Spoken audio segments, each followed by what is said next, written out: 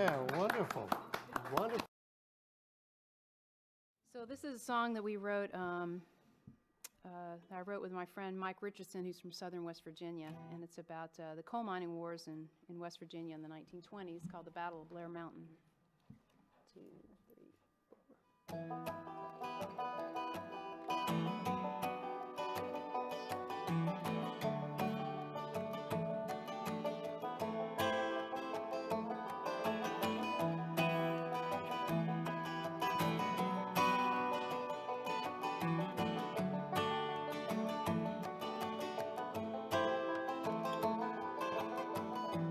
Find a vein, drain the black gold, hoping to God that the timbers hold. Like my father before me, it's all I know. We live only to harvest the coal, harvest the coal.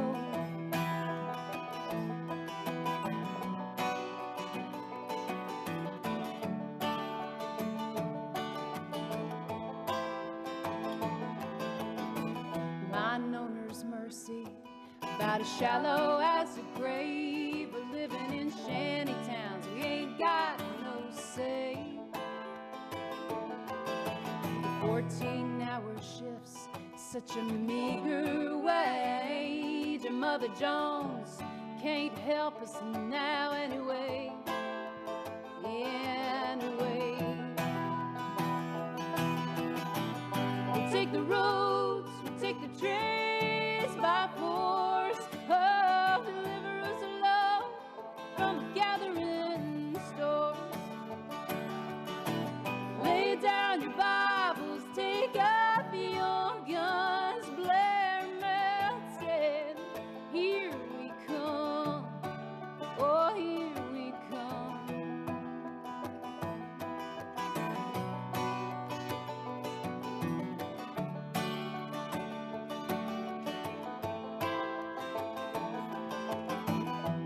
Red bandanas that tell us what side you're on.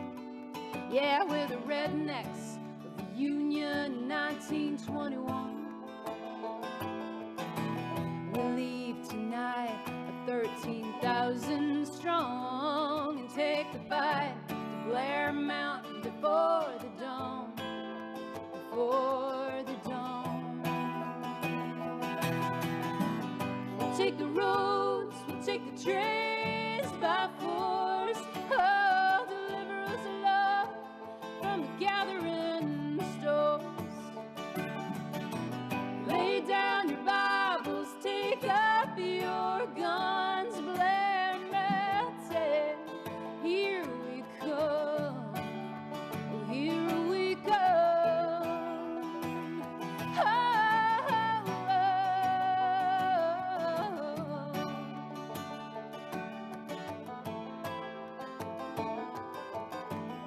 I fight for my father, still buried in the mine. I fight for my son, so he'll have a better life. We're soldiers of a great war, and it don't seem right to treat a man like a dog just to make a dime, just to make a dime. We'll take the roads, we'll take the trains by force. Oh, deliver us love from the gathering stores. Lay down your Bibles, take up your guns. Blair Mountain, here we come. Oh, here we come. Here we come.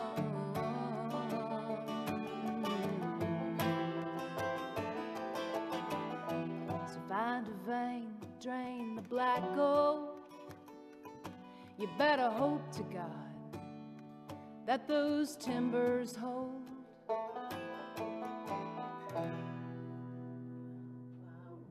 Yeah, wonderful.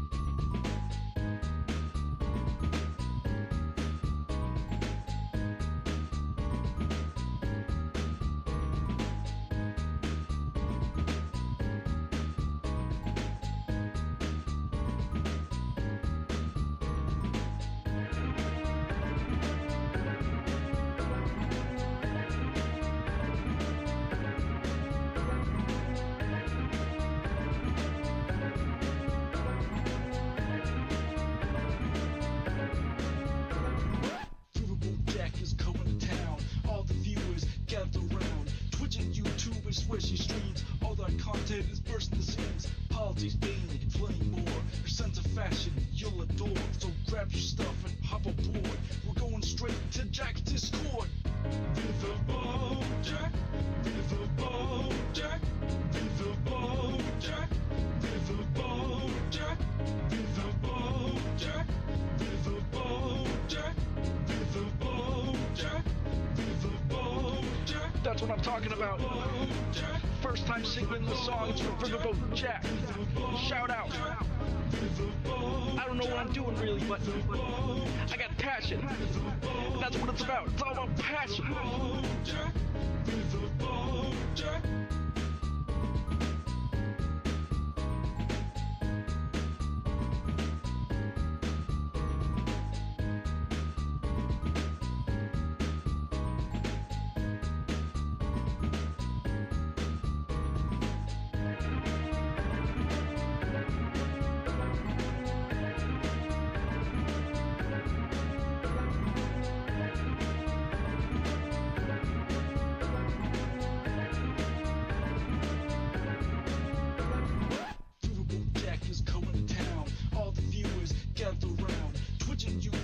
Where she streams, all that content is bursting the seams. Politics, beanie, plenty more. Your sense of fashion, you'll adore. So grab your stuff and hop aboard. We're going straight to Jack's Discord. Riverboat Jack, Riverboat Jack, Riverboat Jack, Riverboat Jack, Riverboat Jack, Riverboat Jack, Riverboat Jack, Riverboat Jack, Riverboat Jack, Riverboat Jack, Riverboat Jack, Riverboat Jack, Riverboat Jack. Hello, folks. How we doing? How we living? How we doing? Hello, Daphne Sack. Hello, Banana Brains. Hello, Lethy. Hello, Bastion. Hope you get some sleep soon, friendo. Hello, Monica G. Hello, Four Frogs in a Beanie. Hello, Tiramisu.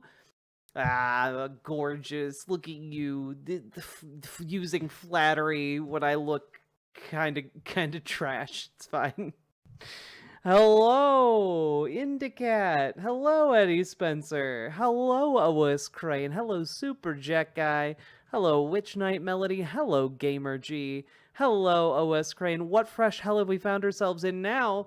Chat gave me a lot of money yesterday to write a fan fiction, a sensual fan fiction, of Barry Benson, the protagonist of B Movie, voiced by Jerry Seinfeld, and Tucker Carlson.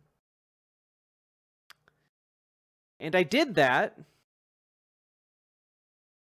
How did you crank that out in one day? I mean, I have an English degree.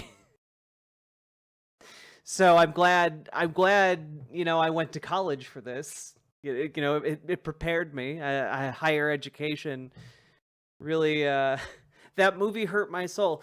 I was also required to watch the B Movie for the first time. I had never seen it before. And guys, I have so many questions, and the movie answered very few of them. But I think broadly you can break apart the B Movie into 3 distinct acts.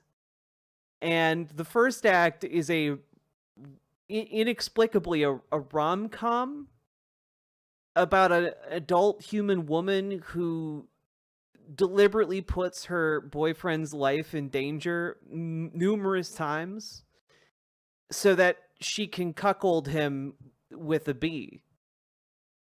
And Act 2 is a legal drama about, you know, gaining freedom and civil rights for, you know, apparently bees around the world, because apparently bees have human levels of cognition. And then Act 3 is inexplicably a disaster movie where the fate of the Earth itself hangs in the balance. And I was not ready for that. Nothing could have prepared me for that, and I am only left wondering why. Why any of it? Why was Chris Rock in the film voicing a, a racial caricature of a mosquito? For some reason. Also, bees are racist, apparently. And also, critically, Four Frogs in a Beanie, she did not fuck the bee. And I know that because I did some research on bee anatomy for this fanfic. And now I unfortunately know far too much about bees. And so I know that she did not in fact fuck the bee, nor did that bee fuck her.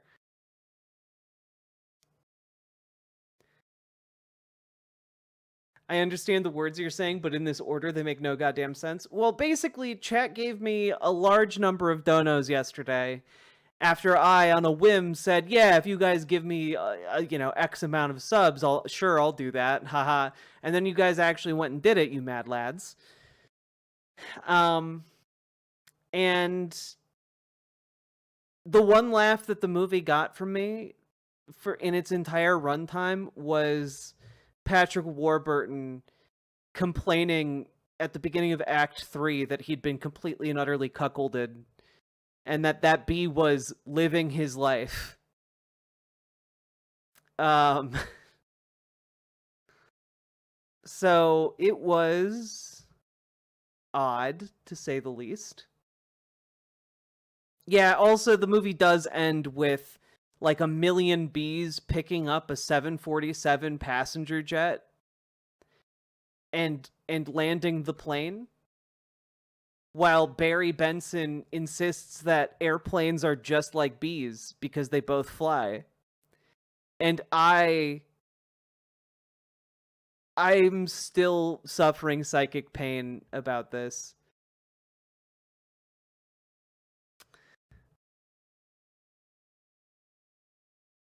The Bee movie is a trip. I feel like that's underselling it.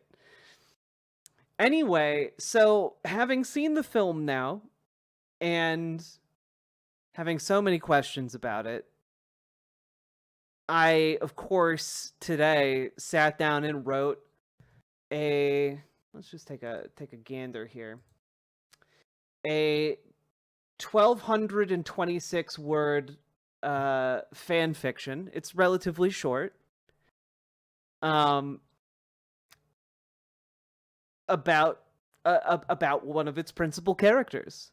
And of course, I'm going to read it to you now in its entirety because I am a woman of my word. So did you think I was lying about the whole win a lawsuit and destroy the economy bit? I just, I didn't think anyone was lying about the movie, but it's a lot different. Like, hearing about B-movie is a lot different than seeing the B-movie, you know?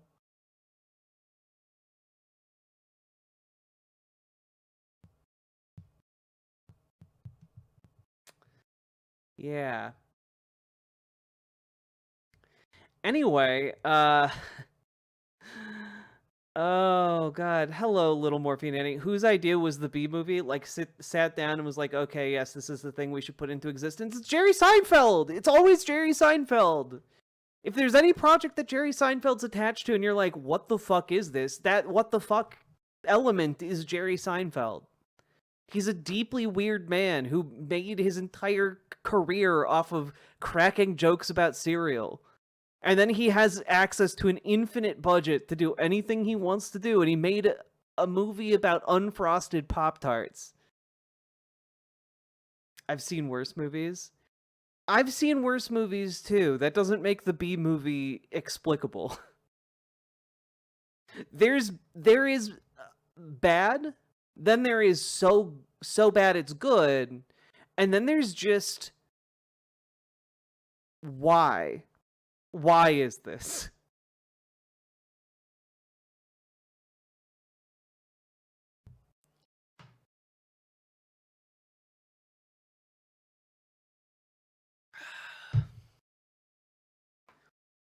What's the worst movie you've ever seen?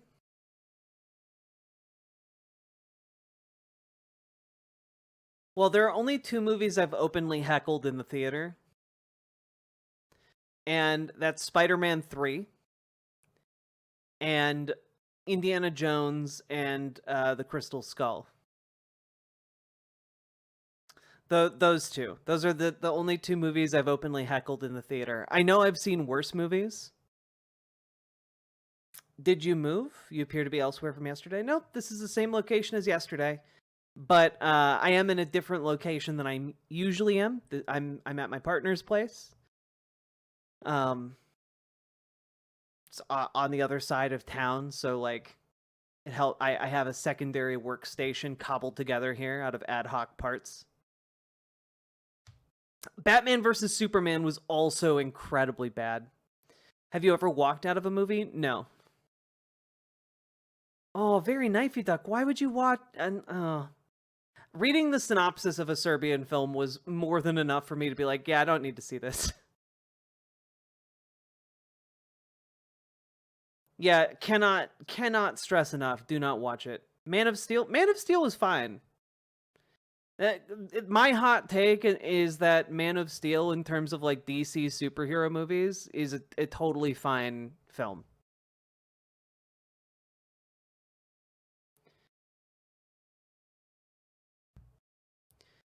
Okay, but Indiana Jones and the Crystal Skull is really stupid. Let's not act like ghost melting faces in the first IJ movie. Well, no, but like that's the thing. I know that I don't like. I'm not here at an Indiana Jones movie expecting realistic, but like just a lot of elements in Indiana Jones and the Crystal Skull were bad. It wasn't that the Crystal Skull itself was dumb.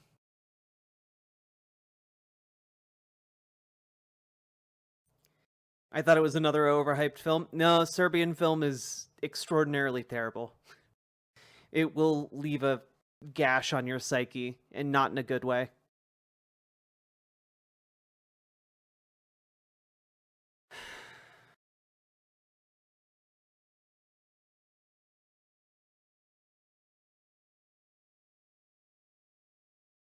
What's my favorite Miyazaki film? Ooh. Probably Princess Mononoke. I really fucking adore Princess Mononoke.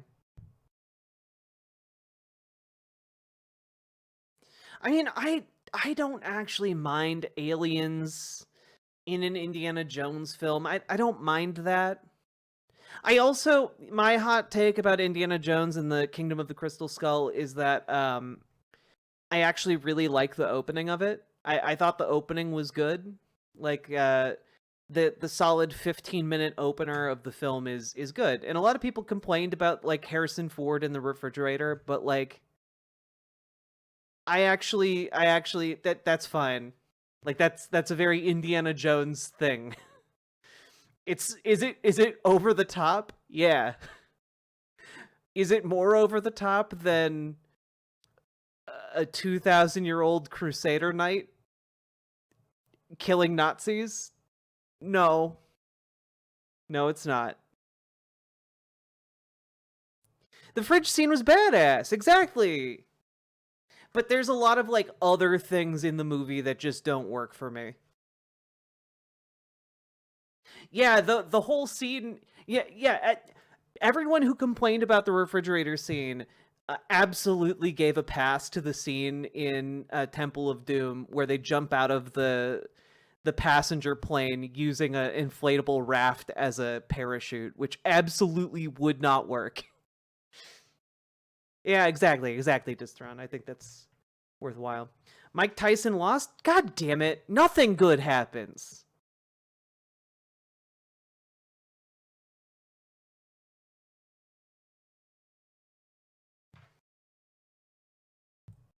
That's not true. I did fulfill my promise to write you guys this fanfic. Not sure why every trans woman has that as their favorite Miyazaki movie. Well, because it's badass.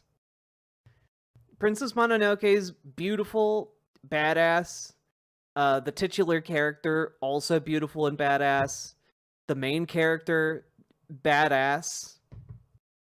Basically basically every character in that movie is a badass, even the terrible ones. Even like the bad guys.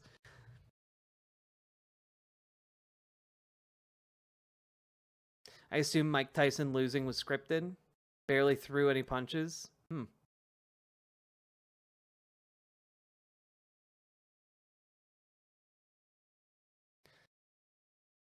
B-movie fanfic. What a horrible day to be literate.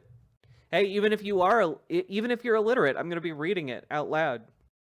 Nausicaa in the Valley of the Wind is like one of the other ones that gives me pause. You've never seen a Miyazaki movie? Oh man. Oh, Gamer G. The great thing about Miyazaki movies is that the voiceover work on every single one of them is 10 out of 10. You do not need to watch them with subtitles. Did you miss the reading? You did not miss the reading. The Wind Rises is good. I mean, like, all of them are so good. Howl's Moving Castle's amazing. The Cat Returns, also amazing. Does Jack know B-movie lore now? I unfortunately I do. Unfortunately I do. Start with Grave of the Fireflies. Maybe end with Grave of the Fireflies. Grave of the Fireflies is sad as fuck. Porco... Okay. My Dark Horse favorite Miyazaki film is Porco Rosso, because you really can't get better than, like, a World War I flying ace on the eve of World War II talking about how he hates fascists. It's so good. It's so good. Like, my God.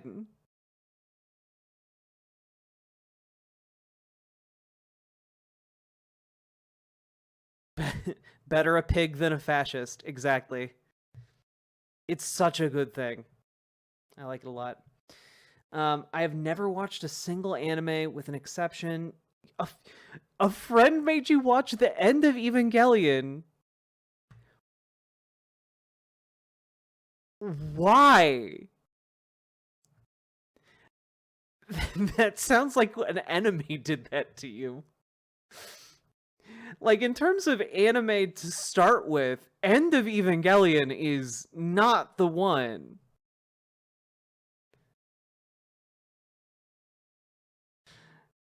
There are so many great anime you could start with. Fucking Trigun. OG Trigun is like one of the best gateway animes. Full Metal Alchemist Brotherhood, or Full Metal Alchemist, just straight up. Both of which are wonderful Antifa works of art. I haven't seen New Trigun, but I struggle with 3D animation in anime. Like, the 3D anime aesthetic is really difficult for me to get behind if it's for, like, characters.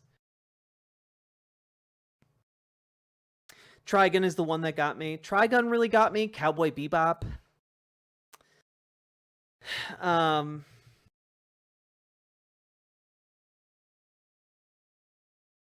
Frieren is also probably one of the good intro ones. Avatar: The Last Airbender. It's trite, but Cowboy Bebop holds up. I mean, it really does. It really, really does.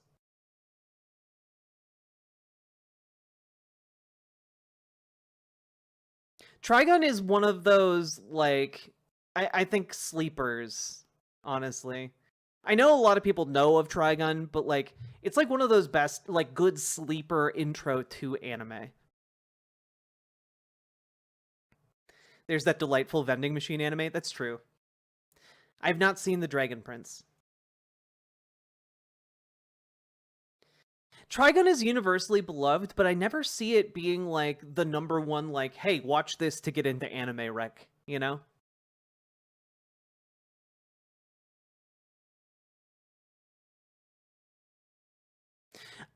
I do have to say, other good, I think, introductory animes would be Battleship Yamato. the Battleship Yamato anime that they recently brought back. I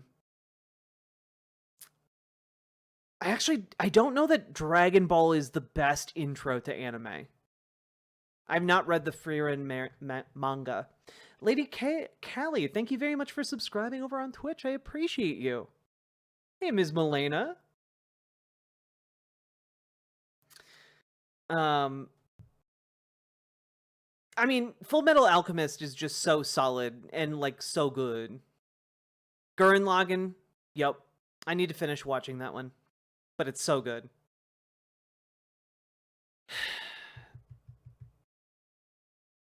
Ghost in the Shell. I put Ghost in the first Ghost in the Shell movie and Akira in kind of the same category in my brain, where like they're both exquisitely animated. They're both like like in terms of animation visuals, incredible. In terms of like the actual narrative content, I am less than impressed.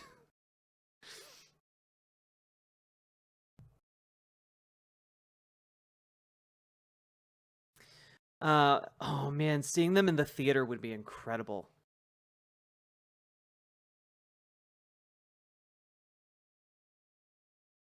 One Piece is pretty good. I recently started watching One Piece, and it's been slow going, but it's a good intro, especially for like a younger audience. Screaming at the Radio, thank you for subscribing over on Twitch. I appreciate you. Yeah, I need to watch Arcane. I've been sleeping on that for too long.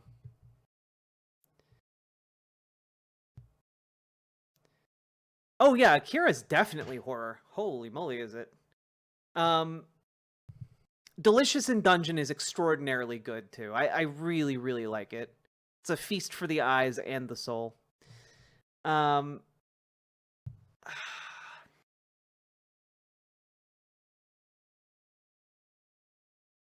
In terms of like anime though,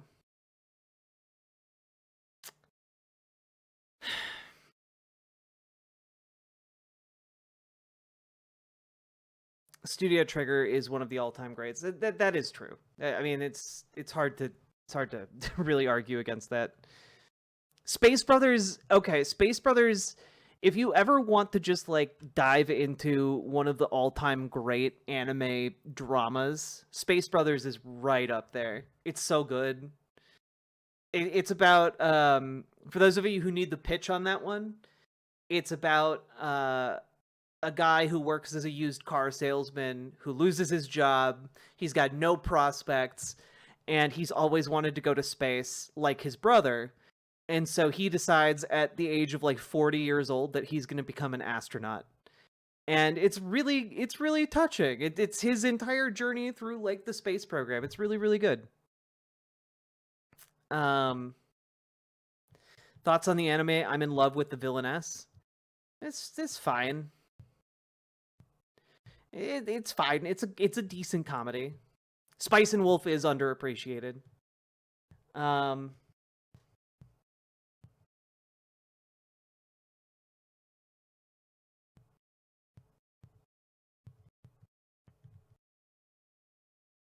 Let's see here.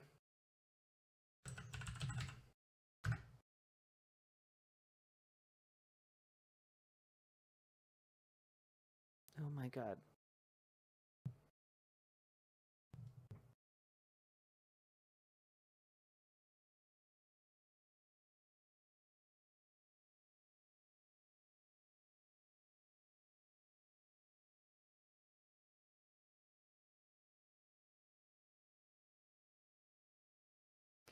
Gunslinger Girl. I don't know.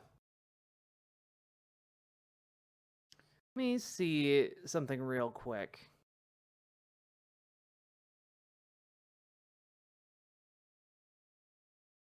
Oh, The Vampire Dies Tonight is a really good like comedy anime. More people people slept on that one. More people need to watch it. Kaiju number 8, Black Lagoon. Love is War, absolutely a top tier rom-com. Castlevania was awesome. I need to watch the newer seasons.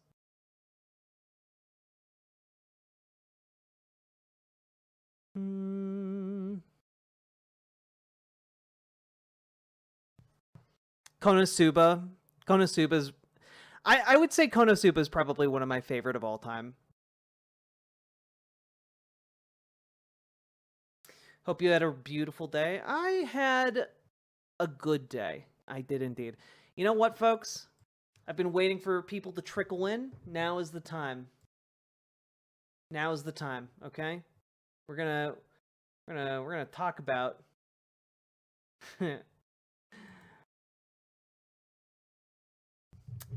we're gonna talk about this B movie shenanigan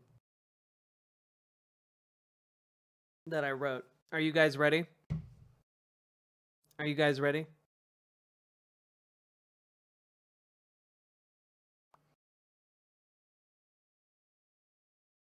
The content we're here for? Yes, fuck politics. All right?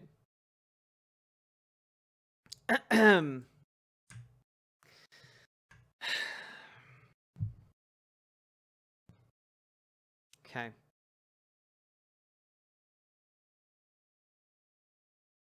I went to college for this.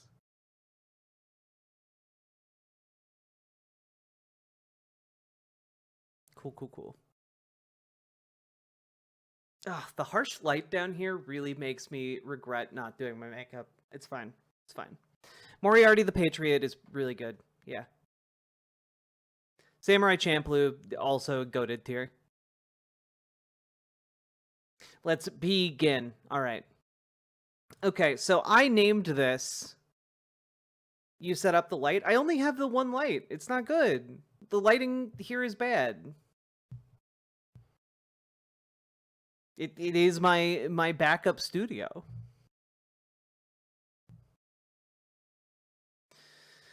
Okay.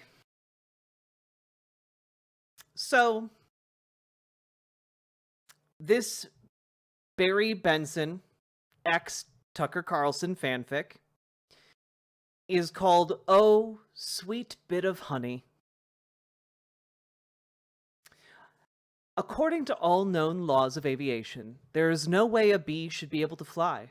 Its wings are too small to get its fat little body off the ground. The bee, of course, flies anyway, because bees don't care what humans think is impossible. But Barry B. Benson had his own idea of what was impossible: finding a good rebound in New York City. When you're a world-famous bee, you attract all kinds of weirdos, plus all the usual rebound garbage. Ever since Vanessa had dumped him for that big city cockroach, Barry had been devastated. He locked himself up in the hive, weeping, pretending to be fine, and trying terrible stand-up on the weekly open mic night at the Honey Hole. But now, the day after realizing his jokes had curdled like dumpster milk, Barry was ready to discover himself, and maybe love, again. He was, after all, a middle-aged bee of 5 weeks in age. It had been a lifetime ago that he had gone on an adventure into the true unknown outside the hive, his youth a blur of danger that had now begun to fade. So Barry resolved to venture out into the true wilderness, the realm of darkness, rending claws, and voracious appetites. Blair Mountain State Park. The danger and excitement were just the thing to get the hemolymph, that's bee blood to all you non-bees, pumping again and restore his injured masculinity. As he sat in train and cab to get out of the city, his thoughts drifted to Vanessa. Where had it all gone wrong? First, it was the fighting over dishes and chores. It wasn't his fault that he lacked the size to close cabinets or wash her dishes or cook her meals. That was squarely on whatever cruel god had brought them together. Barry snorted derisively. No, that couldn't have been it. After all, she left with that homewrecker, Pistachio the cockroach. Barry finally understood why there was a cock in front of that roach. It was, Barry concluded, that he was simply not enough at the end of the day. All he had was a heart full of love and a kink for colossal size differences. Was that so wrong? He tipped the cab driver handsomely with his bee-sized money and stepped out to the rest stop that heralded the beginning of his journey. Barry felt the heft of his bee pack and all his hermetically sealed honey containers, and felt a bit of relief that none had leaked on the journey, since leaking honey can sometimes lead to bears in the wild. He slicked back his bee fuzz and said to no one in particular, "Well, here we go!" And with that, he buzzed off and soon found himself engulfed by the darkness of hanging boughs. Tucker Carlson was having a bad day. His wife had left him about a year ago, an event he had foreseen and made peace with, but now that bitch Susan wanted half of the billionaire Swanson fortune that was rightly his. He'd been screaming at lawyers all day, frantic to keep what was his by divine economic right. It was only now, by midday, that he had a chance to find any amount of relief. A tea sweetened with the finest honey in all the lands, bee-approved honey from New York City. He guzzled it greedily, letting the thick, soothing liquid quench the burning desire of his throat. In that moment of ecstatic bliss, his personal phone let out its distinctive shriek. It was his doctor.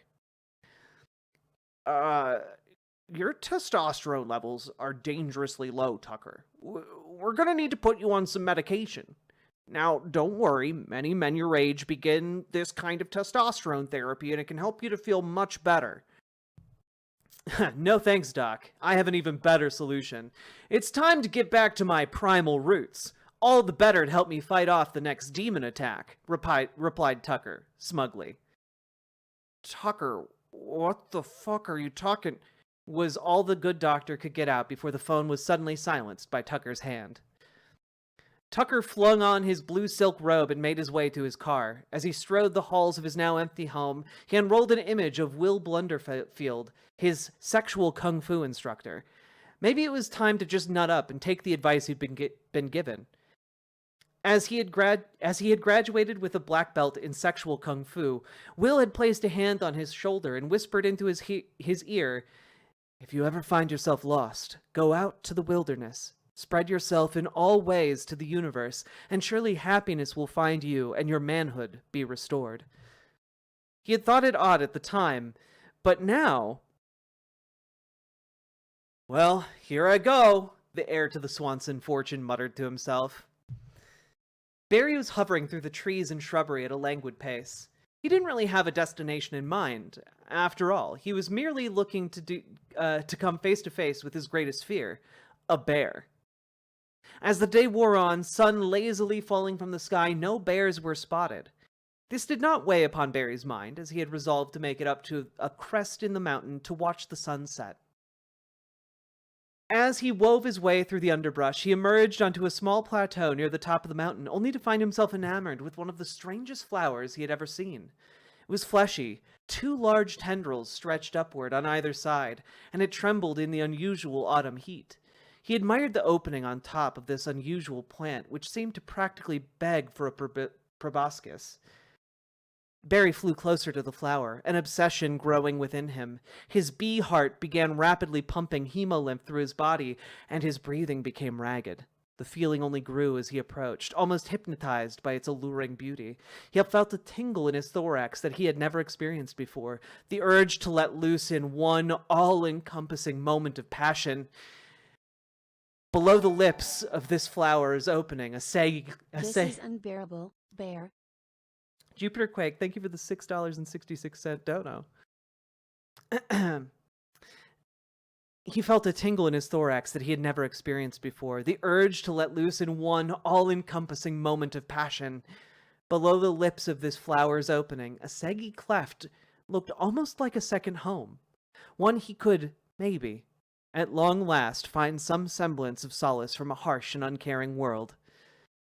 The sunset shone on this flower then, and Barry gulped in anticipation, hesitantly hovering towards the object of his desire. It was novel, this feeling. Never before had Vanessa inspired it in him. She had been romance, certainly, but this flower, it was pure, quivering lust. Suddenly the flower groaned and slowly toppled over, smoothly arriving in an upright position. Barry couldn't believe his eyes. That was no flower. That was disgraced former Fox News host Tucker Carlson. He felt a pang of shame that he'd been so longingly staring at Tucker's anatomy, but was then shocked to find that Tucker was completely and utterly without clothing. Completely unchecked, Barry blurted out, "What are you doing?" Tucker whirled around, wildly searching for who might be intruding on his solitude. His eyes Wandering, finally locked on the bee. In an instant, Tucker's face contorted into his most famous signature expression. Bemusement. To be continued. So there you go. That is your first that is your first and hopefully only installment of this fucking story. Chapter 1, baby.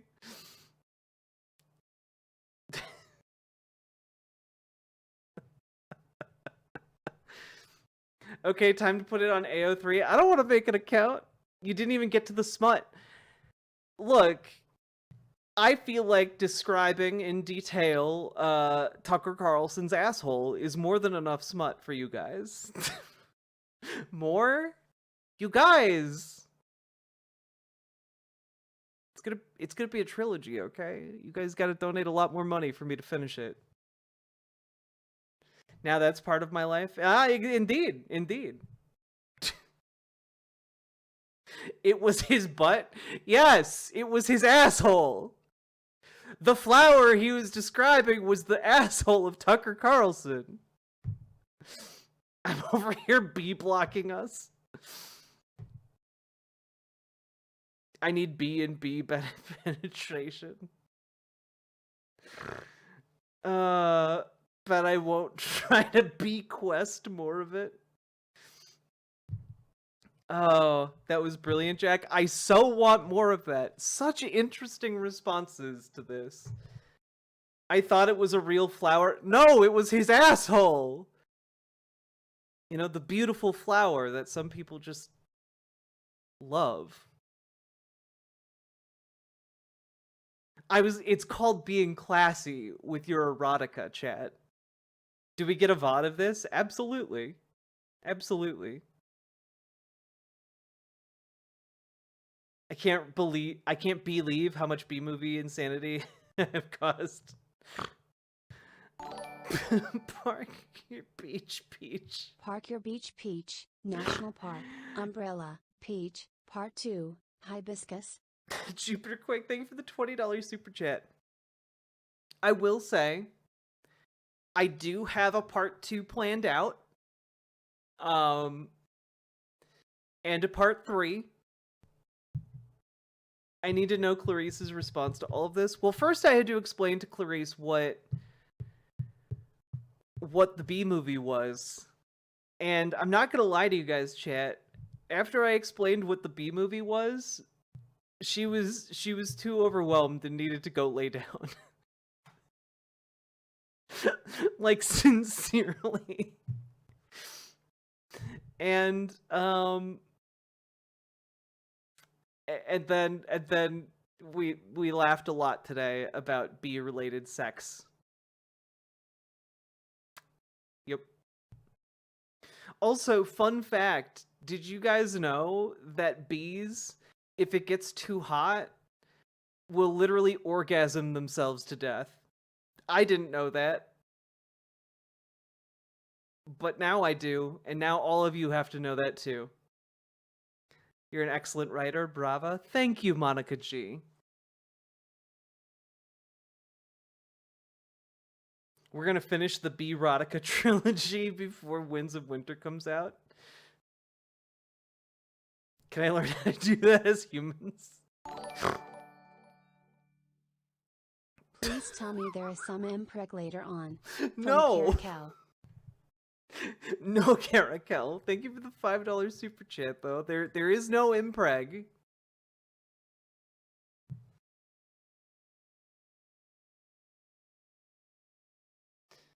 If Jack just did a cold and their partner just... You should do a tug of war where people can choose if the money they donate adds to the total or subtracts from it. I don't know, maybe. Is this fic gonna be Omegaverse? I don't know what that means. Are there any bees in the furry community? I mean, bees are furry, kind of. Patrick Lucas, thank you for the gifted membership. I appreciate it.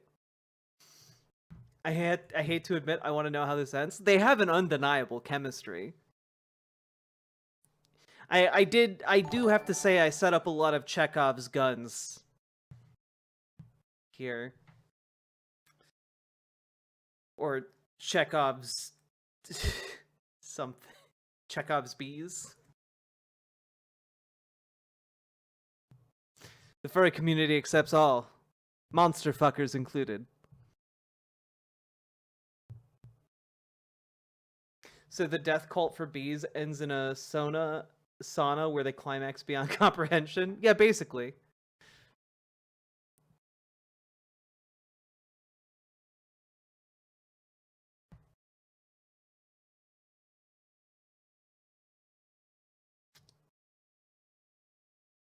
Gooned to death in the heat.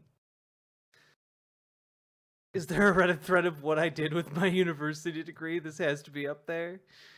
Yeah. Thanks, University of Minnesota. Yeah, I'm doing you guys proud.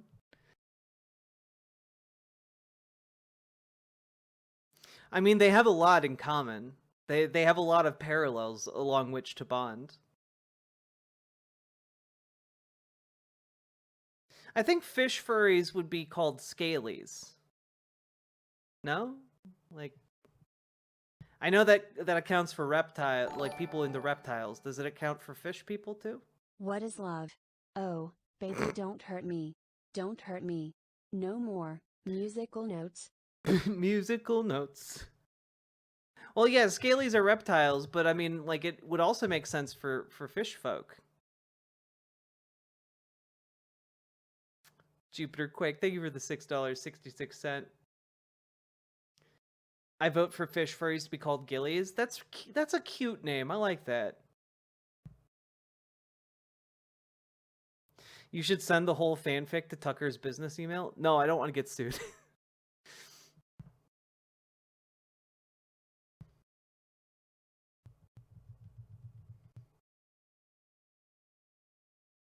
So anyway, that's how I spent my day. How are you guys doing?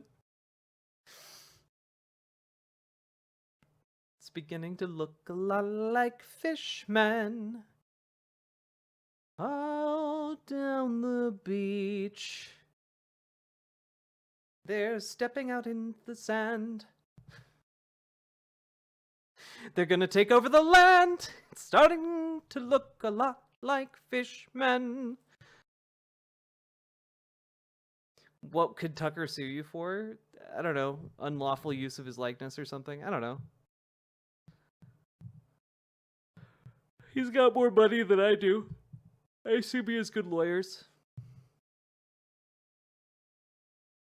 What if Benny brings his friends? It's like a bee orgy. I don't think Barry Benson would like Ben Shapiro.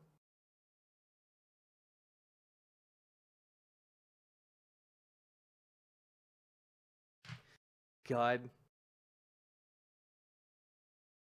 Also, guys, I'm completing my transition to Blue Sky.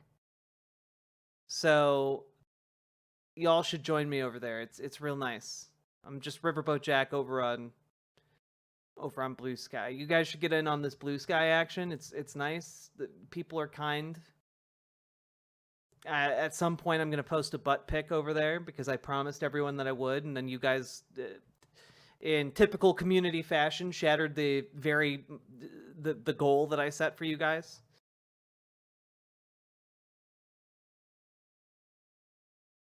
I downloaded the Blue Sky app. That counts. It absolutely does. Good night, Robber Adset. Had to stay up for that piece of literary art.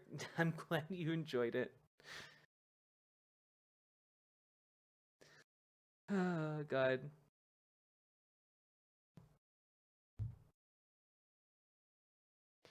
Fish furries are called fishies?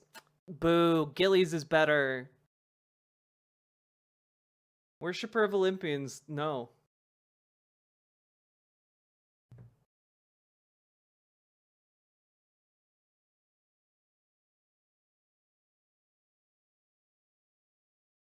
I'm at $7.95, not making it a tradition. Nani?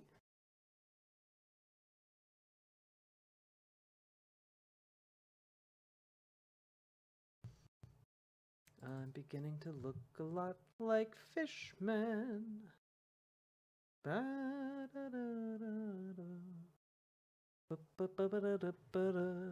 Hey, Dustin the Damned.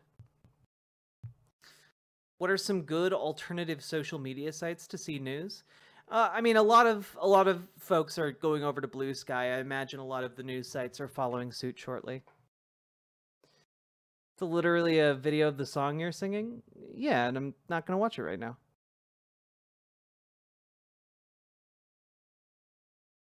I made Blue Sky. What the fuck is it? It's Twitter, but not shit. That's what it is. The only reason I joined Blue Sky was in hopes of a Jack butt pic. It's coming. Don't you worry. Yeah, The Guardian isn't posting on Twitter.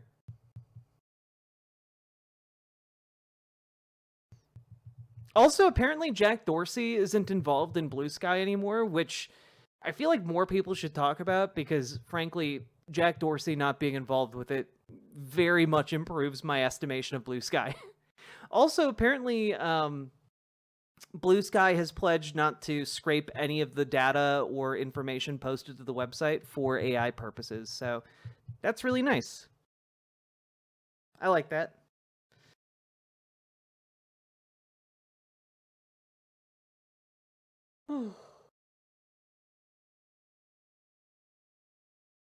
What's wrong with Jack Dorsey?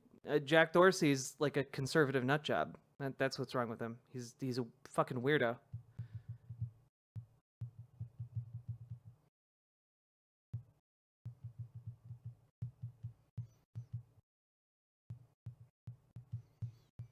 They posted a very sensible monetization proposal. Yeah, and I feel like people would pay for it. Makes sense to me.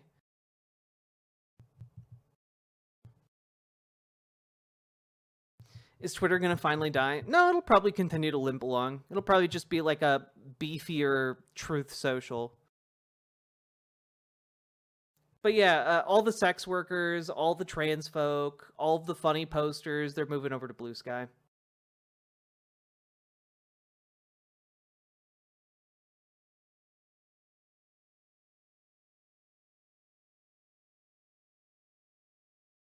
Have you seen? I didn't watch it, Kermit Thorson. I don't really care that much about it. All I need to know is that Tyson lost, so I'm deeply disappointed that Jake Paul did not lose. I thought Tumblr was the leftist version of Twitter. No, Tumblr fucking sucks. They banned pornography like 10 years ago, and everyone left. The only people who are still there are the ones who remember Super Hulock.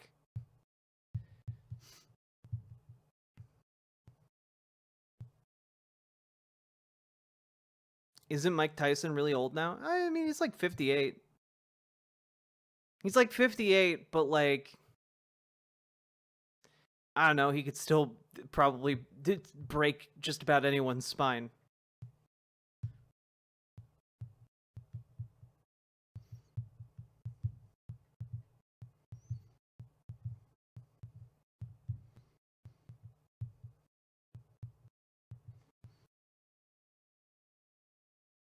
And yet Tumblr persists. I know it's still around. It just bothers me that they're, anti-pornography.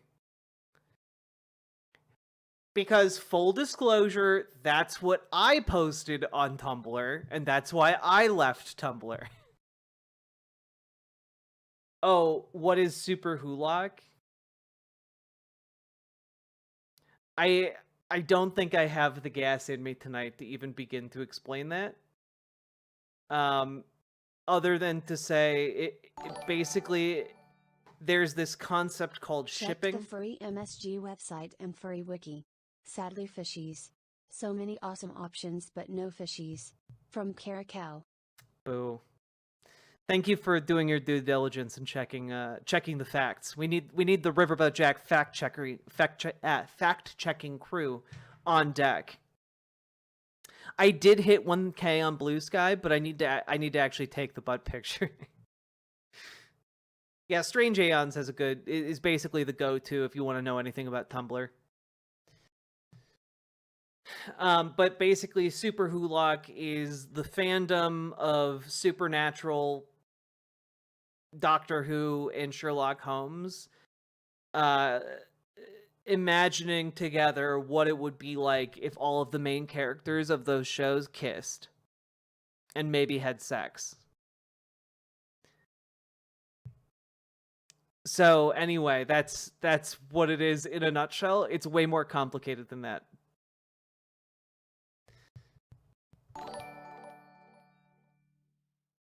Jake Paul was the favorite to lose.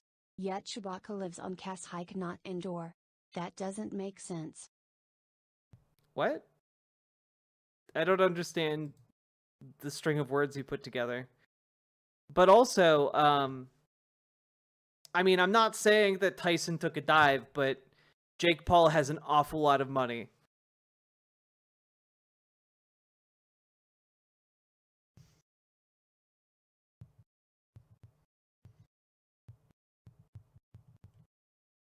I'm still really pleased that Abbott Elementary and Always Sunny in Philadelphia are having a crossover. I'm still extraordinarily pleased that happened.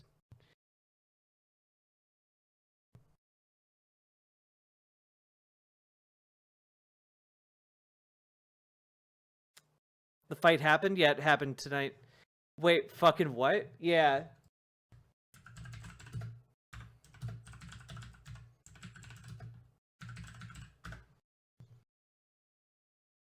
Oh wait, the episode hasn't gone out yet. Is there a preview?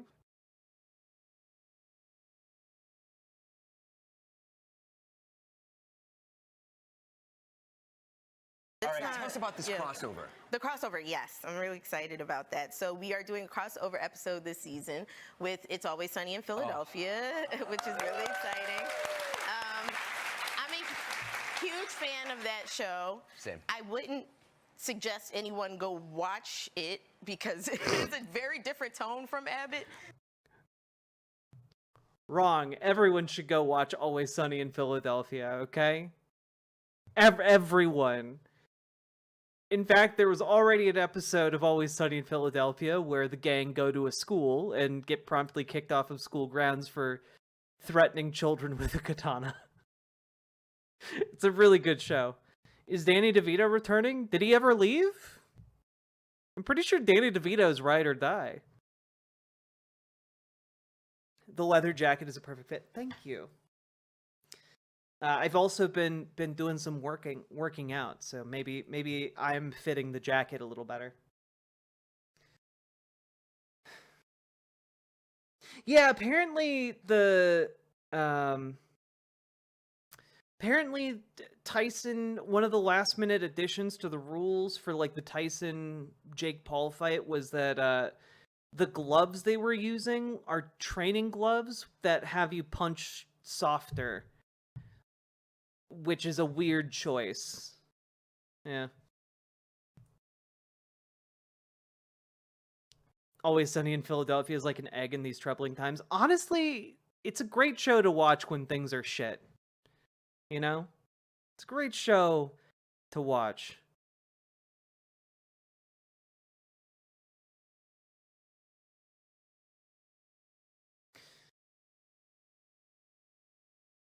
I shouldn't watch it. The show isn't good for my mental health. I like it a lot. It's so good.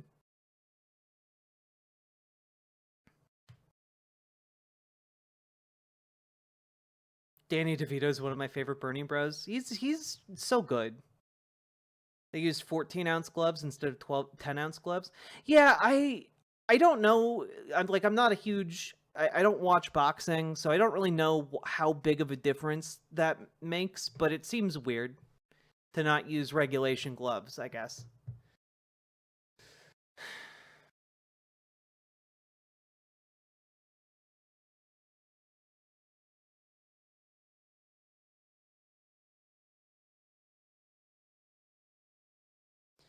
Well, yeah, Kermit Thorson, it doesn't surprise me. Jake Paul has always been like a massive piece of shit.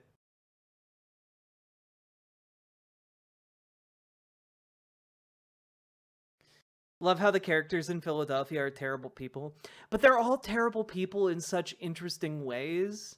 And also, what makes them so remarkable to me is that while they're terrible people, they do have like this element of charm to them, this element of like kindness in a way. Like, they're terrible, but there's like a genuine affection between them, and like it carries through the show.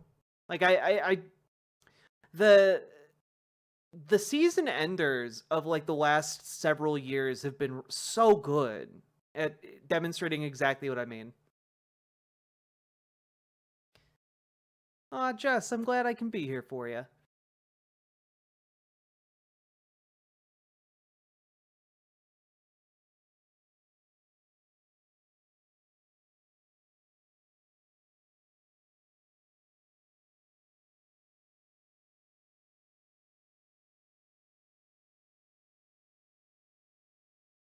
Tyson wants to take on Logan Paul next. He's being paid to take dives, man. How long has the show been going on? Like, it's almost been on for like 2 decades. It's still so good. Yeah, exactly, Echo Buzz. Like, the show understands how to target its humor. And I think that's why even some of the early seasons where they have some like pretty awful like transphobic shit, like I can still watch it because the butt of the joke, even when like they're being transphobic, is themselves. You know, the same way like the butt of the joke when they're being racist is themselves. Like, you're supposed to laugh at them. And occasionally you laugh with them, and occasionally you feel for them, which is nice. I'm sorry to hear that about your son, Jess. I hope he gets better soon. Hope he feels better soon.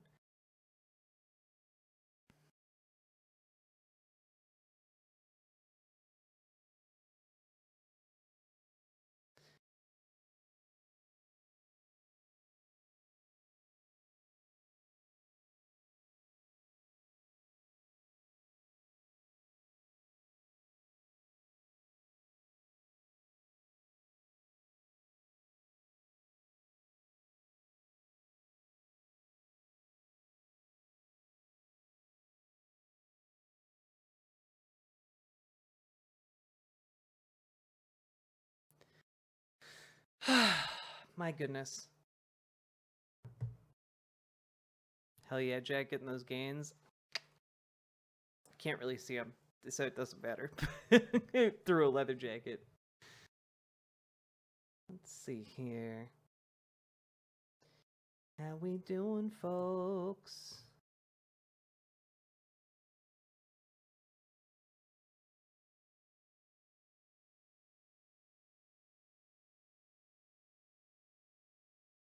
Could have sworn it was Sunday today. I mean, everything after the election is fucked. So, cut yourself some slack if you keep forgetting what day it is. I know I have to.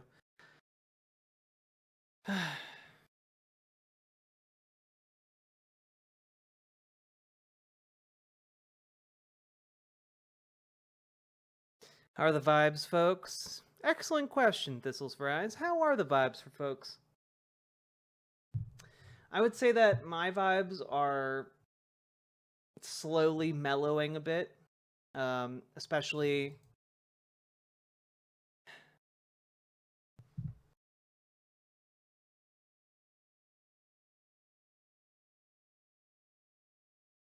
let's see here.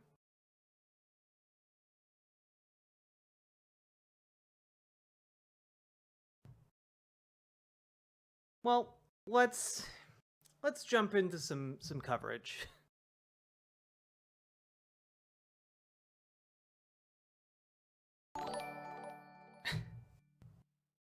Let's dance in style. Let's dance for a while. Heaven can wait. We're only watching the stars. Hoping for the best but expecting the worst. Are you gonna drop the bomb or not?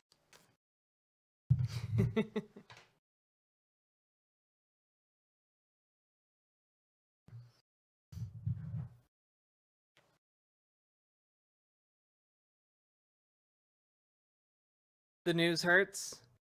Well, I'll try to make it as digestible as possible. How about that?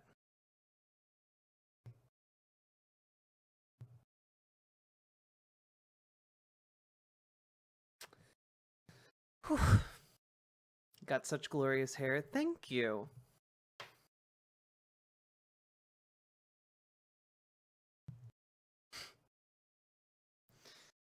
Yeah, Blue Sky, you know, I'm gonna be honest, if you're still like doom scrolling on Twitter, get on Blue Sky, just because the algorithm doesn't purposely target you with things that are gonna make you enraged, which I think is a great a great thing.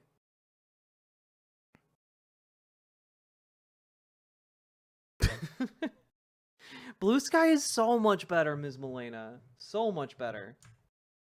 Oh my god. Okay. There we go. So, folks, stories like this, centrist Dems sees opening at the DNC. I don't want to be the freak show party. I mean, this is the kind of stuff we're going to be seeing and dealing with for, you know, the foreseeable future. Because what's happening right now is effectively infighting within the Democratic Party for who is going to be controlling the DNC. You know, this is setting the narrative of what is going to be going forward, like how Democrats are going to try and reorient themselves to deal with, you know, the post-Trump era. And we'll see how this shapes up, but I gotta be honest with you, I don't think that this is going to be the mainstream consensus, because there are numerous governors that have come out against this type of rhetoric. There are numerous senators, staffers who have come out against this type of rhetoric, and I think that this is the losing side of the argument currently, which is great, because I mean, it's so hard as a trans person to cover the news like this. I mean, not only that, but like, I don't want to be the freak show party. As a trans person, I know who they mean when they say the freak show party. They're talking about trans people. That's us. That's how they view us.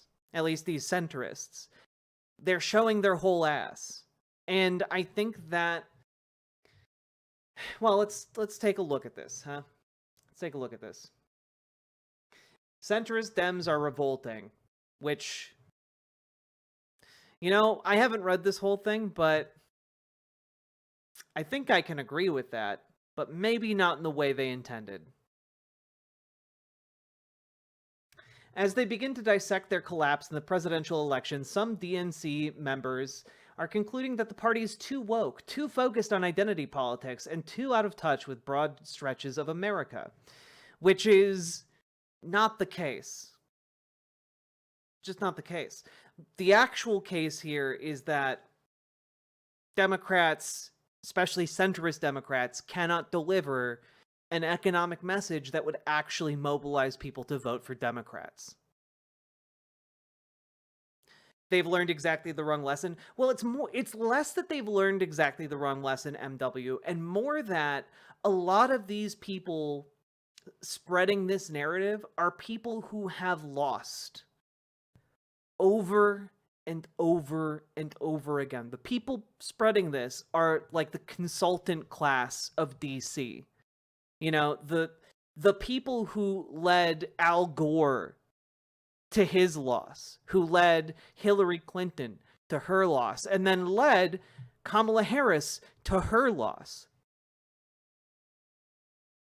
These are people who are so committed to their centrism and are so incapable of understanding what is at play here that either they are willfully blind to it, or they know what their failing is And they are currently just scrambling to cover their asses. Because they just suffered a huge loss. They just suffered a huge loss. And they want another bite at the apple. They want to keep their jobs. They want to be able to consult on 2026 campaigns and 2028 campaigns. They want to continue to be able to do this. And so not only are these kind of Freudian slip. Not only are these consultants trying to save their jobs, they're also advising politicians on how to essentially, you definitely need to put out a statement saying it's trans people's fault because that will help you in the upcoming elections. Like, that's essentially what's happening here. They're trying to save their asses while also ingratiating themselves with some of the most spineless members of Congress. That's it. That's it. And I think that's where a lot of this is coming from. But ultimately, I do not think that this is a viable it's certainly not politically viable, but I also don't think it's politically viable right now. Because I think it's very clear from the evidence that trans people were not the decisive issue in this election. They were just the flashiest, jangliest keys that Republicans were able to dangle in front of their base to motivate turnout. Which is different. Like, motivating Republican turnout is a different question from mobilizing working class voters. And the thing that mobilizes working class voters, the thing that cuts through all of the bullshit, actual economic wins, actual economic policy that is digestible, that has a narrative to it, and that addresses fundamental needs that working class people have, like raising wages, like getting them health care, like cutting taxes on them while raising taxes on wealthy assholes. Stuff like that. Simple, effective, works, etc. And that's what the message needs to be. That's what it needs to be. You're never going to out MAGA. You're never going to out conservative the current Republican Party. Stop trying. There is no future there. Like, I'm sorry, it doesn't help the Democratic Party if you have a Democratic senator who just aligns ideologically and voting-wise perfectly with Mitch McConnell. It doesn't help us. And that's because I think the consulting class in DC largely turns politics into team sports. They don't really care. They don't really have a bone to pick in this race. They don't really have stakes in the game.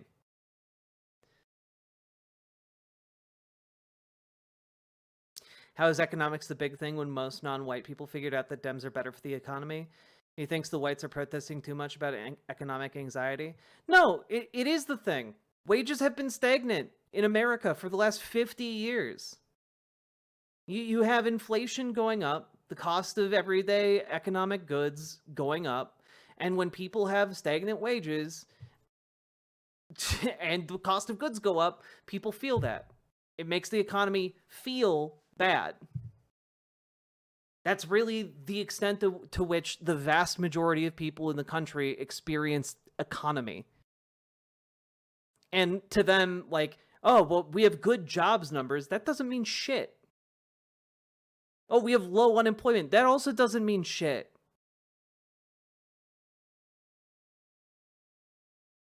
And yet the white vote constantly votes for making the economy worse. Yeah, but that's because there is a very simple economic proposition that Donald Trump comes to that white working class voter with, which is, I'm going to cut your taxes and I'm going to make China pay for it.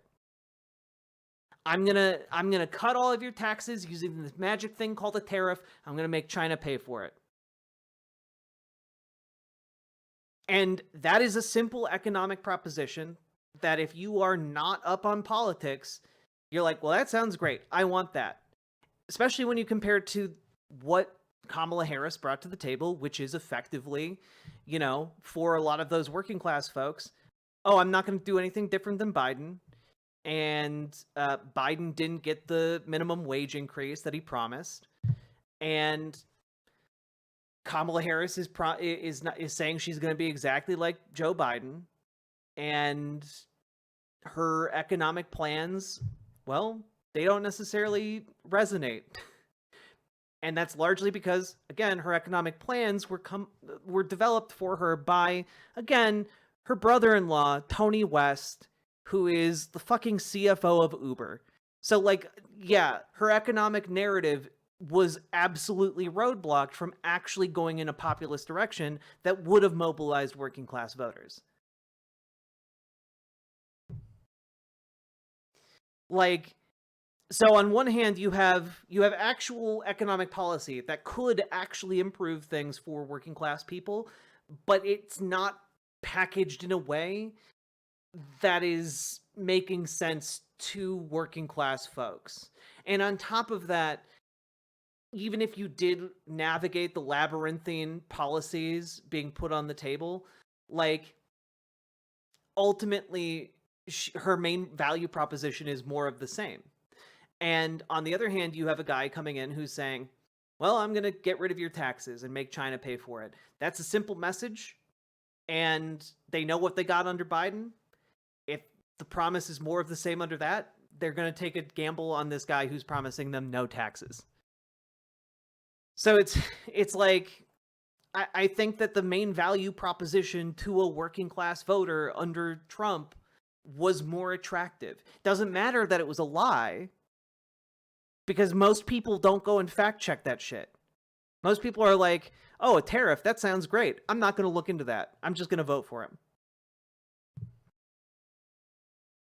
And part of, like, that's part of the entire problem. You need to have a counter narrative, and you need to have a counter narrative that is also armed with a counter idea. How come this nonsense doesn't work as well on the non-white working class? Well, because of a lot of other like cross-sectional issues. Like, because historically Hispanic folks and African American folks vote Democrat because of a whole host of other issues. Like Dems being in line with African Americans on civil rights, or Dems being supportive of Dreamers. There are a lot of other issues that align there that tend to pull these other groups of folks over towards the Democratic side. But again, those economic problems, I think, are getting more acute. Like, I think that's where Donald Trump won more support in those groups. So, objectively, Dems are better for minorities. Objectively, Dems are better for the economy. But most people don't know that. And if you're going to run a campaign on, trying to mobilize working class people, you gotta offer them something. And then this is what I keep coming back to. It's just like, there is a very clear reason to me why Democrats didn't win working class voters this election cycle. It was one of the first, if not the first election cycle in a very long time where Democrats lost voters making under $100,000 a year. That should be a stunning and ringing indictment against the kind of politics and the kind of campaign that Kamala Harris ran. And so there are really only two answers to what happened here. And it's either culture war issues that Kamala Harris was on the wrong side of, and people are just highly motivated by culture war issues, or it's a complete lack of a compelling economic narrative. And frankly, my money is on the complete lack of an economic narrative.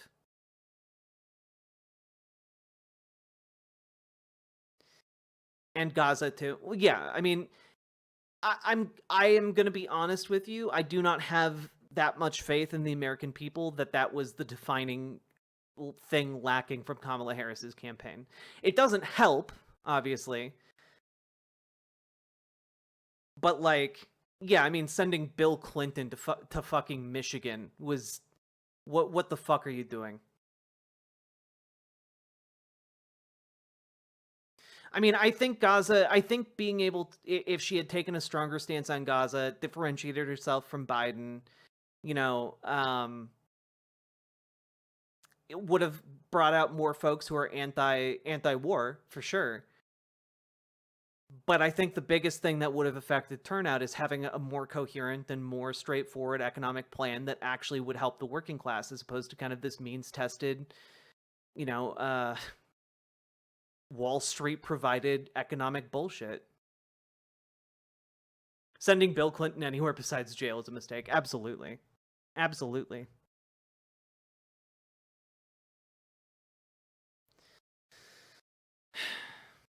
So many people voted R because they were lied to. They believe something that is not true and voted against their interest. Exactly.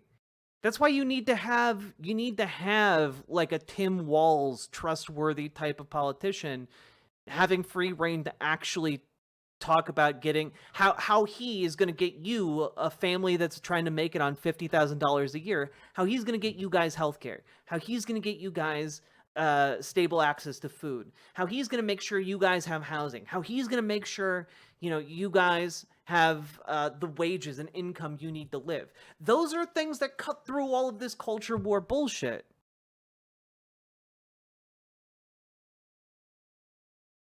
You need to have someone with that credibility. And that credibility is not bolstered by saying, I'm going to be exactly like the guy who came before.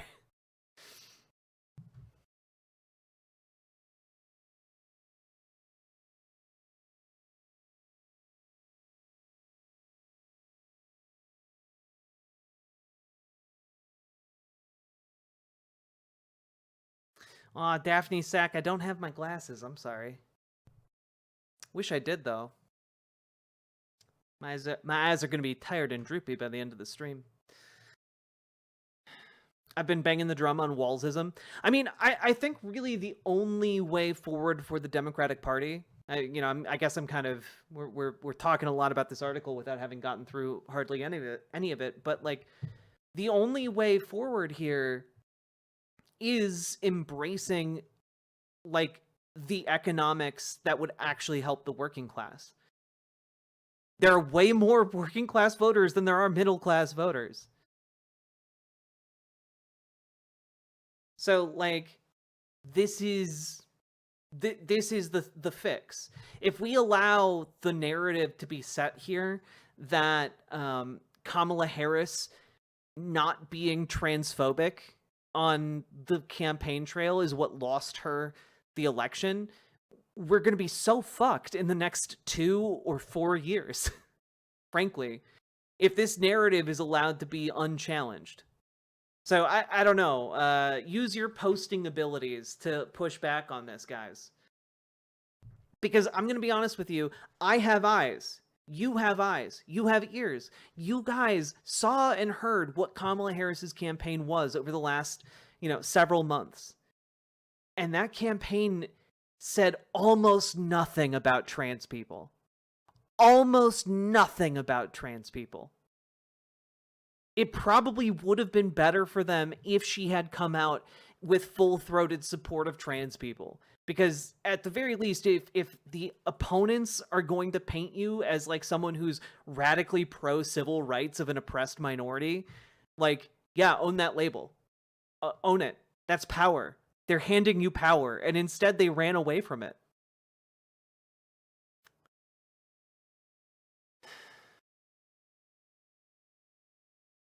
I speak with members of Congress all the time. I don't think any of them believe this unless they're Manchin cinema types.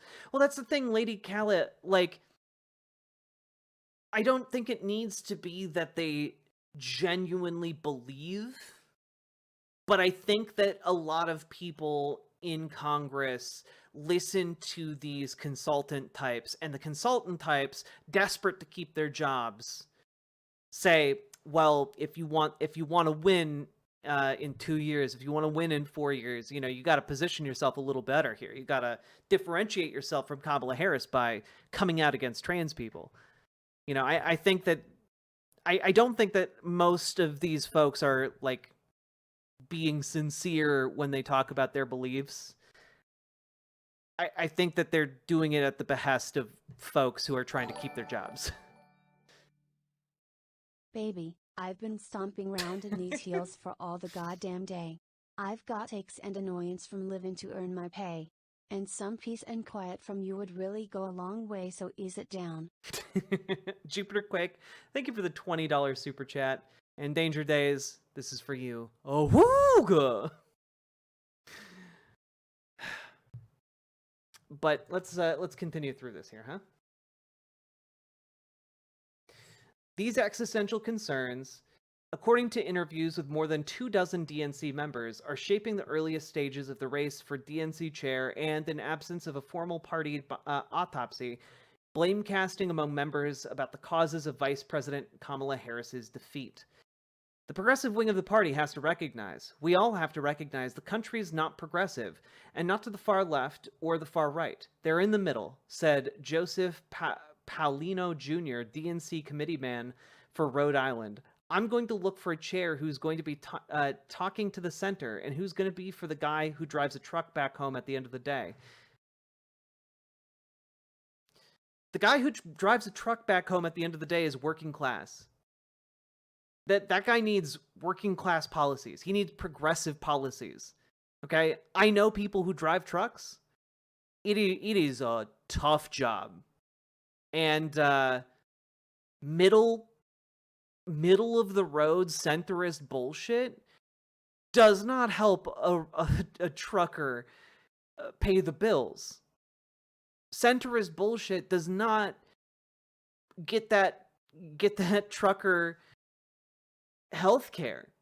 Centrist bullshit doesn't get a trucker any of that. And you know what? You know what that trucker might have? A trans kid. Their kid might have a trans friend. They might be trans themselves. They might know someone who's trans. Because again, being trans is rare, but it's about as rare as having somebody with red hair. And I think a lot of you guys know somebody in your life who has red hair. Blueberry Bumblebee, all I have is this energy drink.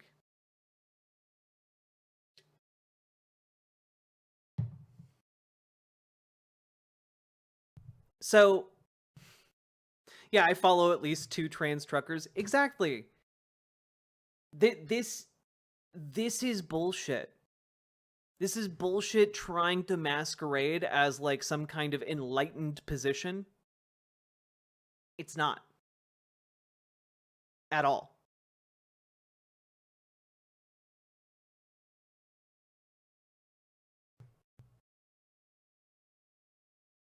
Or as one DNC member from Florida put it, I don't want to be the freak show party like they have branded us.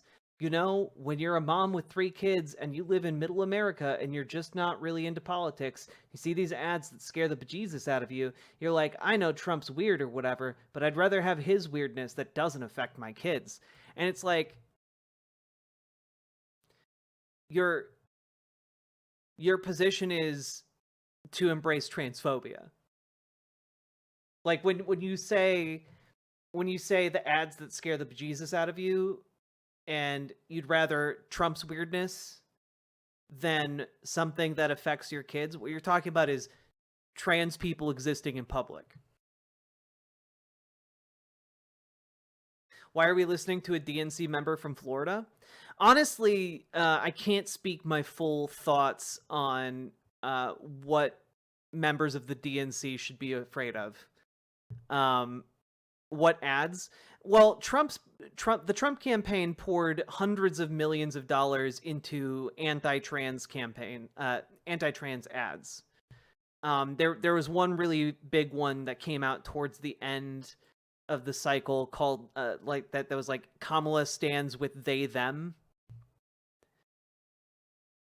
So basically what they're talking about is like oh, well, some middle American mom is going to be afraid of trans people infecting her school. And it's like, well, then maybe you should have a spine and actually take a stand on it that pushes back on that.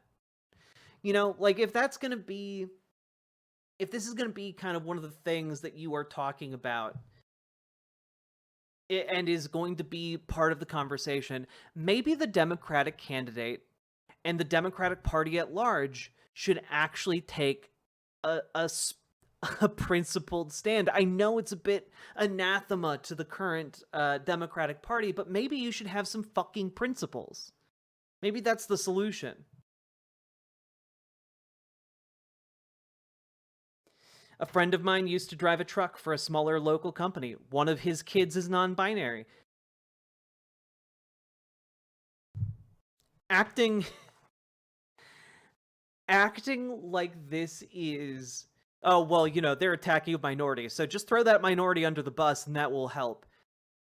What happens when Republicans start attacking the next one? Or the next one? Or the next one? How many minorities do you throw under the bus?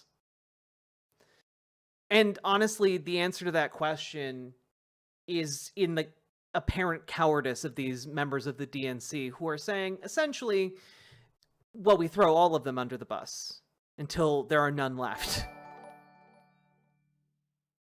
My brother takes the clown pill because he is a both sides centrist. I take it because I'm laughing at Donald Trump's pics. We are not the same. From Caracal. Caracal, thank you for the $10 super chat. I very much appreciate that. Let's see here. The race for chair, the party's first real reckoning with its brutal election day outcome and up and down the ballot, is wide open, with nearly a dozen names floated as possible successors to replace Jamie Harrison, who is not expected to run again because Jamie Harrison was extraordinarily bad at running the DNC.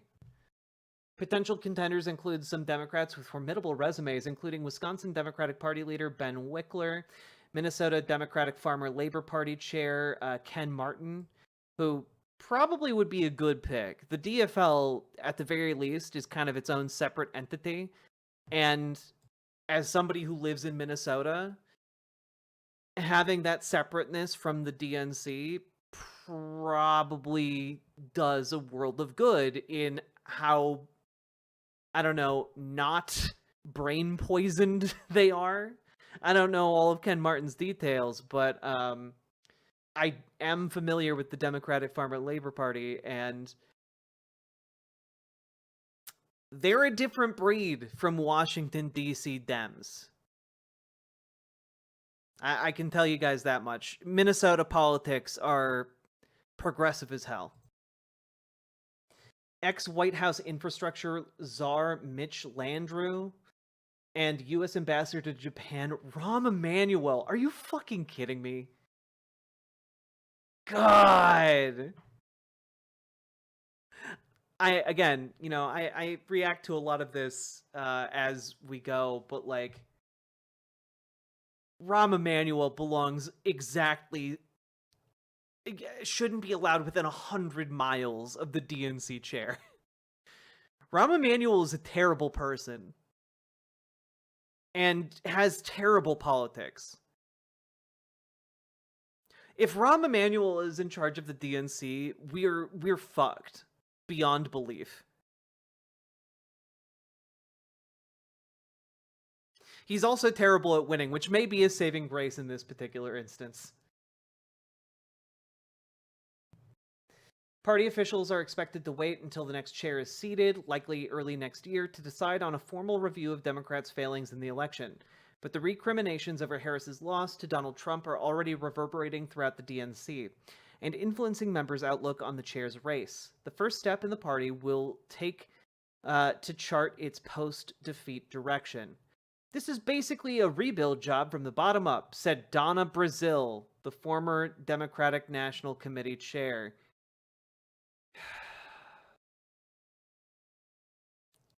I hate so many of these people, guys. It's really difficult to talk about sometimes without just shouting out, F this person, for X and Y reasons. So many ghouls. I do think that there's this whole sentiment that we just went too far out there on identity, and it allowed the Republicans to really attack us at every turn as a result, and that we just essentially did not focus on just the everyday issues of Americans, said one DNC member from California, granted anonymity to speak freely. Can we just vote out every single incumbent member of the DNC? Can we do that? Just every single person who holds an office within the DNC, can we just gut it and start over from scratch? Like, one, don't let your opponent define your positions and who you are. And two, like, again, Kamala Harris, I don't think she even said the words transgender, the word transgender during her campaign. Maybe she said it once. Maybe.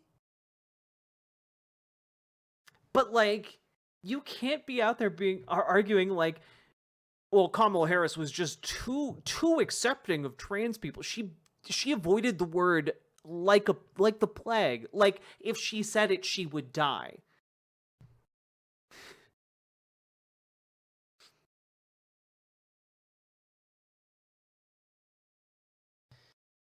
And like, to the extent that, like, I believe I even commented on how weird she was being about trans issues during the campaign.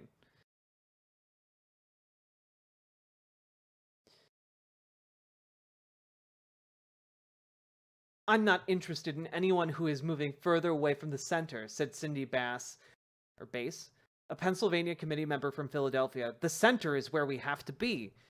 Cowardice. Pure, unadulterated cowardice.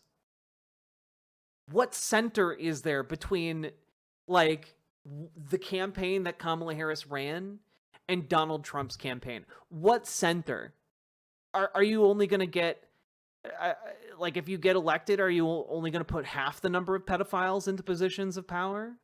Like, what is that? Is that the concession you're making? Like, if you look at all of the appointees that Donald Trump has put in, and you see, like, oh, well, Matt Gaetz, pedophile. Pete Hegseth is apparently suspected of sex crimes. You walk down the list, and then you're like, well, halfway in the middle would be we only have one sex criminal and one pedophile. So we, in order to be halfway, that's what we got to do. Like, what kind of compromise are you talking about here?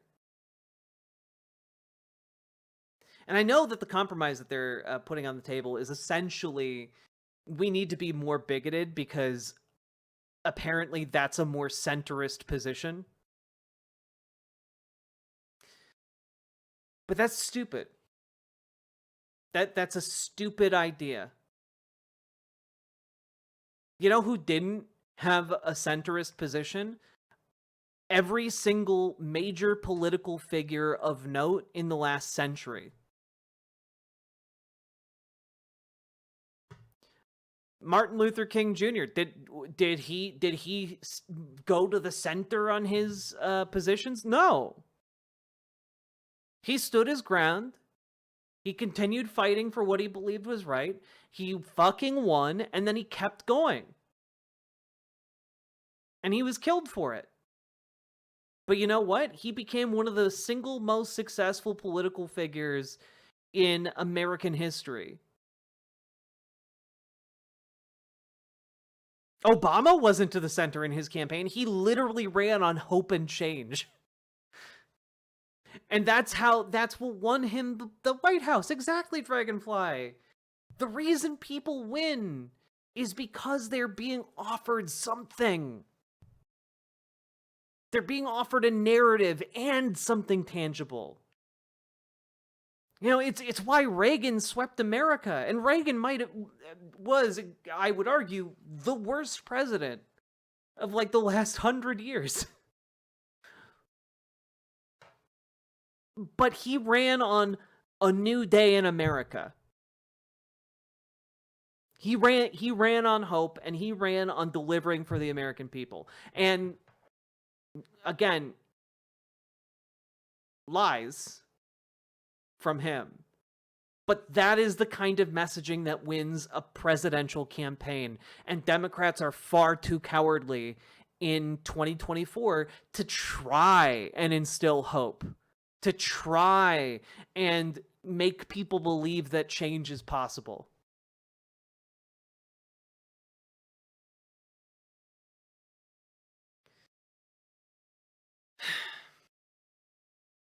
And like,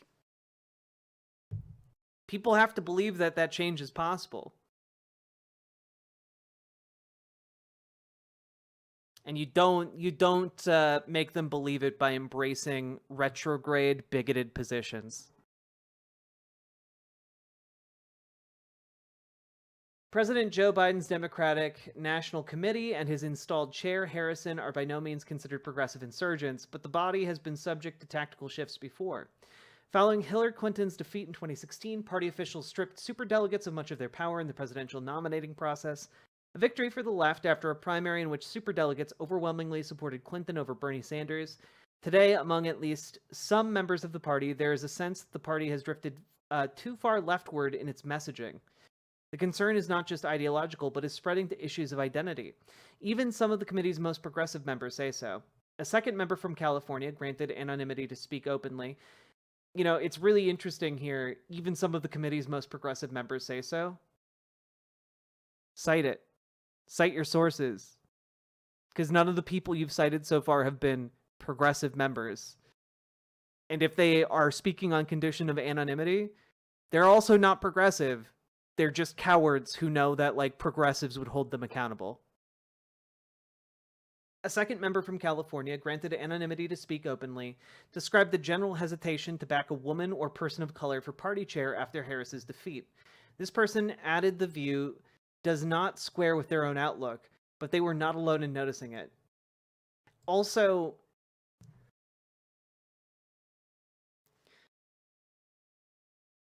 do you understand how cowardly you have to be? How absolutely feckless and without spine you have to be to look at your DNC chair election process and be like, oh, but what if the Republicans get mad that the DNC nominated a black person to head it? What if the Republicans get mad that a woman heads the DNC?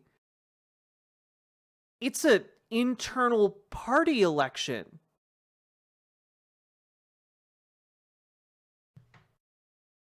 The overwhelming majority of Republicans have no idea who's in charge of the DNC. They don't even know who's in charge of the RNC.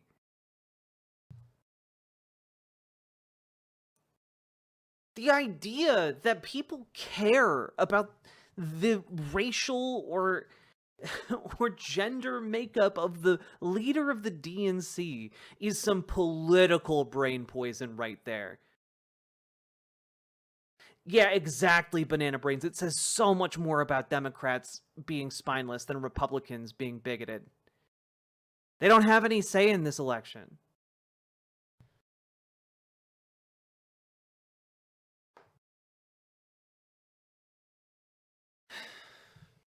Yeah, honestly, Airbnb abortion, if it was still kosher to say that,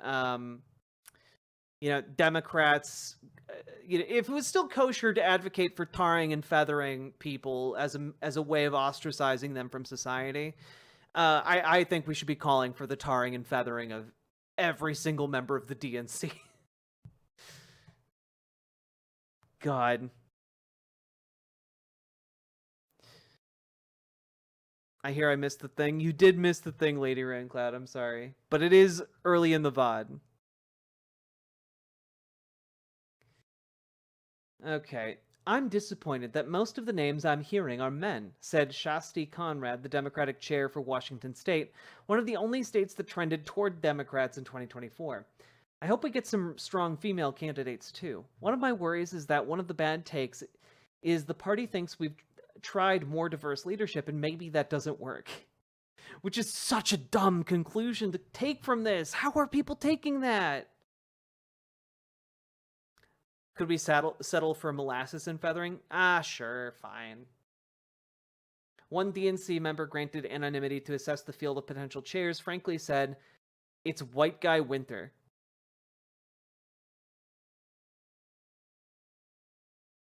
Cool.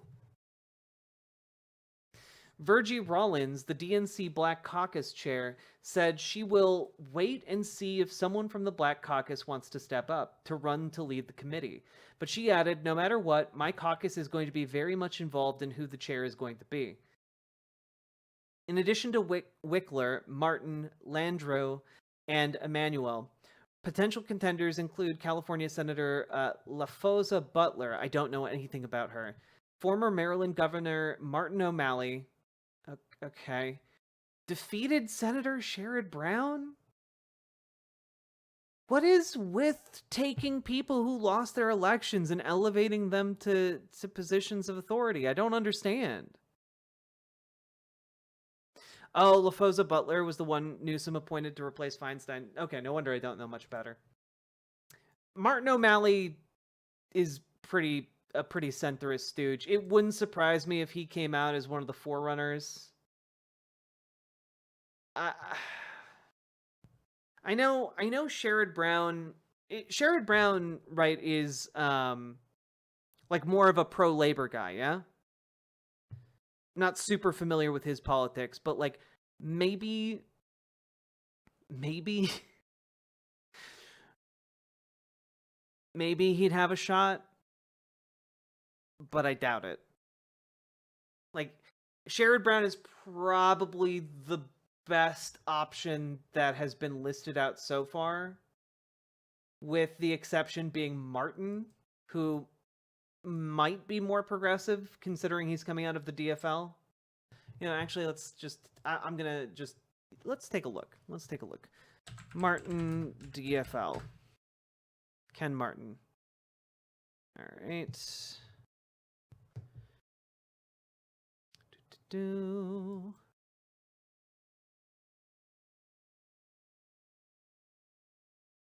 Okay, he initially worked on Paul Wellstone's campaign. That's pretty nice.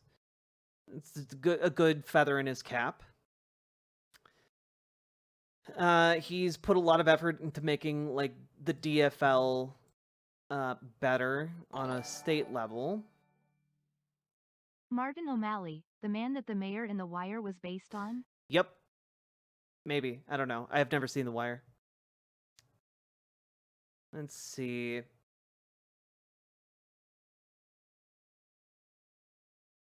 Okay. I think that Ken Martin wouldn't be terrible. I think he and Sherrod Brown might be the best options. I honestly would take Martin over Sherrod Brown, but that's just me. Might be biased because of Minnesota.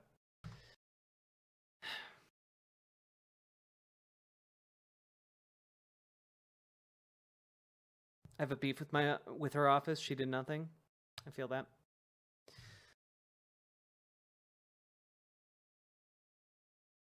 Okay.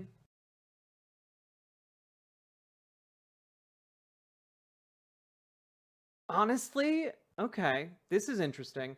In the wake of Democrats' widespread loss, several DNC members said their next chair should be an organizing guru. Moderate, establishment-oriented, and progressive Democrats identified it as a must-have. Honestly, this might give Martin a shot at winning the chair. I wouldn't hate having a highly organizational-minded DFL chair go to the national level. I wouldn't mind that. And I think that, frankly, Minnesota DFLers have done extraordinarily well in the state. And I think having a savvy leadership of someone who was able to oversee that in Minnesota on the national level could be really good. You don't know how sick this makes me. It makes stocking sick to my stomach. Every time I think of MAGA, I puke. Vomiting face. It's fair, Jupiter Quake. Thank you for the $6.66 super chat. A feather in his cap and a molasses wear. No. I think Martin is good, actually.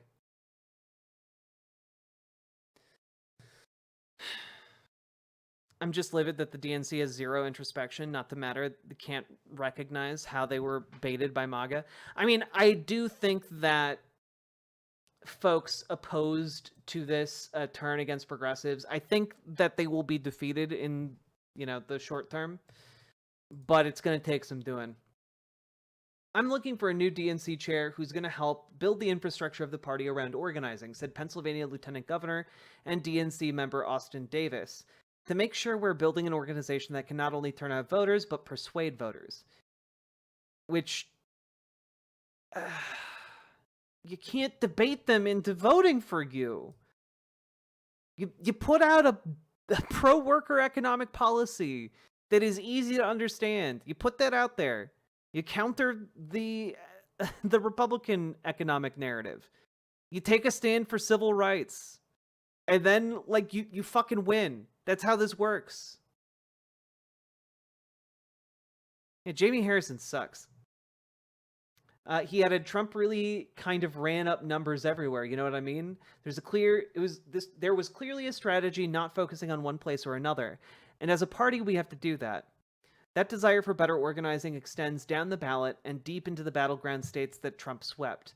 Several DNC members said they wanted to see such efforts even in off years, not just in the ramp up to the presidential election, which, yeah, fucking of course.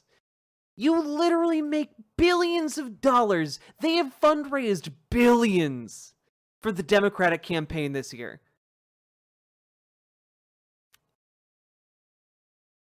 Put some of that money to use in off years to build up your organizing base.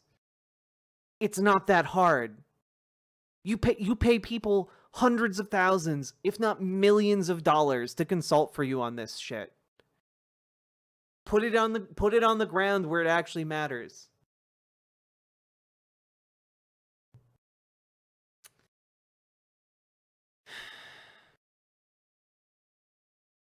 Oh my God.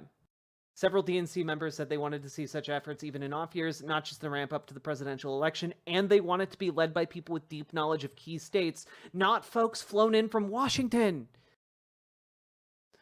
Why would you put people who don't know the lay of the land in charge of the organizing efforts? How do you not have state heads that are... If you make billions of dollars, okay, guys, if you make billions of dollars and you can afford to have a small team of people in every single state working on organizing full time for you and your party all year round, every single year for the foreseeable future. You can do that.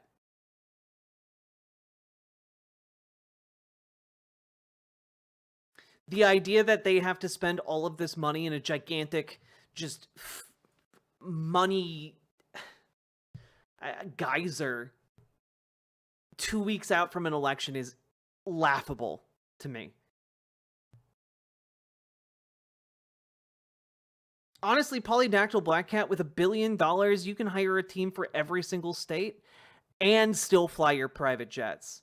I would be absolutely fascinated to see an audit report of where all of this money actually goes.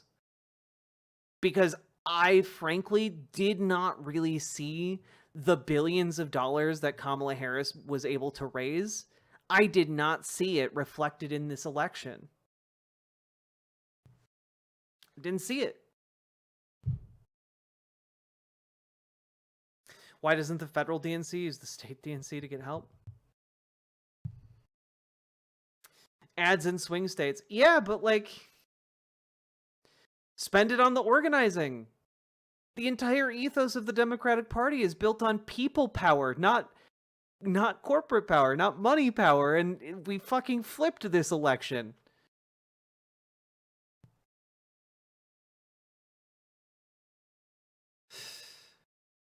Yeah, exactly, Lady Callie. That's why a lot of people are saying, well, people need to put more time and effort into like the podcast circuit, I'm new wondering media. if Claudia de la Cruz will be of any significant force in the primaries come on 2026. High-heeled shoe, dress, nail polish.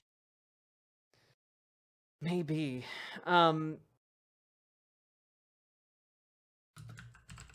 Thank you, Jupiter Quake, for the $6.66 super chat. Just real quick, I want to see if this piece is live. That I worked on.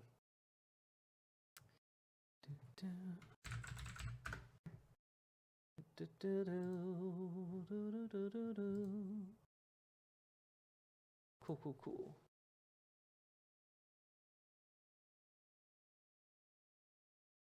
Okay, it's not up yet. At least I don't think it is. Oh. Nope, it's not up yet. I actually did an interview about media and leftist media and the DNC and stuff several days ago. The piece hasn't run yet. I just don't understand how we still say dollars translate to votes. Well, because dollars can buy attention, and attention can get your message out and can certainly get you votes, right? The issue is you have to have a compelling thing to bring people's attention to that would then cause them to go to the polls. If you don't have a compelling enough narrative, people aren't going to go to the polls. It's really that simple. Remember the last Project 2025 training video? That's how politics works. That's why you have career campaign staff and gigs to lobbyists and donors. Grease the wheel. Exactly. I mean, Harris had a message, but it wasn't, it was, I'm going to be fundamentally the same as Joe Biden, and here are my minor economic policy improvements that may, in some cases, improve some of your lives.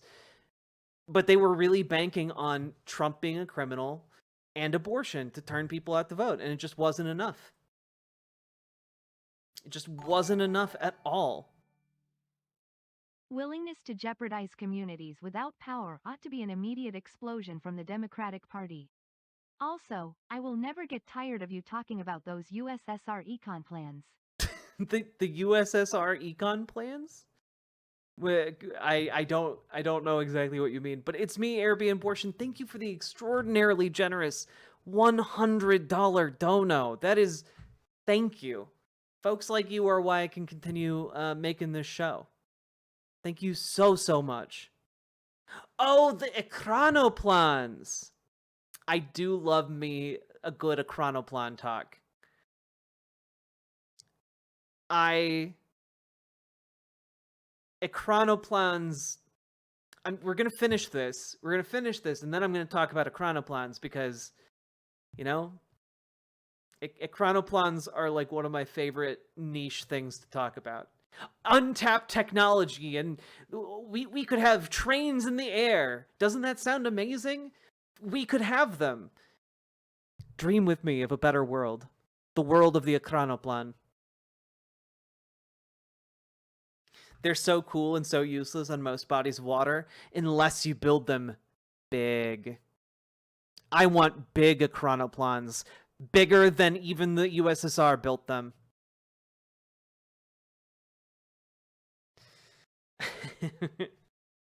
Anyway, sorry.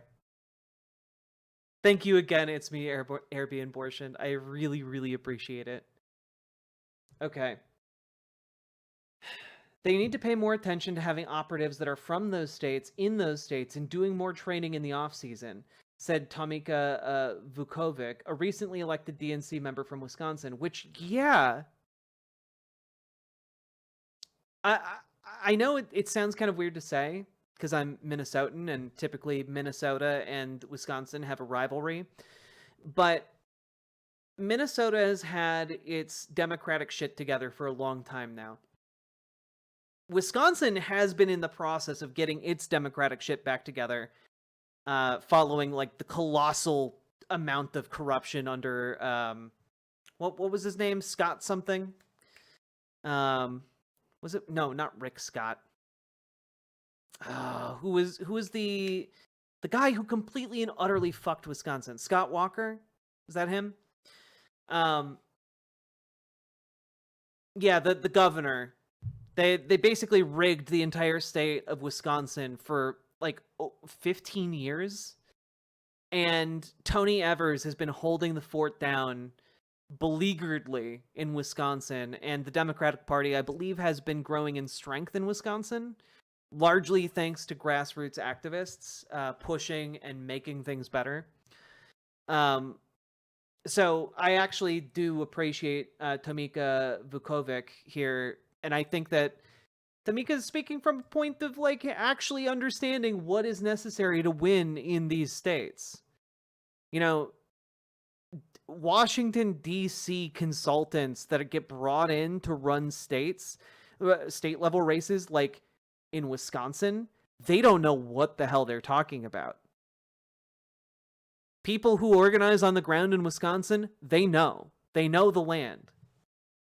And that is very important. Very, very important. Well, and yeah, exactly. Very knifey duck. It wasn't so much that the Harris campaign was pushing woke stuff as the Trump campaign convinced a bunch of people that the Harris campaign was pushing woke stuff. Exactly. They lied. And there was because there was no pushback from the Harris campaign in terms of like staking out what their position was and why. A lot of folks that wound up voting for Trump never got like, hey, this is why we support trans people. This is why we support trans youth services. You know? Like, hey, we want to make an environment where your child doesn't want to kill themselves. Is actually a pretty compelling narrative to give people as to why there are gender inclusive policies in schools, right? And Democrats just need the spine to actually stand up and say that. You know?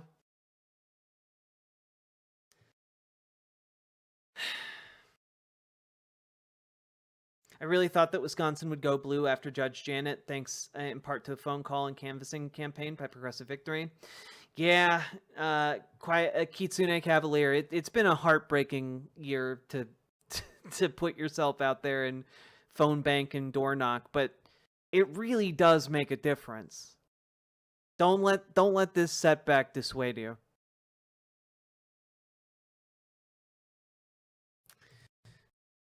The party is searching for answers in that state and everywhere else, and some DNC members just hope the committee will pick a chair willing to dig into that work. Said one New York DNC member granted anonymity to assess the party's ailments. I would like to see a chair that can be critical of the party and take a real in-depth look of where we've done things right and where we've failed and take action even if it's unpopular. Not everything is puppies and rainbows. And honestly, I really do agree with this sentiment. That closing quote is accurate. Whoever does come in to run the DNC needs to be someone who is unafraid to criticize the party and unafraid to right the ship. But the way to right the ship is not by throwing trans people under it and keelhaul them to death. That isn't the way forward. The way forward is to understand what motivates the vast majority of people, and that's economic issues. And Dragonfly, I know that a New York Dem probably isn't thinking that same thing, but they've like a broken clock stumbled upon the right answer here. Because the thing that a lot of people within the Democratic Party are going to have to swallow here is that economic populism, policies that benefit the working class, those are what cut through all of the other bullshit. That is what cuts through the lies. You need to be able to provide your working class voters and potential voters a reason to turn out. And that reason literally can be boiled down to, I will increase your wages. I will make sure your family has health care. I will eliminate any medical debt you have. You know, like, I mean, guys.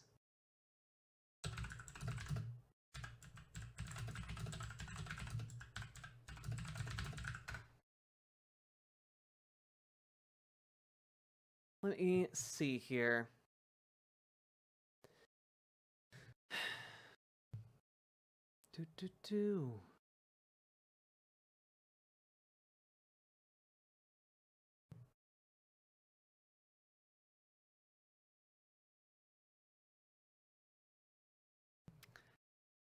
Just real quick here.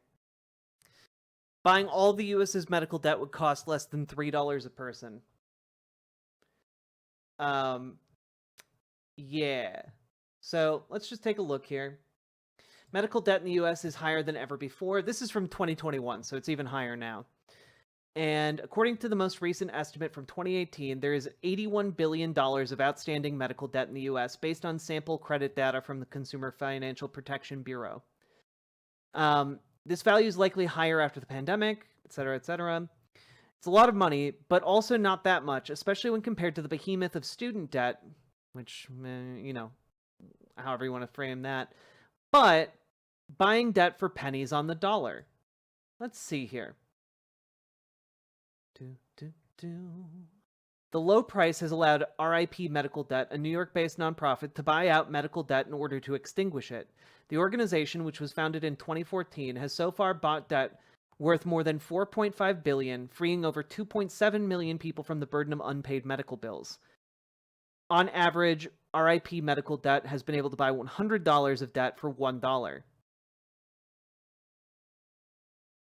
And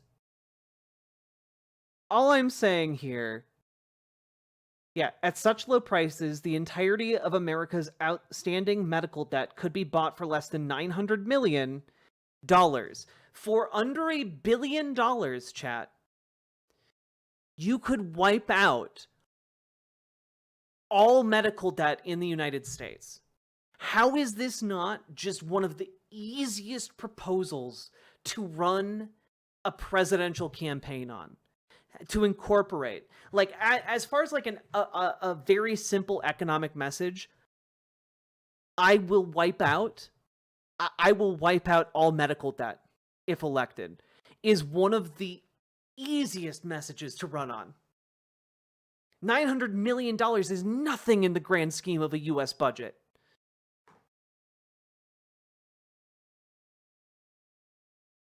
And it's just like, these are the kinds of populist working class messaging, because again, most of the people who suffer under medical debt are working class. You can adopt this. You can mainstream it. You can sell that to the American people, and they will love you for generations for that. And so all I can think of here is that there are so many simple and effective solutions that Democrats, if they actually cared to try and court the working class vote in this country instead of their corporate donors, they could do it. It's not outside of their abilities.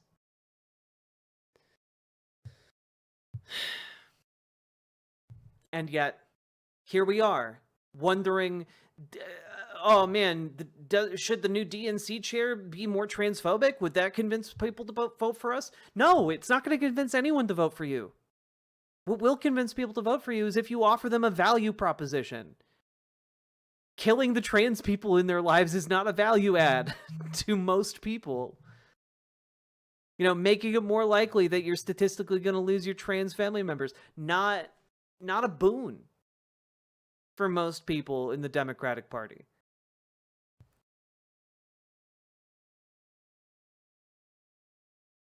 So, like, it really does kind of boil down to, we need to be loud. We need to, you know, I know it's trite to say, like, call your representatives. But honestly, tomorrow, consider calling your representatives about this, especially if they're, if they're Democrats. Absolutely, call your representatives. Because this kind of thing is unacceptable. And I don't know exactly how much we can affect the overall narrative. I know my community is pretty small. I know you guys do come out for me, and I appreciate the hell out of you guys. But like, in the grand scheme of things, I'm not a Hassan type. But if I can get some of you to call your Democratic representatives and push back on this narrative, talk about how like, trans folk in your life, how you personally would be affected if the Democratic Party turned away from trans people, or even talk, if not about trans people, talk about like how you need a Democratic Party that actually works for the working class. You need a Democratic Party that will actually offer stuff like medical debt relief. You need a Democratic Party that will champion Medicare for all. You need a Democratic Party that will raise the minimum fucking wage for the first time in 50 years. Which, by the way, when the minimum wage is raised, most other wages also go up. It doesn't just affect people who are working at minimum wage, and this is a counter argument I encountered while I was looking up stuff for stream today. A lot of people were like, well, only 81,000 people are actually working at the $7.25 minimum wage. And it's like, yeah, but like, not, but there's a lot of people who are working slightly above that who would still greatly benefit from their wages being up to $15.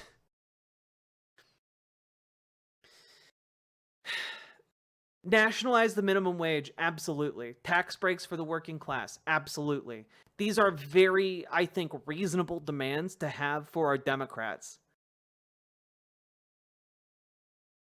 And so, like, please consider calling your representatives, okay? Even your Republican representatives. The Utah governor has done a few things better for trans people. Honestly, klutzy preppers, absolutely. Frankly, I think pro-working class and pro-trans calls to Republican representatives would also be really good. But very specifically, I'm asking people to call their Dem representatives because they have sway within the Democratic Party and the coming DNC showdown between progressives and establishment politicians. And I think we need to empower, to the greatest possible degree we can, progressive legislators within that system and that framework. So, yeah. Oh, yeah, talk about raising the cap on Social Security, how that would make Social Security solvent for, like, the next eternity.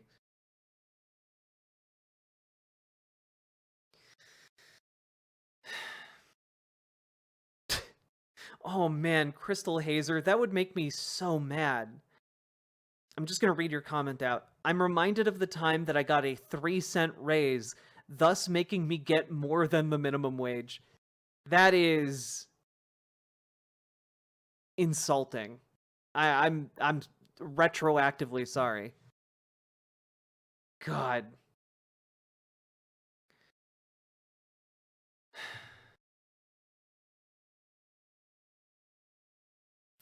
So, anyway, I wanted to talk about this because I saw that article and I saw a couple of the quotes from it, and I got livid and I needed to talk about it. So thank you for allowing me to talk about it for like an hour. Oh my God. I'm gonna hit this segment button, I guess. Now, folks, we have been going for 2 hours. Please hit the follow button on Twitch, hit the subscribe button on YouTube, like the goddamn YouTube stream, and consider dropping those subs and donos, and also share the stream with your friends and family, your dogs, your pets, your neighbors, your colleagues, etc. We're going to be roasting the cabinet picks tonight. We absolutely are. At least some of them. We'll see how deep we can get. I have a lot of resources teed up for this.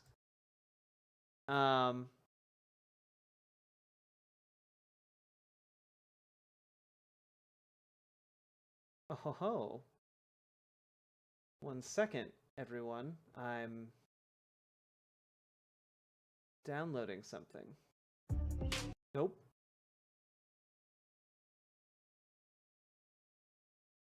Excellent.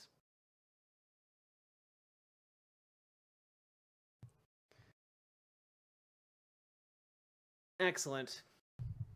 Also, folks, just as kind of a brief PSA, this isn't going to be a segment, but apparently large publishers of media like Disney are starting to pull queer media. A lot of companies are beginning to position themselves to kind of appease the incoming Trump administration. For example, a bunch of advertisers returned to Twitter, albeit at lower rates, but companies like Disney, etc. This about Moon Girl and Devil Dinosaur, it is indeed Snuggle Kitten. But Disney has been pulling some of its queerer episodes of television that have been coming out recently. And this is just kind of the PSA. If you know of like a show that from like the last 5 years or a show that only exists on streaming media, consider sailing the high seas and finding backup digital copies. Consider doing that. And also, just apropos of nothing, found this really cool show. Moon Girl and Devil Dinosaur. Weirdly, I found this episode on Internet Archive. I don't know if that's up legally or not. But it's pretty neat. You can find it right now, I guess. I assume it's there completely legitimately. Anyway, yeah, certain pieces of media are being taken down and mothballed in order to make channels, the channels straight enough for the trumpet men.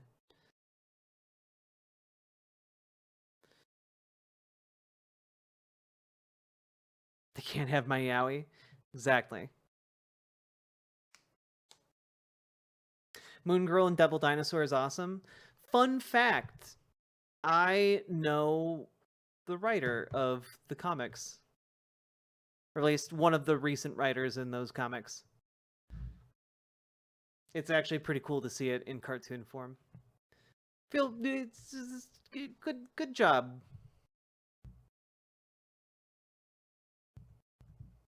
Yeah, she's really nice. She sent me dress recommendations after I came out as trans.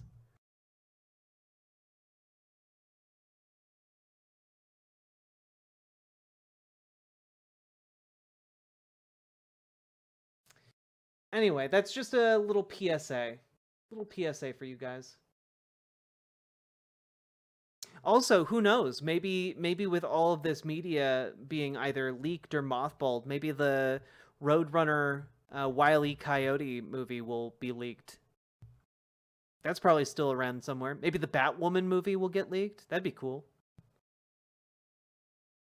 Have you ever watched Animation Domination Songs video? Can't say that I have, Alexa Crab.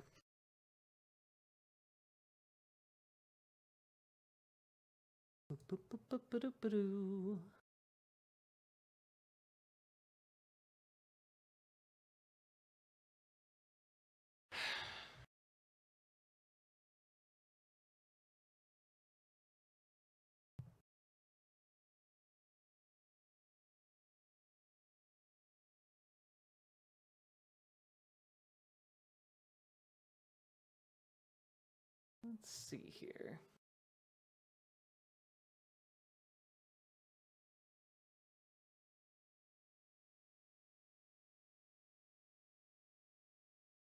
Just doing some mental math.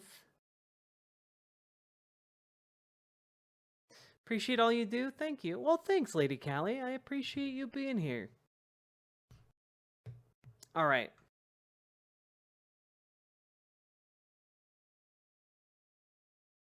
Bluey isn't even woke by any stretch. Wasn't there like a hullabaloo over like some kind of wokeness in Bluey? I'm trying to remember what it was. Ooh baby. To the best of my knowledge I guess that I'm fresh so. Ooh baby. I got the diabolical and I'm coming for your chest, melon, melon. Also, Mr. Anderson, did I see you lurking in chat? I feel like I saw you pop up in chat earlier. Hope you're doing all right. Let's see here.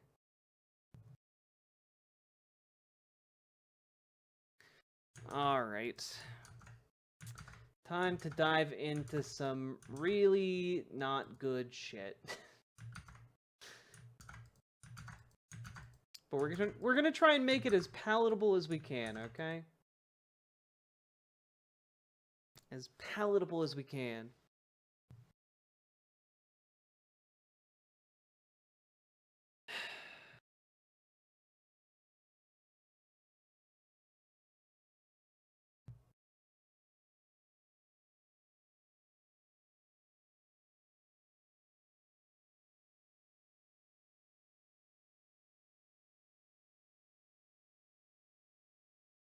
All right, we ready? We ready, folks? You ready for the segment? Is it the gentle parenting that's woken Bluey? No, it was something else. It was like the pregnant dad episode? Maybe.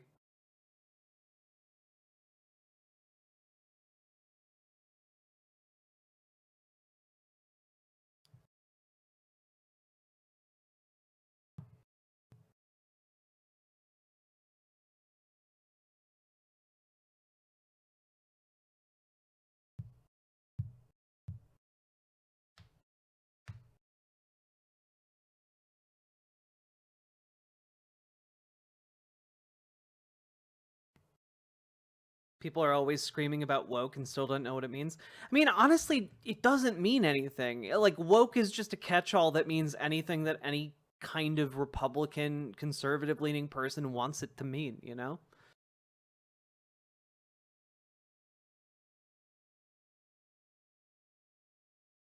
Yeah, it means the thing I don't like, exactly.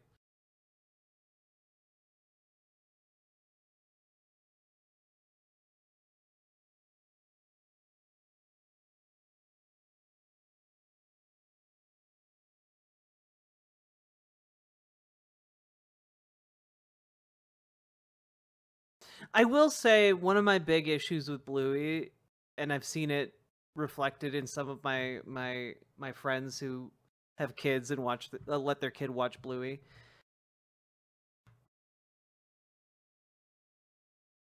The kids in Bluey are really mean to their dad. Like, so mean. And like it's funny in the show, but in a way that doesn't translate when a small child starts imitating the show in real life. You know? It's called banter. Yeah, but like in the same way banter can be funny in a show, but if you had like two people going back and forth saying like, you know, those things to each other, it would actually be pretty mean and toxic.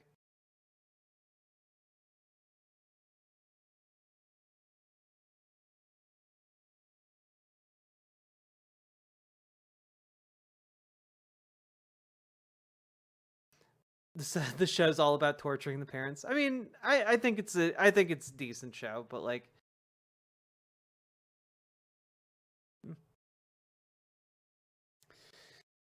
okay, here we go, hitting that button, trying to be better about hitting buttons.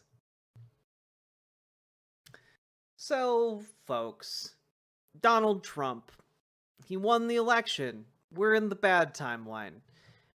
Here's who he's appointed so far, or who he, you know, wants to appoint anyway. We're going to take a look at who he's putting in his cabinet and who he's nominating for various positions at this point in time. Okay? Let's take a look. And so far we have little Marco Rubio. And I do think that this is funny. I think Marco Rubio is a pretty incompetent pick. And I know that this is going to be like a really recurring idea, the incompetence, and to a degree I agree with folks that are arguing that this is going to be like weaponized incompetence, that this is going to be like essentially an effort to destroy democracy through incompetence. But well,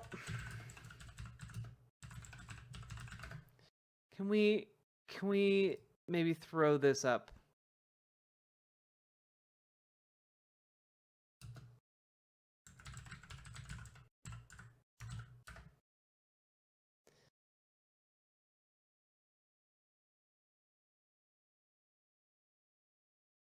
Here, let's do this.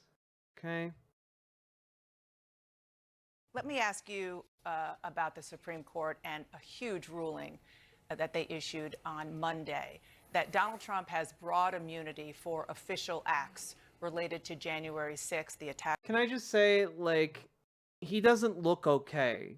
Like, he looks bad. He looks like he's about to throw up. On the U.S. Capitol.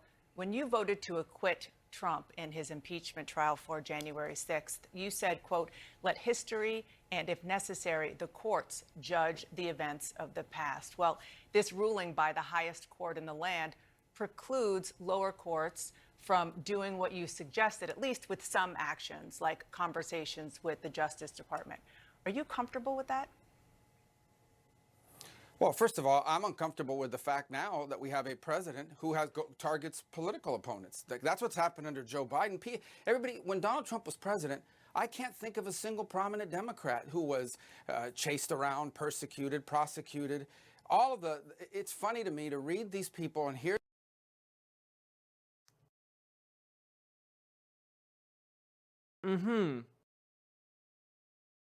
these people out there warning about all the horrible things they ridiculously claim Donald Trump is going to do if he becomes president again. They're the ones that have been going after their political opponents. Donald Trump has been the one that's been very clear that his vengeance is going to be by winning and making America great again, not going after his political opponents. He said that in your debate. That's a very, usually if somebody says that if they win, they're going to make things better for everyone, they don't describe that as vengeance.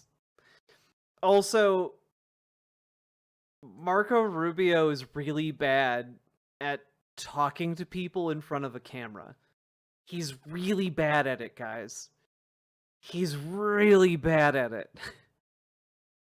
Debate that you hosted, Senator, and they're the ones that have gone after political opponents. There's no evidence that Joe Biden has gone after political opponents. His Justice Department Well, the evidence is in the headlines every day. Well, the every Justice day you open Department up and is some also other Republican's going to jail somewhere. Democrat. Your colleague Bob Menendez is in trial right now. So there's no evidence that Joe Biden is specifically going after. And my question for you, as a Republican, well, they only go who after could potentially Democrats. They don't do everything the Democrats want them to do. On the ticket is whether you are comfortable with the way that the Supreme Court ruled, and frankly, not just about January 6th and about the potential for what Donald Trump could do with that power, but any president in the future, Democrat or Republican. It's a big precedent that the Supreme Court set. Well, I think that what the Supreme Court did is it clarified what the law is, and that is you cannot go after presidents for official acts, and there's a presumption of immunity for quasi-official acts or semi-official acts, or exactly the terminology they used on it. Not, they were pretty clear about that. And I think it's unfortunate that we have to have that conversation in America today, but understand why this has become topical, why we now have to discuss this issue. Because it is clear that we have reached an era where there are people in American politics who believe that our courts are now a weapon that can be used against their political opponents. You look at what their efforts and what they've done in the courts to persecute and prosecute Donald Trump. They've tried to bankrupt him. Man, what a principled stand against going after your political opponents. I wonder if that's going to hold in the new Trump administration. They've tried to silence him. They've tried to jail him. They've gone after his allies every single day. Senator, and some of these are ridiculous charges. Senator, Donald Trump has said that he would go after Joe Biden, that he would go after true. members of the Biden. Worth pointing out, Lady Kelly, absolutely, that CNN absolutely enables the worst of Republican and Democrat abuses. Absolutely. Family. That's never something that we've heard. Donald Trump has said that no, he hasn't. And I watched the debate. You guys did a great job. I watched it, and he was asked, and he said, "My vengeance will be winning and restoring America, making America great again." He did not say, "I'm going to go after them." Not at the debate, but he had said it elsewhere. Not at the debate. You're right. He said it elsewhere. He has repeatedly said that his revenge will be to make America great again, to undo all their. Yeah, notice how Marco Rubio is not doing a very good job convincing anybody of his points here. Anyway, here we go. Let's head back. Marco Rubio's announced for Secretary of State. He's going to be the guy doing the most talking, which seems like a bad idea, to say the least. Next, we have Matthew Gaetz. Now, Matt Gaetz. Oh, Matt Gaetz. What to say about Matt Gaetz? Matt Gaetz has the forehead of Charlie Kirk and the creepy smile of a guy who walks in the room at a party and immediately every woman there covers the top of their beverage. Okay? He is gross and slimy, and that perception is further backed up by the fact that he has had an ongoing investigation of himself going on for like the last several years now, based on the fact that one of his best friends for years got caught and was arrested and charged with sex trafficking women and minors. And also that friend pointed out Matt Gaetz and said, in an effort to like reduce his sentence, accused Matt Gaetz of sleeping with a minor. And, well, he has a history of traveling with said minor. He has a number of people who have confirmed that she was around and who have talked about how uncomfortable that relationship was for them to witness. And also, I'm just going to throw this out there. This dropped earlier today because he's actually been investigated by the House Ethics Committee, which has an entire report on him ready to go. And it's kind of sitting in limbo, and frankly, hey, Democrats, it's time to play dirty. It's time to play dirty. If you are a Democrat, you are not allowed to leak this document. Boy, it'd be a shame if you accidentally left it on your desk unattended and then it suddenly disappeared. Oops. I think it's like your democratic duty at this point to leak that document. If I'm not being clear here. And well, some things are leaking already about this report, and this is the thing that leaked today. Exclusive to ABC News, woman told House Ethics panel she witnessed Matt Gaetz having sex with a minor.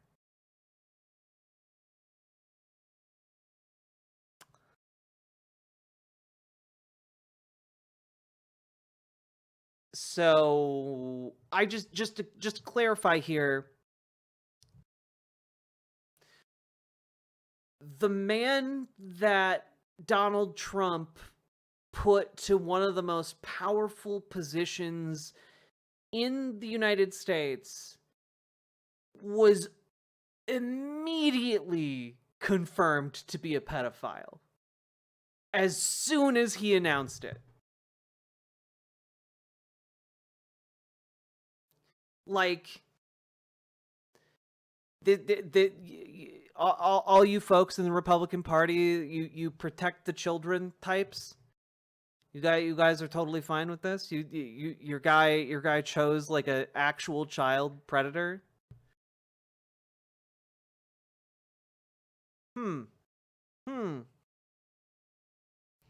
Let's read on. An attorney representing two women that were witnesses in the House Ethics Committee investigation into now former Representative Matt Gaetz is calling for the release of the committee's report, telling ABC News that one of his clients testified that she witnessed the Florida congressman having sex with a minor. My client testified to the House Ethics Committee that she witnessed Matt Gaetz having sex with a minor. Florida attorney Joel Leopard, what an amazing name, Joel Leopard, told ABC News. As the Senate considers former Representative Gaetz' nomination for Attorney General, several questions demand answers, Leopard said. What if multiple credible witnesses provided evidence of behavior that would constitute serious criminal violations? Democracy demands transparency. Release the Gaetz ethics report. Yeah.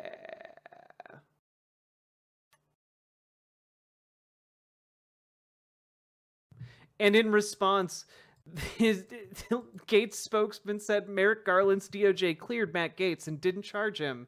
Are you alleging Garland is part of a cover-up? And, you know, I have to say, that is not an answer that is one that fills me with confidence that Matt Gaetz did not have sex with a minor. Because he's essentially just saying, oh yeah, well, this other guy didn't catch me. Are you calling him a liar? And it's like, maybe. I'm not invested in Eric Garland's position. Like, no. Yeah, maybe he is. Maybe he goofed up that one. I'm not invested in his success professionally.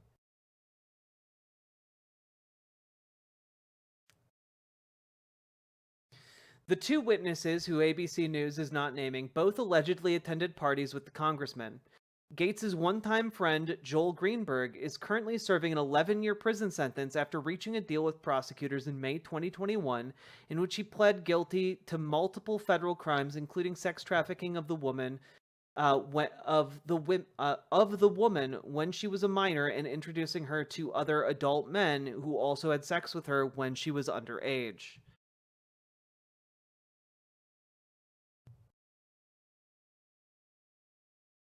According to Greenberg's plea deal, the woman, who ABC News is not identifying, met Greenberg online in 2017, began meeting him in hotels and houses in the Middle District of Florida, where he introduced the minor to other adult men who engaged in commercial sex acts with the minor in the Middle District of Florida, according to court documents. At the time, the minor represented that she was an adult on the website where she met Greenberg, and according to his plea agreement, he acknowledges that he acted in reckless disregard of the fact that the minor was less than 18 years old when he engaged in commercial sex acts, and had a reasonable opportunity to observe that she was underage.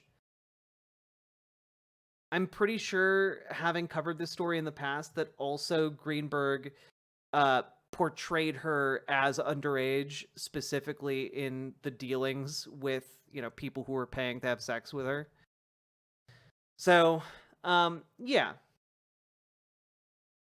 17 isn't exactly a child. No, none of that. Fuck off. Fuck off. Like, fuck all the way off.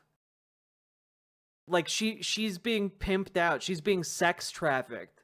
And she's a child. 17 isn't exactly a child. That is fucked up, man.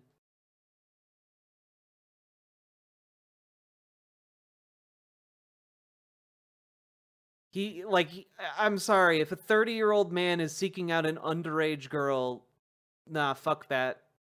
It's still weird even if, like, a 30-year-old man has sex with an 18-year-old. That's still weird.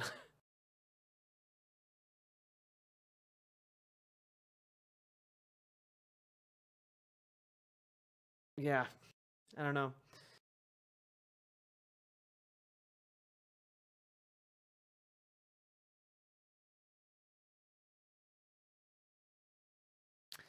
I don't know. I just think it's pretty damning when basically Matt Gaetz, his entire counter argument is, no, nope, we were just really good friends. I was just flying around this underage girl to a bunch of different places and inviting her inviting her to go on cruises with me. No, that's fucked up. I was a child, and in 3rd grade when I was abused. At 17, I had more awareness. Yeah, you have more awareness at 17. But guess what? You also have more awareness when you're an actual adult. Like, when you call it all the same, it takes away the power of meaning? No! What the fuck is wrong with you? Having sex with a minor is having sex with a minor. Obviously, if you have sex with a minor that's like 10, that is a particularly heinous thing, but it's still very heinous to have sex with a minor who's 17.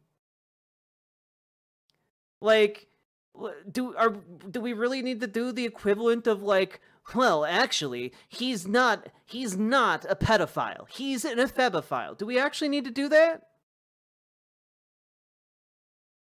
Do we really?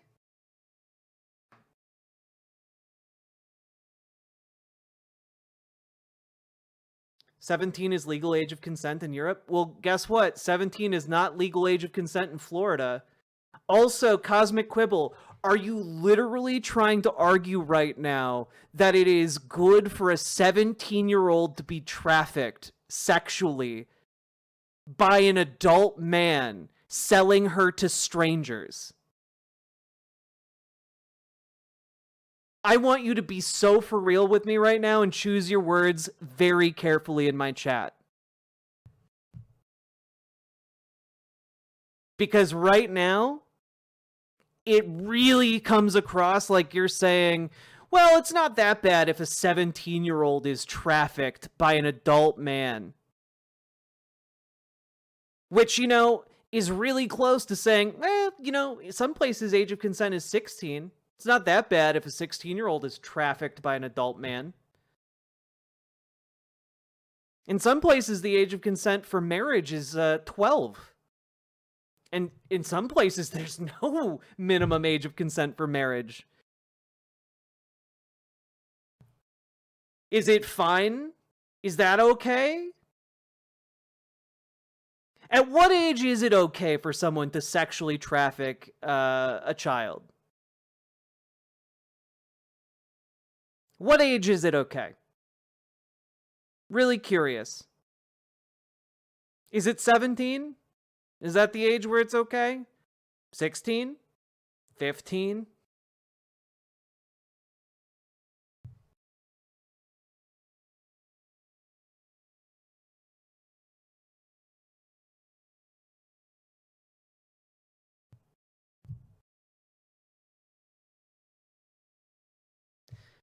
Bold stance, Jabertus. I don't think sex trafficking is ever good. Same. It's not good. Ever. But I think it's especially heinous to do the people who are under the age of consent. I think it's especially heinous to do to a child, to a fucking teenager.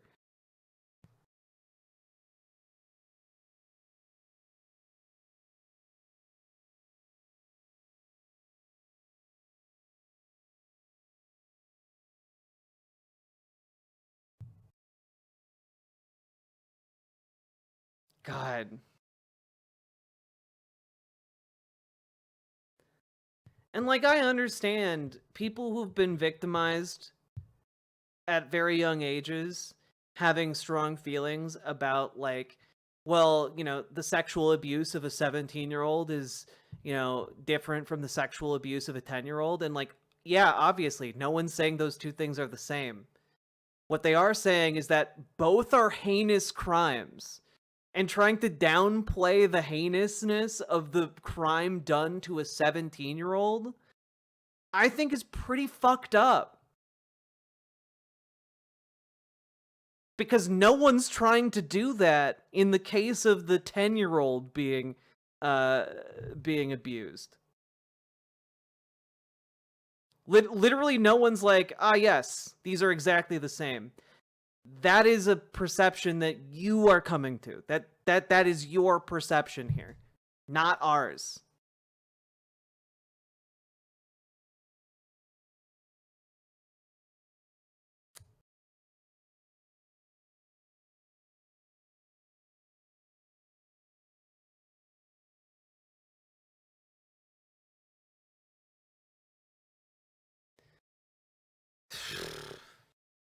Yeah, I'd be quiet in chat too if I just dropped a bunch of stuff like that.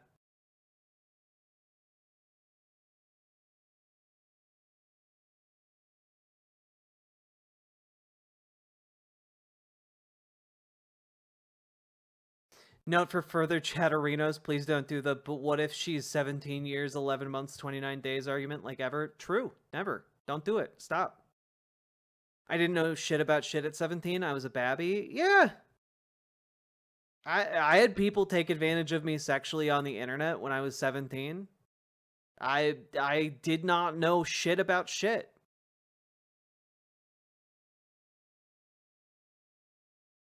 And I wish that hadn't happened to me. But, like,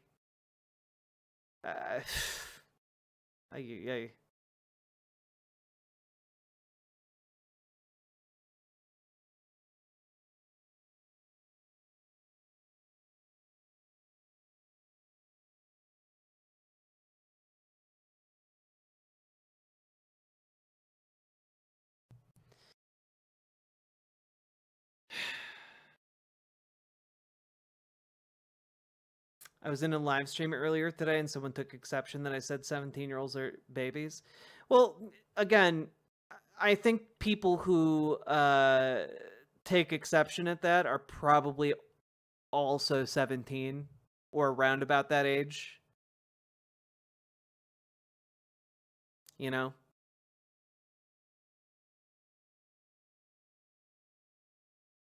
Also, I do think that there's a big difference between being an adult and engaging in voluntary sex work and being a child, being any kind of adult and being sex trafficked. And then a huge difference also with sex trafficking children.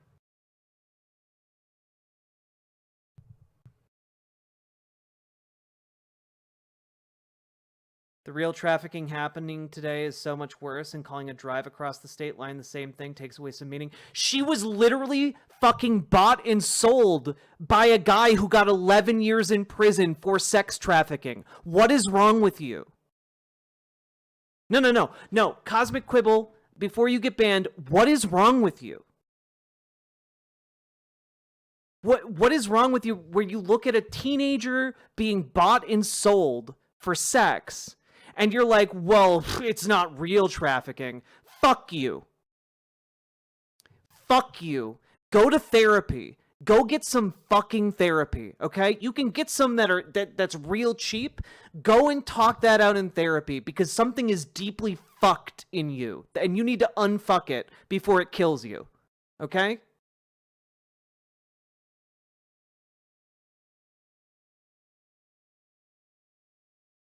Oh, it's just being driven across state lines. She was being pimped out by an adult man, you piece of shit. God. I haven't read that. The facts haven't come out yet. Only rumors. The guy who did it is in prison.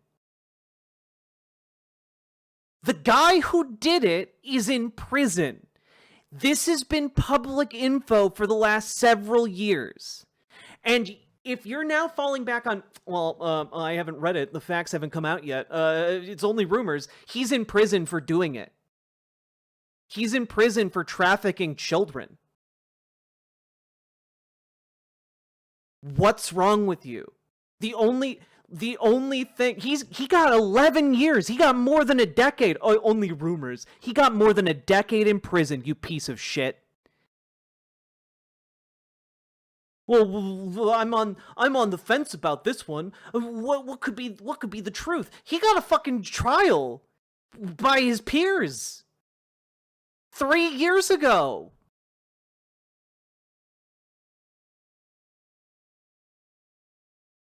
The thing that hasn't been proven is that Matt Gaetz may have slept with her, but he took her on fucking vacations.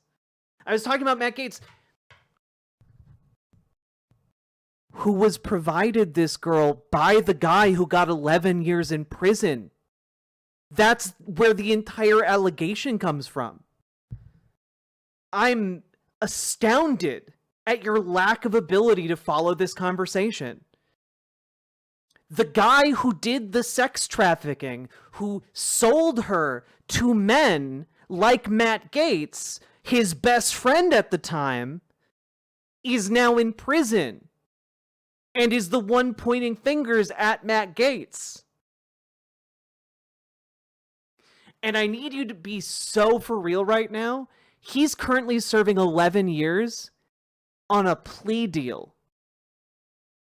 That means he was actually on the hook for so much more prison time. And he took a plea deal because the evidence he had against Matt Gaetz was good enough that they lowered his sentence to 11 years.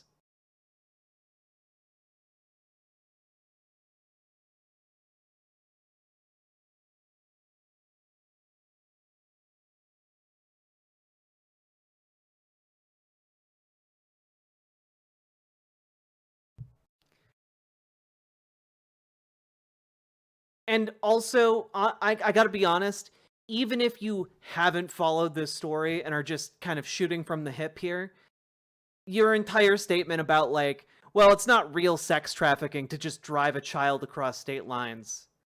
Well, it's not real sex trafficking of a child if they're 17. Well, you know, it's not really that big of a deal. Fix your heart before you start breaking other people in the same way you got broken, my friend. Okay? Honest to God. Hurt people. Look at your own fucking heart before you start a cycle with someone else. Fuck off.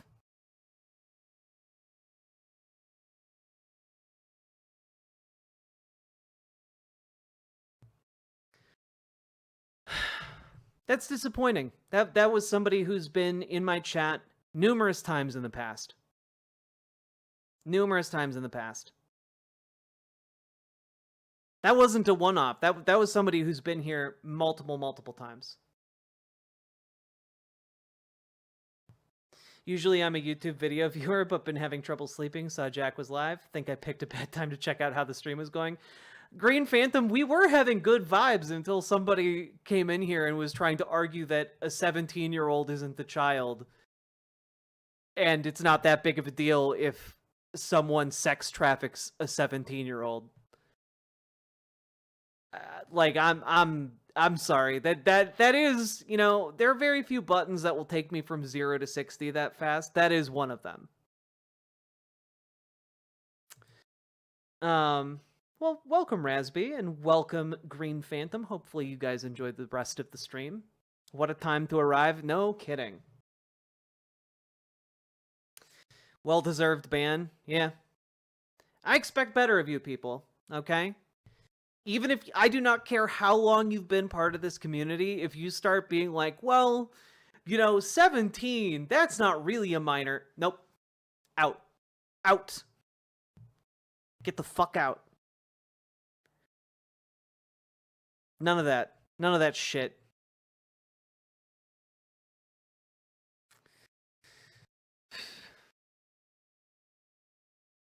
Good golly. Anyway, Matt Gaetz is a fucking weird looking dude. And I think that on the basis of how weird he looks alone, he shouldn't be allowed into power. But given the fact that there are multiple witnesses coming forward saying that they saw him actually having sex with a minor, you know, maybe that's a good reason he shouldn't be, you know, Attorney General. Just, you know, I'm just throwing it out there. Just throwing that idea out there. Okay? Actually, adult Beavis. Honestly, yeah. Honestly, yeah. Also, can I just say, when you have Senator John Cornyn going out in front of cameras and saying this, be talking about recess on the issue of vetting, though, how critical is it then to have access to what the House Ethics Committee has found in their investigation? I think there should not be any limitation on the Senate Judiciary Committee's investigation, including whatever the House Ethics Committee has generated. So you want to see it? Absolutely. Guys, this makes me think Matt Gaetz is cooked. There were direct witnesses. That's why Matt Gaetz quit like 2 days before this report could be released. He literally quit, and by quitting, stops the report from coming out under normal circumstances. However, there is so much pushback against like mothballing this report that it's very likely it's going to come out. Okay? But like, can I just say, like, John Cornyn is deeply conservative, guys. He's like the Republican senator who would have access to the report on the Dem side. You know, that's an excellent question. That's an excellent question, Mr. Miyagi, and I actually have a wonderful answer for you. I heard Bobby Vanity got a personal invite to wherever Epstein's Cafe is being held this week. I don't know who that is or what Epstein's Cafe is. I feel like that's probably a good thing and reflects well on my character. But, guys, here are the Democrats on House Ethics. Susan Wild of Pennsylvania, Mark DeSaulnier of California, Veronica Escobar, Texas, Glenn Ivey, is that Maryland? I'm so bad with the state abbreviations, and Deborah Ross, North Carolina. And I'm just gonna copy paste these numbers here. I'm just gonna copy and paste these. Okay, I'm just gonna copy and paste this info into chat.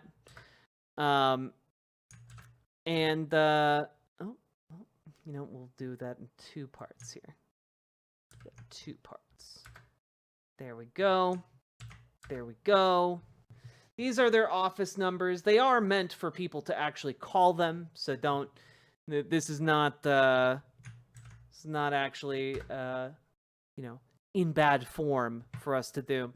But yeah, please consider giving all of these people a call to express your deep and abiding desire to have this ethics report released. It's one of the few things you could do that might actually affect the outcome. And even if they are not your elected representatives, consider calling them anyway to request that the ethics report on Matt Gaetz is released.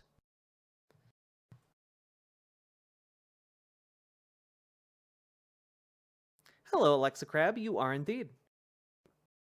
Yes, if you're in another country, it's probably not going to do that much good. But if you're in the U.S., consider giving these fine folks a call to urge them to, you know, release this report. I still can't believe the Liz Cheney play didn't work, right? It doubly helps if you're a constituent of them and mention specifically you're a constituent and want to see it. Exactly, GamerG. If you do happen to be a constituent, definitely mention it.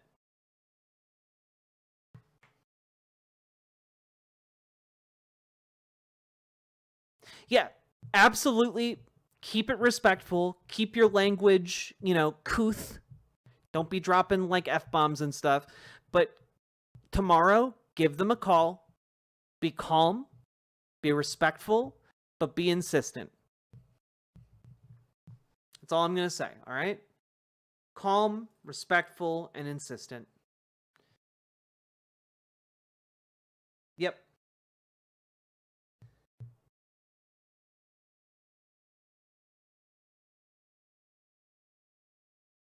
God, I couldn't believe it when I saw John Cornyn saying that he also wanted to see it. That, to me, that kind of seals the deal. I don't think Matt Gaetz is going to be Attorney General. Maybe he will, though. Who knows?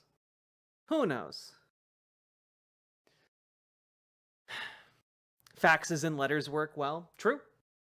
Get them something physical. Now, we are here on to the third pick, because we're only 3 picks deep at this point. We're Pete Hegseth.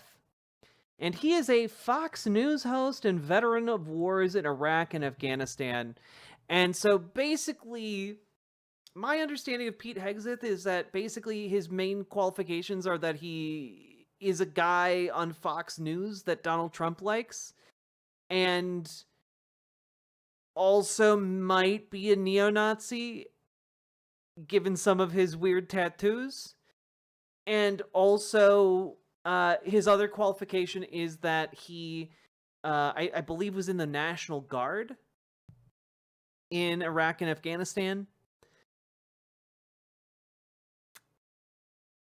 And I cannot stress enough, guys, he has bragged about not washing his hands. And you might think, oh, well, okay, but like every once in a while he doesn't wash his hands. You might think like,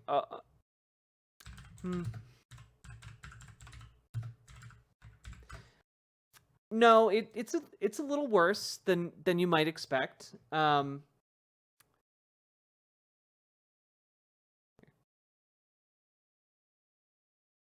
As I told you, my 2019 resolution is to say things on air that I say off air. I don't think I've washed my hands for 10 years. Really, I don't really wash my hands ever. Help me! No, I inoculate myself. It's just not, germs are not a real thing. I can't see them, therefore they're not real. So you're becoming immune to all of the exactly. bacteria. I can't get sick. Yeah, so like With labor market conditions. he literally does not think that germs are real. He doesn't think that germs are real, and he's not washing the shit off of his hands after he wipes. But not only that, guys, how do you not believe in germs, but you say that immediately after talking about how you're inoculating yourself?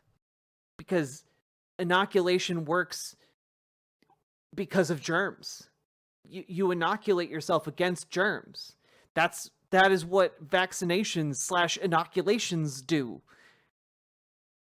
You can't say that you're inoculating yourself and then say you don't think germs are real.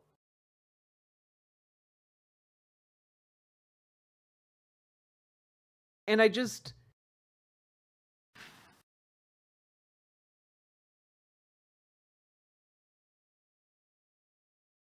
He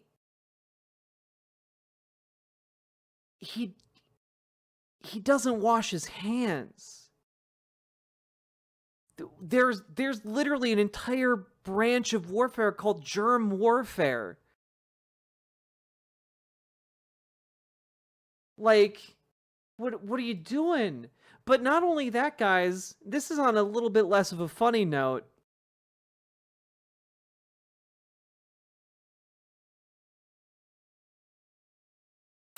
This came out today, apparently. I was unaware of this. Now, let's be real. The Trump team doesn't really give a single shit about the sexual assault allegations against Pete Hegseth. But apparently he was investigated in 2017 for sexual assault.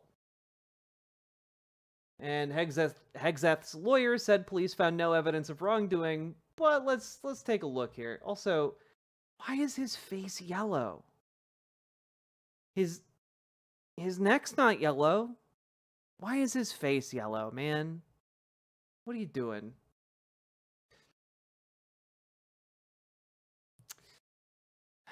Sparked by a complaint shared with the transition team with extensive information about a woman's claim that Hegseth assaulted her in a hotel in Monterey, California, after a Republican conference, according to a person familiar with the complaint, who spoke on the condition of anonymity out of fear of retaliation. The woman who drafted the complaint said the alleged victim was a friend who later signed a non-disclosure agreement with Hegseth. Which, by the way, in case anyone needs to know, NDAs cannot be enforced to cover illegal behavior. That's not something NDAs can do.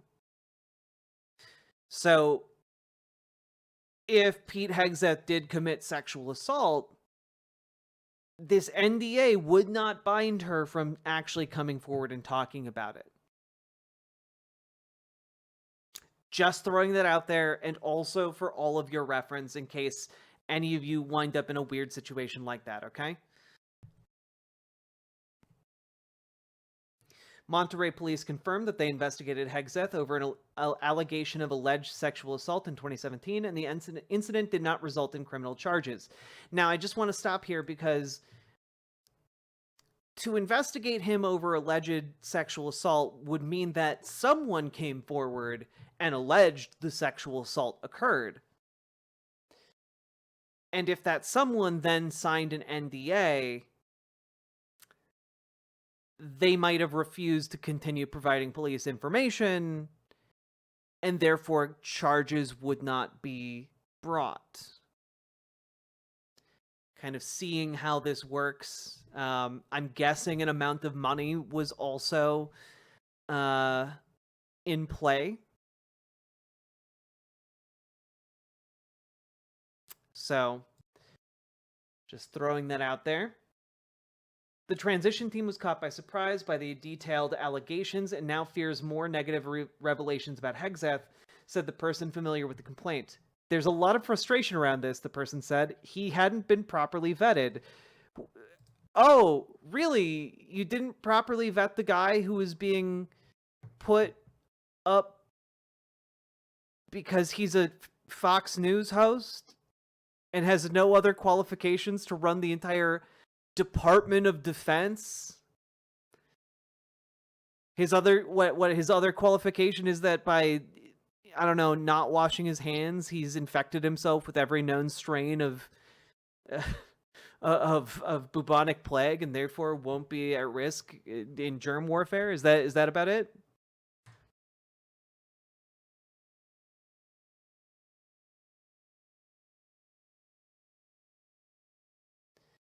God damn.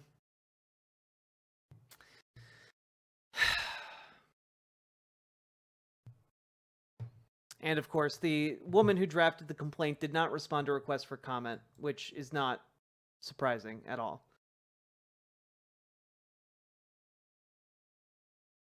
Asked whether Hegseth sought a non-disclosure agreement with the woman, Parlatore said that there's no other skeletons to come out. He added, there's no reason to withdraw that I'm aware of. Which, you know, if you ask someone, did this woman, did Hegseth get a non-disclosure agreement with her, and your lawyer says, oh no, nothing else is going to come out, that is a yes. This is a yes answer.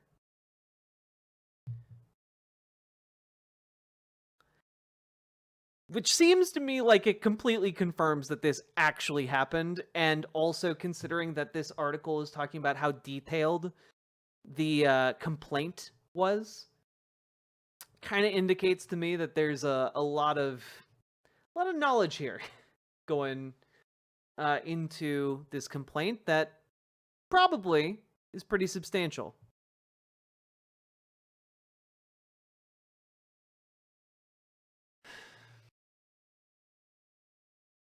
The president-elect was not told about the extent of the sexual misconduct allegation before he chose Hegseth as the Pentagon nominee because no private firm vetted him. Because, of course, there's no vetting. Why would you vet your loyalist appointees? Sounds like a payoff instead of an NDA. I mean, usually the payoff includes an NDA just so that it has the aesthetic of, like, legal binding. But, yeah.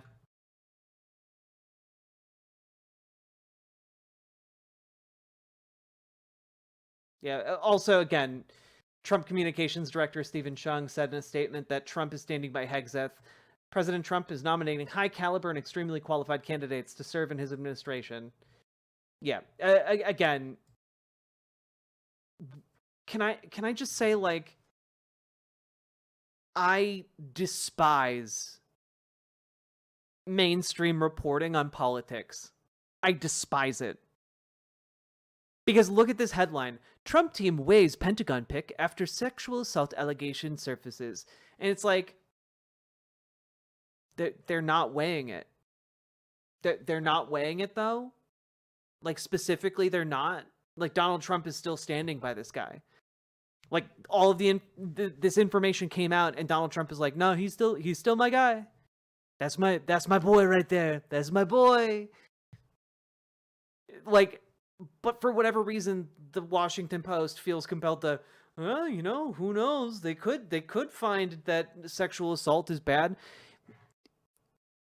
Really? Republicans will just now decide that sexual assault is bad. The guy who is literally on record saying grab him by the pussy when talking about women. Yeah, I don't think he cares about sexual assault. The guy who has, like, several sexual assault allegations against him. The guy who was shown to be liable for sexual assault in civil court. Like, I don't think that guy is going to care if other people in his circle are rapists. Yeah, you know, I don't think he cares that much about that. It's almost a prerequisite at this point. Yeah, you know, kinda. Yeah. All right. Next we have, of course, Kristi Noem. And no, unfortunately, this is not Kristi Noem, the adorable lawn gnome that somehow plays every single lawn gnome across America. I don't know how Kristi the gnome does it, but no, this is the evil Kristi Noem. The one that shoots dogs. Yes, the dog murdering Kristi Noem. The one who decided that a puppy was irritating her, and so she took it out and tried to kill it, and also tried to kill, like, a couple goats, and failed to do that, and had to, like, run one of them down. She just, like, took them out to do that for no reason. Yeah. Yeah, where's Cricket? Her children asked as she came back home because they didn't know that she was going out to murder their puppy. Anyway, yeah, she's going to be Homeland Security Secretary. So, you know, someone who looks like they murder animals for fun and actually does seem to murder animals for fun, being in charge of Homeland Security doesn't seem to bode well to me. It really is just a cabinet of people who sucked off Trump the most. It really is. And honestly, I think best case scenario here is that they all try and deliver for themselves and, like, you know, get rich at the government's expense. And hopefully that's about the worst damage that they do. Obviously, that's the best case scenario, and we're not going to get that. A lot of they're going to make a lot of other people suffer.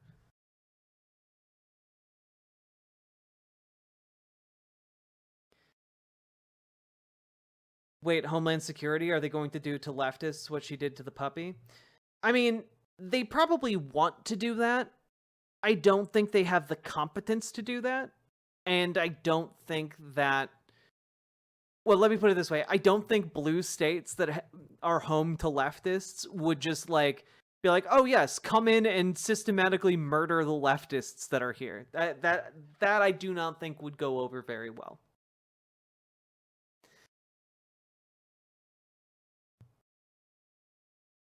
So then we have John Ratcliffe, which I'm not gonna lie, he's been announced as a CIA director. Okay. And John Ratcliffe looks like John Hamm's evil brother. However, I can't believe I'm saying this, he might be one of the more sane picks for head of the CIA. And this is not me saying that he's a good man or that he's not going to do evil things. But he was director of the national intelligence under Trump last time. So him being in charge of the CIA, I think will be largely like he'll kind of keep things running, I guess, rather than, you know, start doing assassinations, you know, having CIA agents doing mass assassinations across the US, you know. Isn't doing evil things part and parcel for the CIA. Yeah, like, on average, I think, like, they're just going to continue to be a constant, which is still a negative, but maybe not quite weaponized to the degree that we may have feared, okay? And now we have Tulsi Gabbard, and can I just say, like, personally, from the bottom of my heart, fuck Jimmy Dore and every single member of the Dumb Dumb Left. You know, the Brianna Joy Grays of the world, the folks that go within, like, the circles of Jimmy Dore and, like, for years trying to sell Tulsi Gabbard as this anti-war, you know, leftist who's actually sane, and she's just slowly slipped into being outright conservative. So conservative that she's being picked as one of Trump's cabinet members, you know? And yeah, they still keep saying that she's a leftist. It's insane. They keep insisting it. Like, Tulsi Gabbard is like, was raised by a nationalistic cult. She's not a good person. And she's actively hankering for war with other countries. And honestly, a lot of people say that Tulsi Gabbard is a Russian asset. I haven't really looked into that very much, mostly because I can only think about her without getting viscerally angry for so long. But there's a concern here that she could essentially be a massive security risk for the United States, which, frankly, I agree with on several fronts, with her in particular.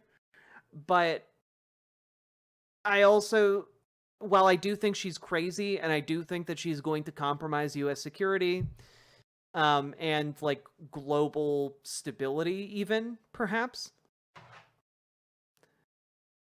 at the very least, I don't think she would weaponize the National Intelligence Service against the American people. That's, like, the one good thing I can maybe say. Like, I think she would sell secrets. I don't know how keen she is to, like, immiserate the American people, you know? I do still like the universal basic income policy, though. I mean, that's fine. But, like, it really depends on how it's implemented. Is there a good video or article about her upbringing I hadn't heard about till recently? Wanted to learn more? Yeah, let me see if I can pull it up real quick.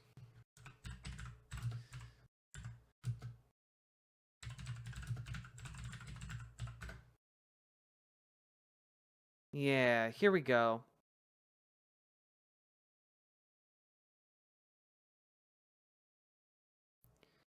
Let me see. I think this piece from The Intercept kind of covers it well. It's from 2019. It's from a while ago. Yeah, here, just real quick. We'll go over this because it's relevant. But this is a piece from The Intercept from about 5 years ago.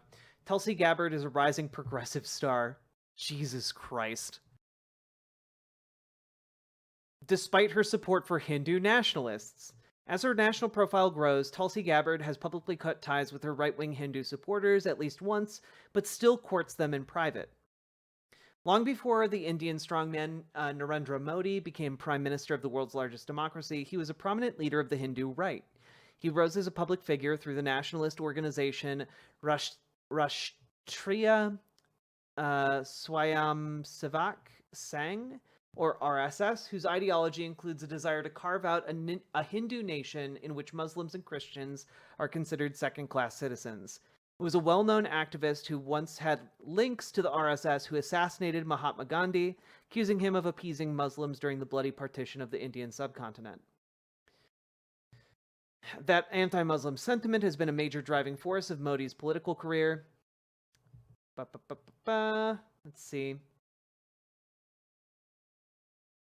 Modi. Here we go. In the United States, Modi's reputation has been helped by a group of Hindu American supporters with links to the RSS and other Hindu nationalist organizations who've been working in tandem with a peculiar congressional ally, Representative Tulsi Gabbard, the first Hindu in Congress. Gabbard, a member of the House Committee on Foreign Affairs and Armed Services and co-chair of the India Caucus, is an oddity in American politics. Ever since her 2016 resignation from the Democratic National Committee to endorse Bernie Sanders for president, she's been a rising star, etc., etc. She's also become a polarizing figure. Her progressive domestic policies are at odds with her support for authoritarians abroad, including Modi, Sisi, Syria's Bashar al-Assad. As right-wing nationalism rises across the globe, it is beginning to be recognized as an existential threat to a world order rooted in liberal democratic values. It's just beginning, huh? Wow, we really should have gotten on the ball. And Gabbard, an Iraq War veteran, is now being pushed to choose sides. And of course, Gabbard didn't respond to requests for comment. Let's see. Gabbard was embraced early by pro-Modi elements of the Hindu American diaspora in the U.S., who have donated generously to her campaigns. Let's see here.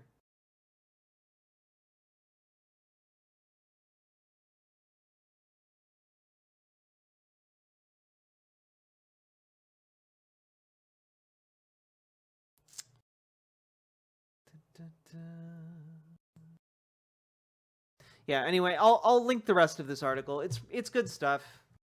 Go check it out. I think it's pretty informative of her politics, especially if you are more aware of where she wound up now. There you go. The Intercept does good work as far as like outlets that I would generally trust with coverage. All right, now we have Lee Zeldin, and guys, we don't have good news when it comes to Lee Zeldin. Okay, Lee Zeldin is bad, to say the least. Let me pull this up.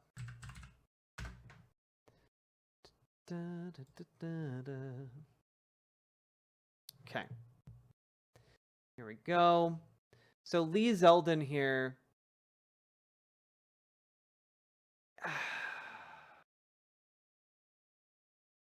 is basically a multi-failure of a political candidate, okay? And also, oh man, I really wanted to pull this out.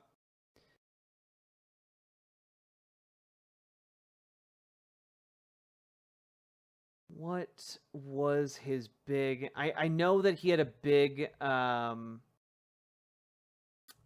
big stance on the environment here. Yeah. Okay. Yeah, one of his big things here is to expand fisheries around New York. And that seems to be like his big thing. He also just doesn't want any kind of regulation on fossil fuels. So like he's bad for the planet at large. But it seems like his kind of pet issue is expanding where fisheries can do fishing around New York on the East Coast. And like, sounds like he got lobbied by whomever wants to fish near New York. Well, yeah, I mean, there's probably some like environmental reason, like, hey, if we overfish this population of fish in this area, it's going to cause a population collapse and destroy, you know, the ecosystem. But like, again, he doesn't care about stuff like that. He's very much pro drill baby drill, and also fish until there's none left, because there will always be fish in the sea. And it's interesting, to say the least.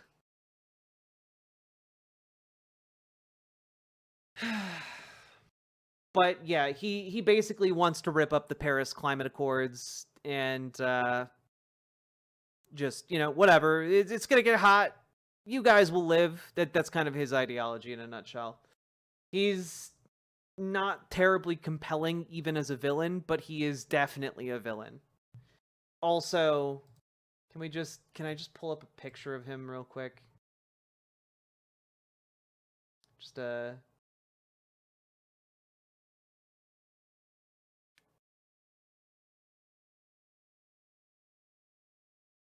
Can I say something really mean?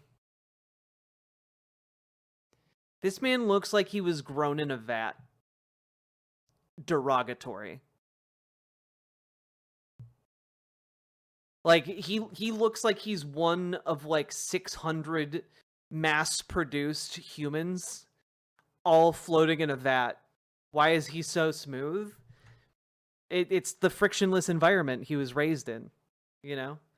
He is simply GOP politician number 612, okay? I'm seeing it now. He looks like he came out of whatever facility created Mark Zuckerberg. Oh my god, a bunch of you sent that. He looks like the aging prototype of Mark Zuckerberg. Oh god, yeah. This is the default character creator in the original Dark Souls. Derogatory. Oh god.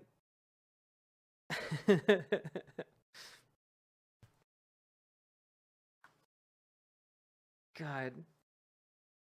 He's what happens when I tell AI to create an average middle-aged I'm glad to white see man. morale is improving in spite of the horrors.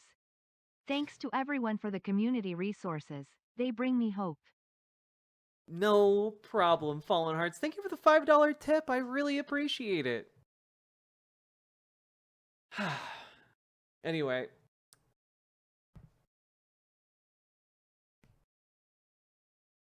Oh yeah, also, he wants to poison your water. During Mr. Zeldin's tenure in the House of Representatives, he voted against clean water legislation at least 12 times and clean air legislation at least half a dozen times. You know, because Republicans want to poison your air and water. Cool stuff. Thanks, Republicans. We don't need air. Nine-Tailed Witch, we covered it yesterday. Then we have Elise Stefanik, who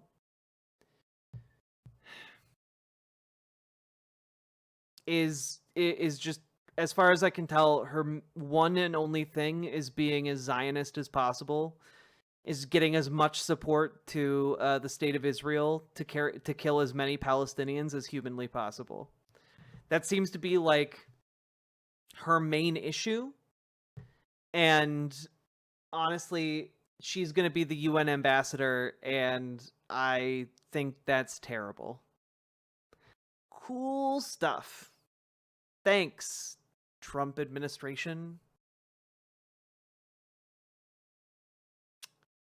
There's nothing really funny to say about that. She's just going to be like a midwife to genocide. And now we have another rapist. Robert F. Kennedy Jr. And if you're wondering why, Jack, why are you saying that Robert F. Kennedy Jr. is a rapist? He literally, like a month or two ago, wrote an apology for raping his his kid's nanny like 10 years ago. Like he admitted to it and said essentially boys will be boys. And again, he did it 10 years. He did the sexual assault 10 years ago, so like he was like a 50-year-old man. So, you know, but again, no one in the Trump administration cares about sex crimes. And frankly, Republican voters don't really seem to care about sex crimes. Or at least they don't believe that they actually happened if a Republican does them. Anyway, yeah, I still remember the skeletons in his closet comment he made over that. Yeah, he's definitely done a lot of sex crimes. But he's being tapped for Health and Human Services Secretary, and I think we all need to be reminded here that, well, here's a back and forth. You have gained notoriety for your skepticism about vaccines. And over the summer in an interview, you said, quote, "There's no vaccine that is, safe and effective." Do you still believe that? I never said that. So stop me. We have the clip. Please play the clip. You've talked about that the media slanders you by calling you an anti-vaxxer. And you've said that you're not anti-vaccine, you're pro-safe vaccine. Difficult question. Can you name any vaccines that you think are good? I think some of the live virus vaccines are probably averting more problems than they're causing. There's no vaccine that is, safe and effective. What I'm saying is that none of the 72 vaccines has ever been tested in a safety study. Okay. Now, I don't know a whole lot about science, but I don't think that he's telling the truth here. None of these vaccines have been tested for their safety or efficacy is like an insane take to have. Especially considering that they've been used for decades at this point. Is his throat okay? He has like some kind of speaking disorder. I don't know what it is. So let me ask you if you think it's wise for people to take these vaccines, because you had this to say on a different podcast about whether people with young babies should be getting them shots. Watch. For many, many years, I think parents were so gaslighted and they were scapegoated and they were vilified and marginalized, so that even parents of kids who were very, very badly injured knew what happened to their kid, but they were just reluctant to talk about it. And I think now those days are over. Our job is to resist and to talk about it to everybody. If you're walking down the street, and I do this now myself, which is, I don't want to I'm not a busybody. I see somebody on a hiking trail carrying a little baby, and I say to them, better not get them vaccinated. And he heard that from me. If he hears it from 10 other people, maybe he won't do it. Maybe he will save that child. Maybe he will save that child. You think preventing vaccines for a child will save that child? Do you still say this to parents today? What I say again is I had 3 vaccines, Casey, when I was a kid, and I was fully compliant. My kids got 72. The current recommendations are, I think, around 77. Yeah, because we've invented more vaccines from when you were a kid, because you were a kid 60 years ago, man. In that amount of time, we've been able to invent all kinds of wonderful vaccinations that keep people and children from getting ill, sometimes keep them from dying. That's pretty incredible. And you are actively advocating for people not to take the miracle, medicine that we've basically been able to develop thanks to the blood, sweat, and tears of scientists. And I have a vaccine record for my child, and there are not 77 There are shots on there. 77 doses. There are 72 doses of 16 vaccines. Oh. Oh, so you're actually talking about 16 vaccines. Because some of the vaccines require multiple doses to get full immunity.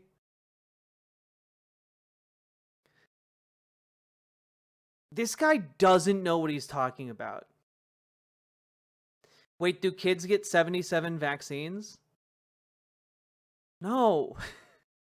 But some diseases you need multiple vaccinations for the vaccine to have full effectiveness. Yeah, like the most doses you ever... I actually will defer to Paladin on this one. The most doses you ever take of a single vaccine is 3. Yeah.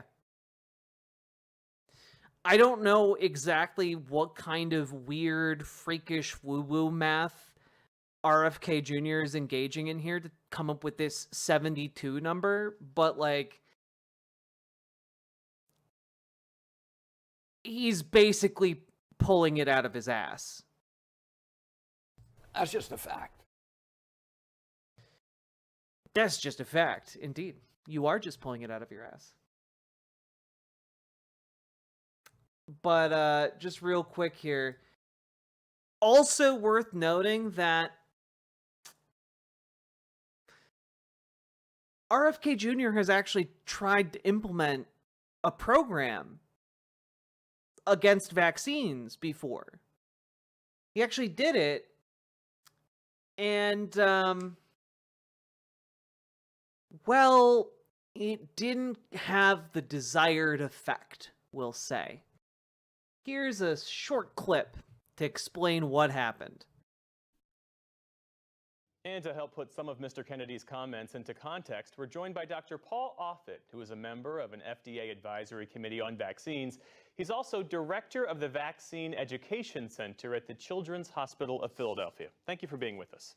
Thank you. So RFK Jr. is widely known as an anti-vaccine activist. He has a much larger platform now as he runs for president. He says that many of his views are misunderstood, they're taken out of context. Help us understand what he's been promoting and what the science tells us about it. Well, he's been promoting false information about vaccines. He's been promoting the notion that vaccines cause autism, which is clearly not true, or cause a variety of other chronic diseases. Yep, there is no evidence that vaccines cause autism at all. Like diabetes or multiple sclerosis or attention deficit disorder, and that's all not true. So what he does is, yes, by this putting is American misinformation Samoa out there, thing. he causes people to make bad decisions that put themselves and their family at risk. You also point to one episode where he spoke out against the measles vaccine. What was the impact of that? In Samoa, there were 2 children that died immediately following receipt of a measles vaccine. And the way it works in Samoa is they have a MMR vaccine in powdered form. It needs to be diluted in water. 2 nurses made a mistake. Instead of diluting it in water, they diluted it in a muscle relaxant. Those children stopped breathing and died immediately. Now, very quickly, within 2 weeks, it was Down with fluoride, ocean wave, nervous sweat, biohazard, vomiting face, biohazard, vomiting face.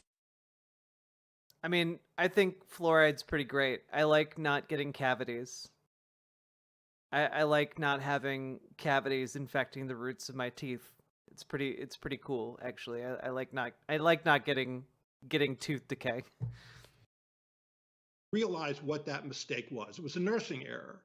But nonetheless, RFK Jr. seized on that. He flooded Facebook with the information that measles vaccine is killing children in Samoa. Yeah, of he course. went to Samoa. He met with anti-vaccine activists. He met with senior officials in Samoa and kept the drumbeat alive that measles vaccine was killing children in Samoa. As a consequence, vaccination rates fell from 70% to 30%. And between September and December of 2019, there was a massive measles epidemic. In this island nation of 200,000 people, there were 57,000 cases of measles and... Then you don't need to drink fluoride? Hey, I've got something to show you.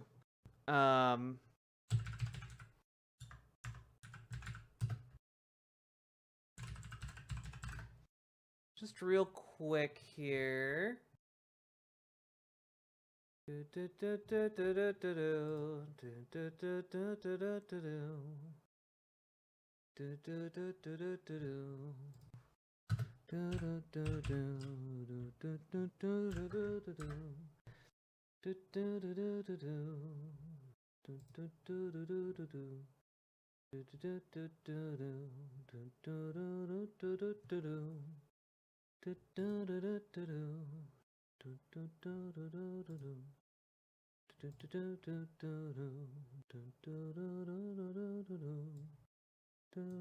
Ah, here we got that.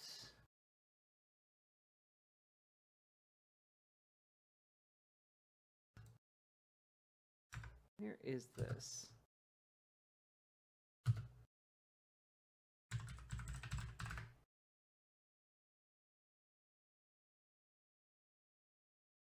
There we go. Where's this?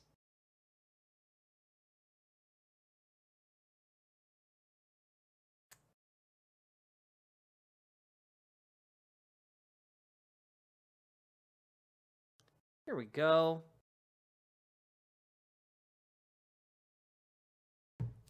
Boop. Boop. What happens in places that remove fluoride from the drinking water? Let's find out. Da, da, da, da, da, da, da, da. Removing fluoride from public drinking water can have its own serious consequences. The Canadian city of Calgary, Alberta, stopped adding fluoride to its water supply in 2011. 7 years later, researchers found children in Calgary were experiencing more tooth decay than in nearby Edmonton, which did not drop the additive. Another study found a 21% increase in dental treatments that required general anesthesia for children under 12. Which, by the way, general anesthesia carries a risk of death. Just, as an FYI. James A. Dickinson, a University of Calgary professor, wrote in an email that it would be easy to assume the widespread use of toothpaste, mouthwashes, and other fluoridated products has made drinking water fluoridation less important. But the studies point towards the opposite conclusion, he said. Fluoridation helps children regardless of whether their parents take care of their mouth hygiene or not. Cora Constantinescu, a pediatric infectious disease specialist, also reported Calgary City Council in 2019 that there had been a 700% increase in children referred to clinic for IV antibiotic treatment for serious dental infections since fluoride was dropped. 2 years later, the City Council voted to add fluoride back into the water system. New equipment is expected to come online in 2025. That's why you add fluoride to the water. Because even if you brush your teeth, it still helps to reduce the level of tooth decay and tooth infection that you contract.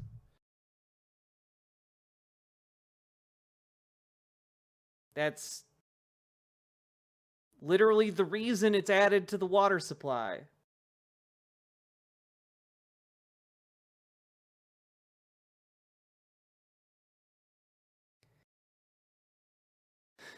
I know you're kidding, Jupiter Quake. No worries. This was directed at WJ Adam.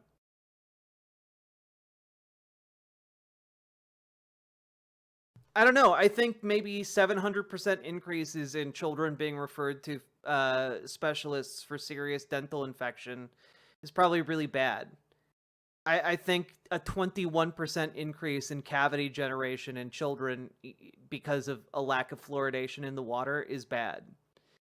And you know what? I'm gonna go out on a limb here and guess that there was probably some level of increase among adults as well. Considering, I'm gonna be honest here, not all of you take as good of care of your teeth as you probably should. All right? I know sometimes things get a little overwhelming, and maybe you forget to brush your teeth. You forget to floss. You know what helps? On those days, it helps to fucking drink some tap water that has fluoride in it.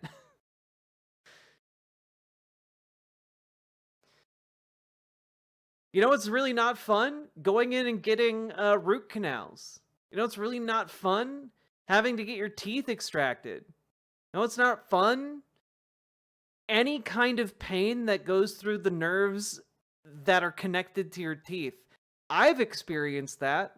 I would much rather no one ever experiences that. Ever. This is going to come off extra, but I'm now more glad I live in Edmonton. Yeah, you know, Edmonton at least has that fluoridated water, you know? It's just like... Also, just... The fact that there was a 21% increase in dental treatments in children that required general anesthesia. There's like a small but persistent chance that if you go under general anesthesia, like you don't wake up. Like it's dangerous. Like it comes with its own risks. That's why they walk you through it anytime you go under general anesthesia. And yeah. Maybe that's why I've never had any cavities before. I'm still young, so I have time, but interesting. Well, yeah, also if you brush your teeth and floss occasionally and drink water, like you'll be good. You know? For the most part, it can take a while. I mean, you'd never know if you're dead anyway. True.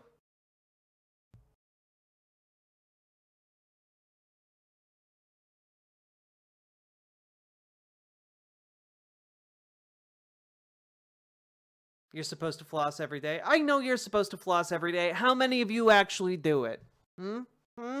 How many of you actually do it?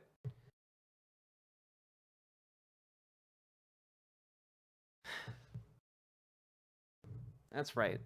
You better floss more. Swear to me. 83 deaths. Most of those deaths were in children less than 4 years of age. Yeah, he literally killed almost 100 children. Robert F. Kennedy Jr., with his anti-vax bullshit, got almost 100 kids killed for no reason, most of whom were under the age of 4 years old.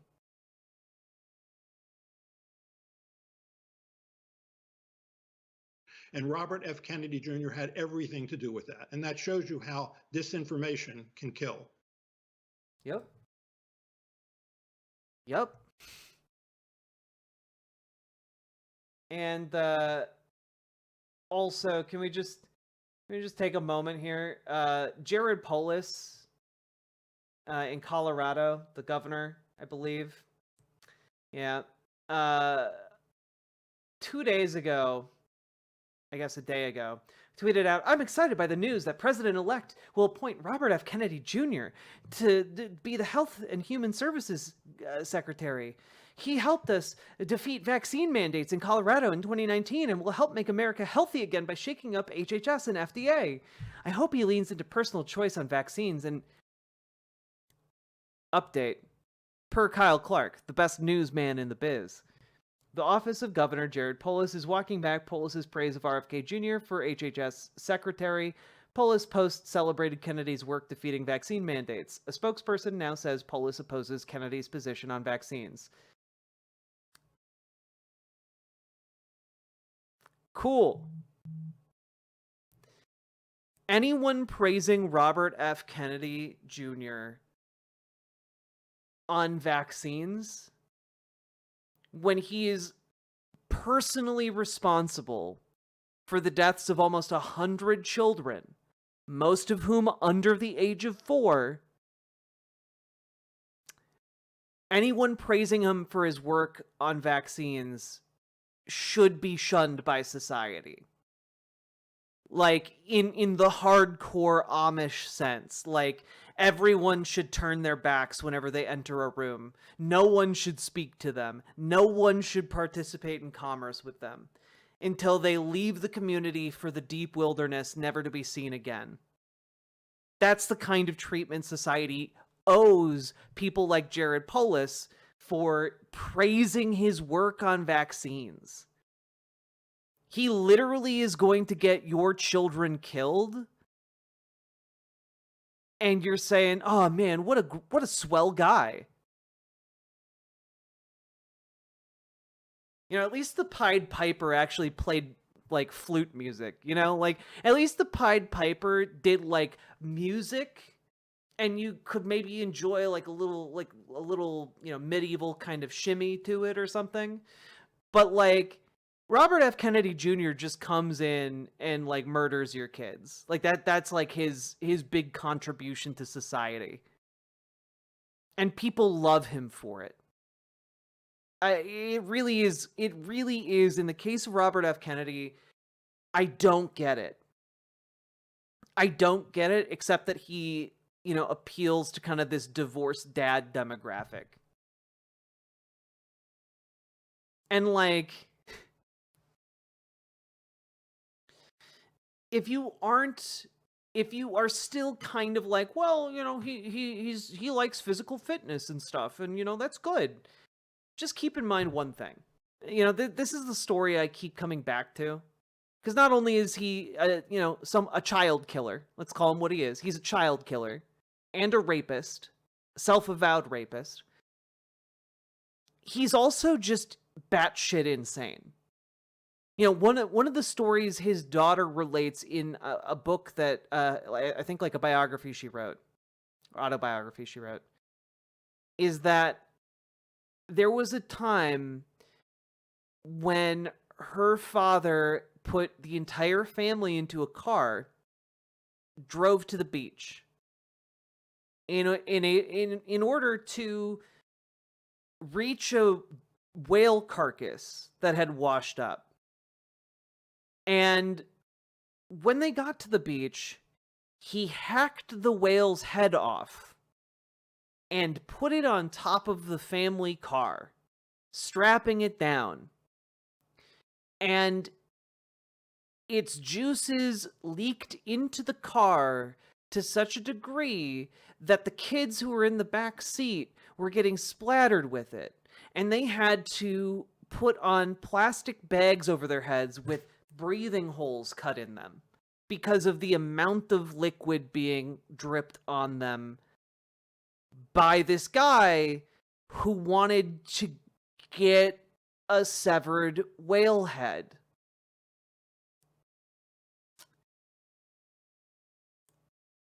He shouldn't be in charge of anything. He's a child killer, clearly insane, and a rapist.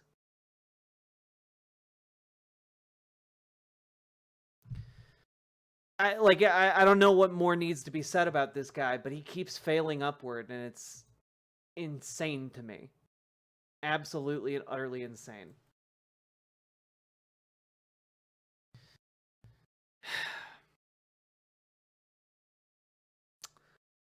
Moving on. We have Doug Burgum for Interior Secretary, and I'm not going to lie. Maybe this is one of the less bad picks. Doug Burgum was the governor of North Carolina, or not North Carolina, North Dakota. He's basically a gigantic fossil fuel shill. That's his main thing. And I think that would basically be his role as Interior Secretary, basically just drill baby drill. Like that's kind of his main thing. And honestly, like, if that's all the damage that is being done under Doug Burgum, that's probably a best case scenario, frankly.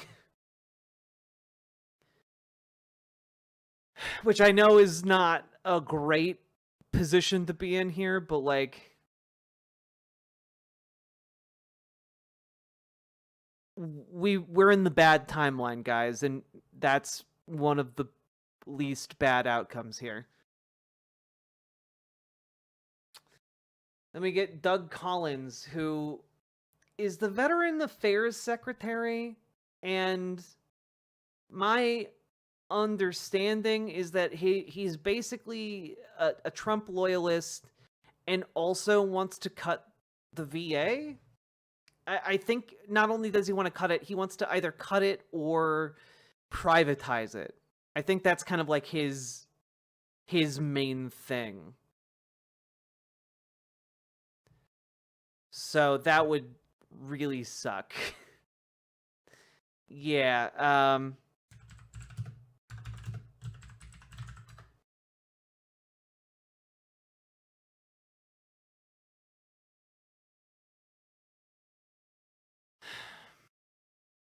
let's see here. Just gonna double check if there was any other weird thing about him.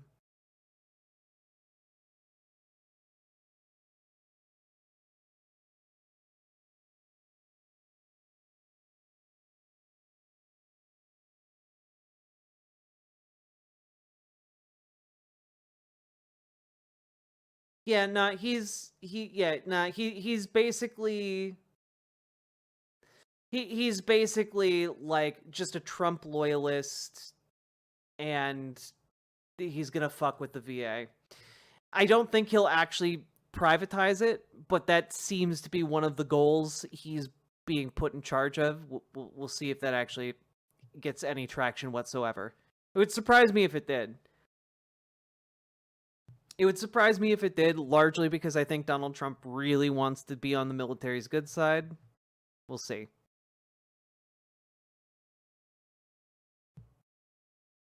And we do have JD Vance. You guys are all familiar with him.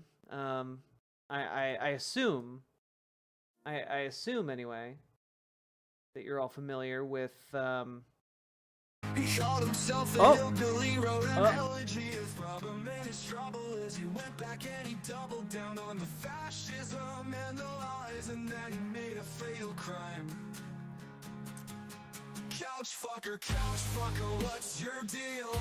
JD Vance is cut by Peter Thiel. Anyway, sorry, I blacked out for a minute. Then we have Susan Wiles as chief of staff, and I think I've talked about her a little bit here, which is that as far as like someone who's like just incredibly outwardly evil, Susan Wiles is just kind of one of those like quietly evil people, you know, providing support structure and like functionality to the Trump campaign. And that's kind of where she's at. Like, she's not really that impressive outside of her cockroach-like ability to survive Donald Trump's wrath. She's merely in her position by virtue of being the only person who has consistently survived Donald Trump's purges of his loyalists. So that's kind of where she's at. And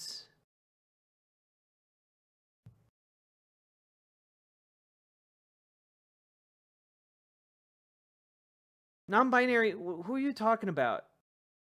Are you talking about Doug Burgum? Because, yeah, I'm aware Doug Burgum is a terrible choice. They're all terrible choices. We're in the bad fucking timeline.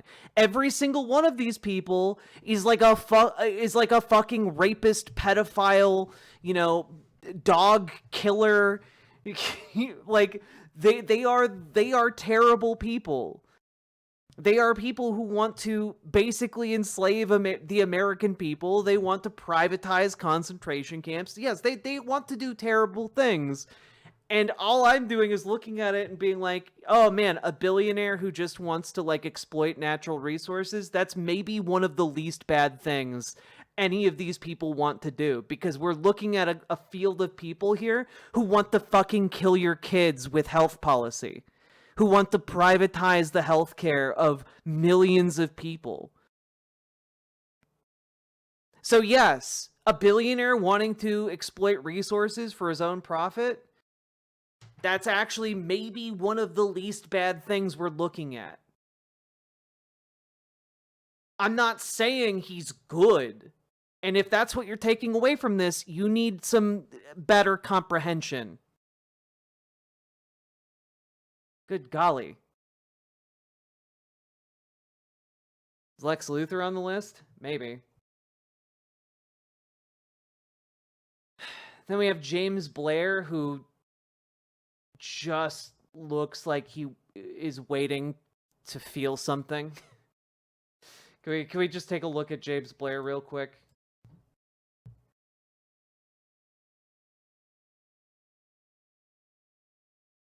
Do we have a good picture of James Blair?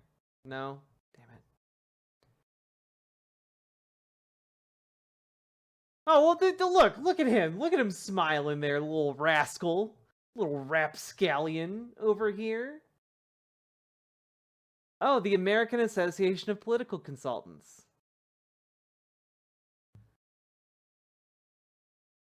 Cool. Thanks. Awesome. Yeah, it's really surprising that I'm not a fan of the cabinet picks.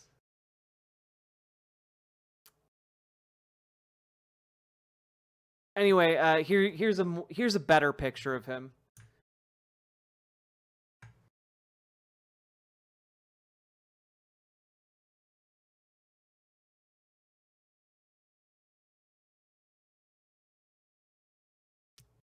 He looks like somebody gave Slender Man a face.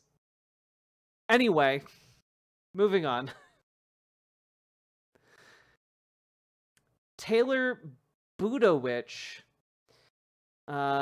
Deputy Chief of Staff. Not really familiar with this guy. Except apparently here, he ran a pro-Trump super PAC called MAGA Incorporated. Again, I cannot stress enough here how these people are basically just who filleted Trump the most, who really got down on their knees and like sold their commitment to him, you know? That's really kind of where we're at here, because he's just pulling people who ran like super PACs, who gave him the most money, you know. That's really what's going on here, you know? And the other thing is just who's the most loyal. And Stephen Miller is another one of those, much like Susie Wiles, who's just outlived everyone on the campaign. Plus, Stephen Miller is just evil. Stephen Miller is basically American Goebbels. Like, he is one of the most evil people in the Trump administration. His entire thing is deporting every like non-white person in America.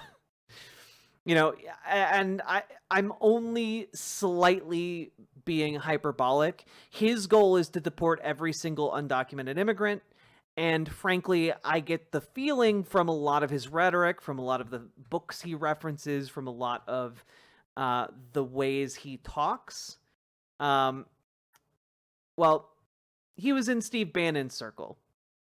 And one of Steve Bannon's books, favorite books, is called Camp of the Saints. And if you're not really familiar with Camp of the Saints, it's basically a book about how all of the scary brown people are going to come and destroy Western civilization. And that's basically what Stephen Miller believes writ large. And his goal is to protect white people from the encroaching black and brown hordes that he views as inherently detrimental to Western civilization. That's basically his entire politics in a nutshell. Okay. How long until the average American notices that almost everyone in power is a psychopathic? Honestly, the average American notices remarkably little about politics. It would take some colossally huge scandals. It would take some like upsets in like the supermarket prices. Honestly, if I'm being completely honest with you, it's going to take like Donald Trump passing that 20% across the board tariff and everyone suddenly seeing the prices of everything skyrocket. Is there an emergency exit plan? Not really. The best that I have to offer folks is we're organizing in our community to try and get trans folks and people who are at risk of being targeted by the Trump administration into blue states that have more codified protections. We have several resources dedicated to that, to mobilizing you guys and getting you guys out there. I can go through them just real quick. Renee Hill, thank you for the $20 super chat. I really appreciate that. Let me pull this up real quick.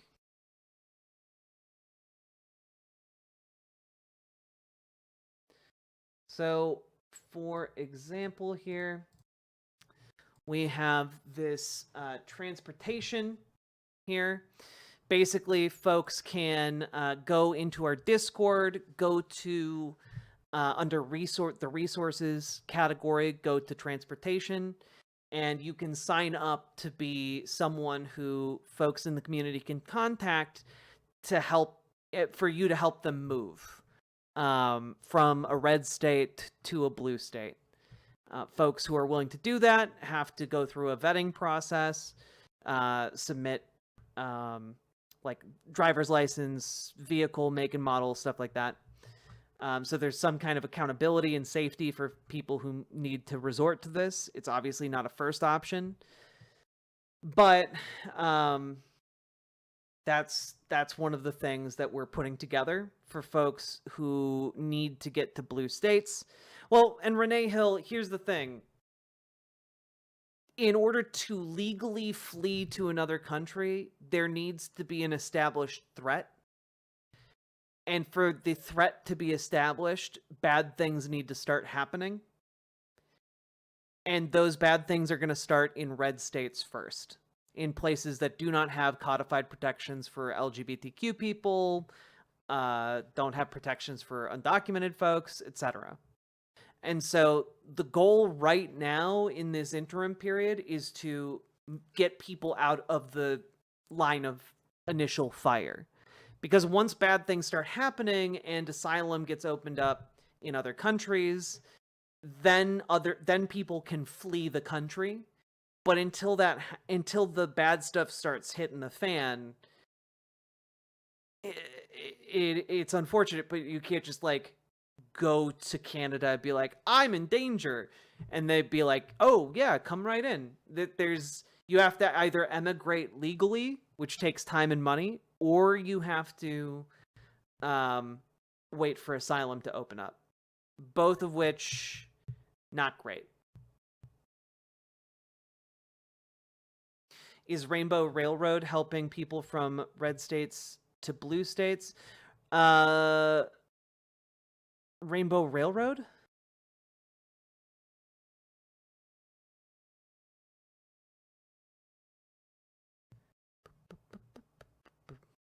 Let me take a look real quick.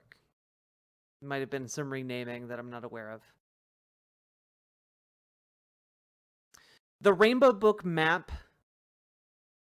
Oh, Rainbow Railroad is international. I don't know what Rainbow Railroad is. I'm not privy to those details, sorry.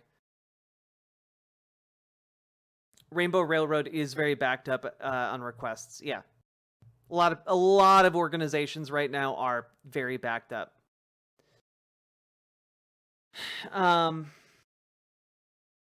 Yeah, now would be the time to get passports.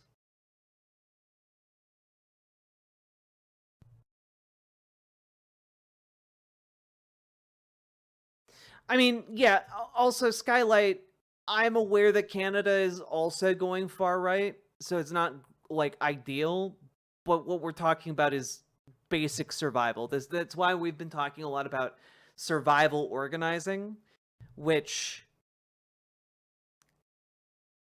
is not like beggars can't be choosers. We're kind of in a desperate situation, and if it gets bad enough that asylum is opened up, you got to get to safety first before you can get to those next order things like, oh man, the political situation is going to be bad in like 3 years here. And yes, Canada has taken a lot of queer folks from Uganda and Kenya But again, it has to get to the level that it is bad in those countries in America before asylum gets opened up in other countries. Does that make sense? So, yeah, basically, right now, the only thing we can be focused on is mitigating, basically the harm we know is coming down the pipeline in red states, and rely on the protections in blue states, where they're codified, to protect folks, at least for enough amount of time to then get out of the country once things start getting really bad. But we have that transportation sign up. We also have a sign up for mutual aid skills, where folks can sign up and share their skill set, make that skill set available to other people in the community, whether it's carpentry or sewing or whatever. Okay. Additionally, we also have a project called Lavender Pages, which is essentially a community resource that is put together by you guys, where folks suggest new locations in safe blue states that have these codified protections to basically build up like a small map of places that are queer friendly, that are safe neighborhoods, safe physicians, mental health clinics, cheap housing, personal defense stuff, etc. And folks have been contributing to that, which is great. Helps to kind of have an idea of just some places you can look at. Where do you sign up? What do you mean, where do you sign up? If you want to be involved, you just join the Discord, riverboat.gg/discord. And under Community Lavender Book, you can go into any of those areas. The pinned documents are all things you can edit. And may I selfishly suggest adding laser hair removal to suggested bullet points? Sure. We do have hair and nails, but we can also add there we go.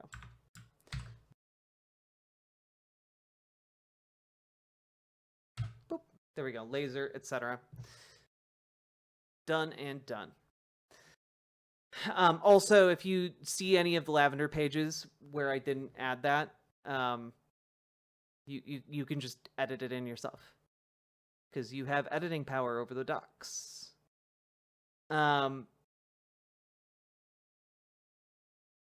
So, yeah, if you want to contribute to any of these documents, you just go to the resources category of the Discord, and you can find any of the relevant documents pinned in those channels. And then below that is the Community Lavender Pages. I need to rename that. Lavender Pages. There we go. Community Lavender Pages, where you can fill out information about your local area that you know about. There you go. If I'm not in any of the areas listed but can travel pretty far to help move, where should I sign up?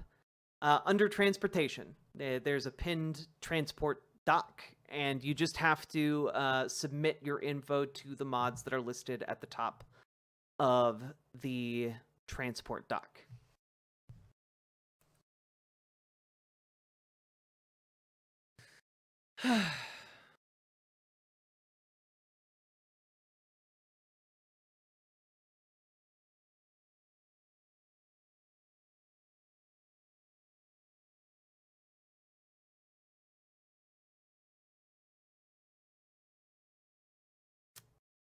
Okay. Moving right along. Got a little bit sidetracked, but that's a-okay, isn't it? We've actually been going for over 4 hours. If you've been enjoying the show, just real quick, we're going to plug. Hit the follow button on Twitch, hit the subscribe button on YouTube, like the goddamn YouTube stream, and consider dropping those subs and donos. Because this show is brought to you by viewers like you. I literally couldn't make this show happen without you guys. So please consider dropping those subs and donos. And yeah, thanks for being here, watching, and keeping things moving along. I really appreciate it. I know it's been hard. Yeah. Would you be fine with mods having power only over those forums, as in not open to anyone to edit? I mean, I've thought about it, but I think it makes it a lot easier for other people to put in info. Like that's kind of my thing. Like, it's a big project, and it's hard to put it on the mods and the mod team to also like organize that, because the entire premise of this is that we want to collect and collate all of that data. And given that I'm the administrator, if there is a bad actor that gets in, I can undo changes to the document, just revert it. We do have mods that are collating, that are periodically saving and backing up the data. So that's basically what we're doing. We're having backups being made. We're having the information being saved in case something goes horribly wrong and people, some asshole breaks it.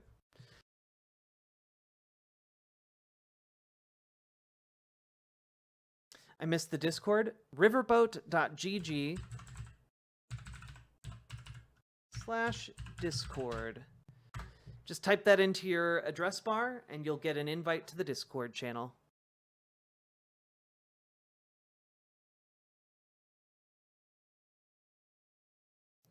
Wooga!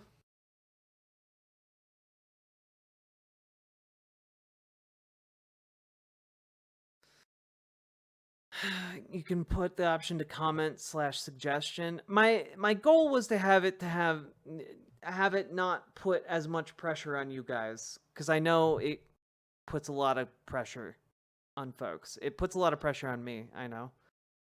I'm so tired.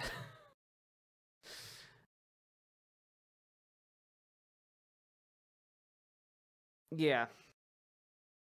The backups, courtesy of Sam and Moose. Thank you so much. Help a lot. And with that,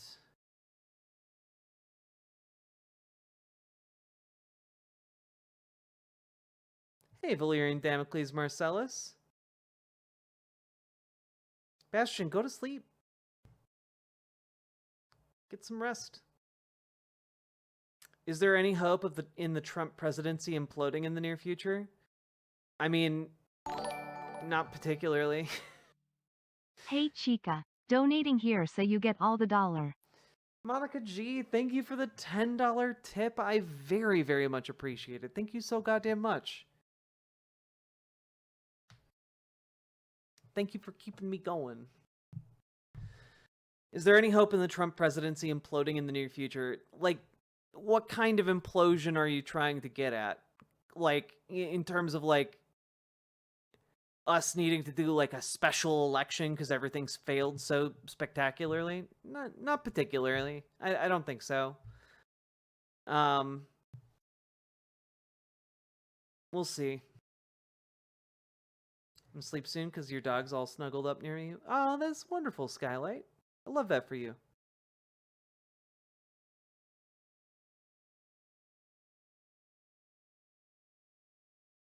Yeah, trans girl Jade, I think all us trans folk should probably have a backup plan of some kind.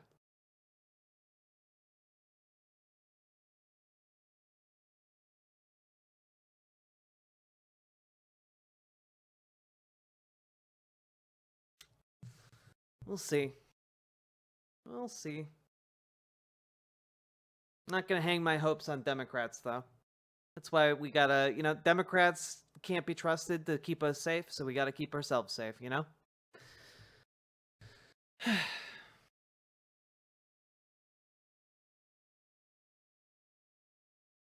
I'm literally leaving my home state over this BS. I'm sorry, Gamer G. If it's any consolation, Minneapolis is really nice.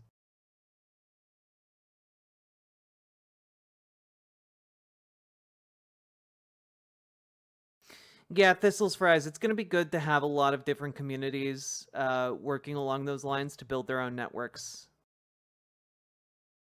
Yeah.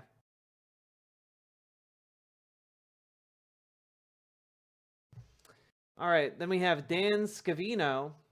Again, one of the folks who has stood by Trump like the longest. He's a deeply weird-looking man. Again, just the tall foreheads. I don't know where Trump finds all these cone-headed motherfuckers, but like, it is very funny. Then we have Thomas Homan, who's basically a lifelong border agent, ICE guy. He's a nasty piece of work. Maybe the one saving grace about him is that while he is a nasty piece of work, he does at the very least understand that you can't just round up every Hispanic looking person and deport them. Like there are logistical constraints that make that impossible, and that he does not have the money to actually do that. And there's no real governmental will to actually do that. So that's decent.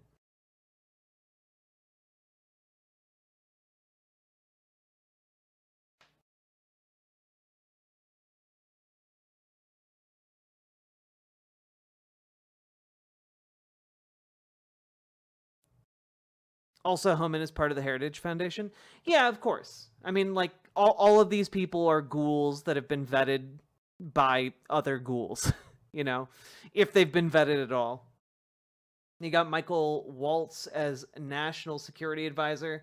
And again, this guy is one of those folks who's basically... You have gained notoriety for your skepticism about vaccines. And over the summer... Why? Twitter is such a dog shit website. Okay. But you have Michael Waltz, right? And essentially he is an incredibly hawkish individual. He wants to go to war with China. He wants to go to war with Iran. He is not good. But maybe his one saving grace is essentially... Can I pull it up? Can I pull it up? Where you at? Yeah, here he is. That he's very funny to look at. He's like a little mini-me of a man. Just got really tiny arms, little dinosaur arms.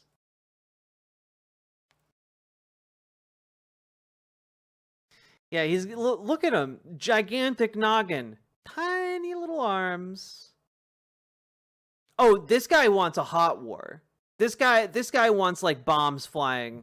He wants to like level Iran. And you know, it's not just the one picture. Just gigantic noggin on this guy. And he always has a very unpleasant look on his face. You know, he's one of those guys where he simultaneously is like a ride or die Trump guy and thinks that Donald Trump can do no wrong, but also that Joe Biden pulling out of Afghanistan, despite the fact that that was something initiated by Donald Trump, was like the worst thing to ever happen in the history of America. So, you know, he's pretty delusional in his takes, and he's going to be the National Security Advisor. So that's cool, I guess. And now we have Bill McGinley, who is the White House counsel and is basically going to be doing the most thankless Serious task. question. Why do you think so many women voted Trump? I mean, frankly, I think white women be crazy. As a white woman, we're not sending our best. It's ignorance. A lot of it is shaped by who the men in their lives are voting for. They tend, if it comes to abortion, they tend to carve out exceptions, i.e., you know, it's not okay if anyone else has an abortion, but it's okay if I had an abortion, or it's okay if my mom had an abortion, because those were extenuating circumstances. But, you know, all those other women are just sluts who need to close their legs. You know, it's that kind of thinking. Also, women are in the workforce. They're also part of the working class, and they are also susceptible to the same kind of like flim-flam economic arguments that Donald Trump offered and the non-arguments that Kamala Harris offered on the economic front. So like there are a number of reasons there that kind of compound on one another. But yeah. That's one of the reasons. But we have Bill McGinley here, who's basically just a pro-Trump lawyer, and that's his one and only qualification. He's going to be doing the thankless task of having to be the White House counsel, and is probably going to get fired relatively soon if there's any kind of legal trouble heading Trump's way, which there absolutely is. Reports that women believed him he wasn't going to do a national abortion ban? Yeah. I mean, maybe.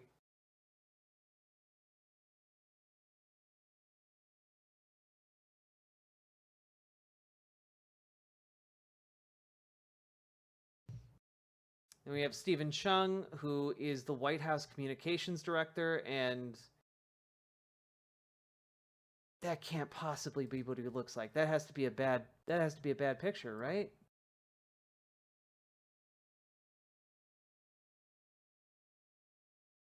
Oh my god.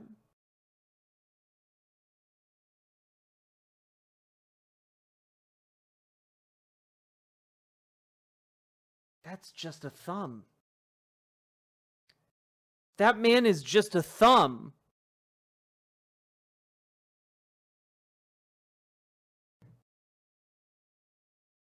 Oh my god.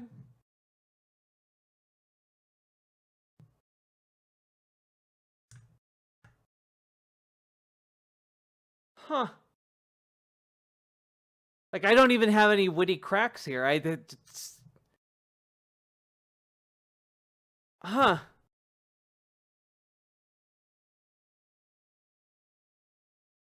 No, you know, I know some like Asian dudes that have a few pounds on them, okay?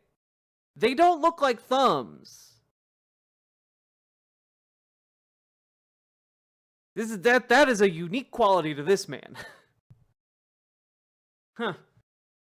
All right. Anyway, that's Trump's communications director for the White House.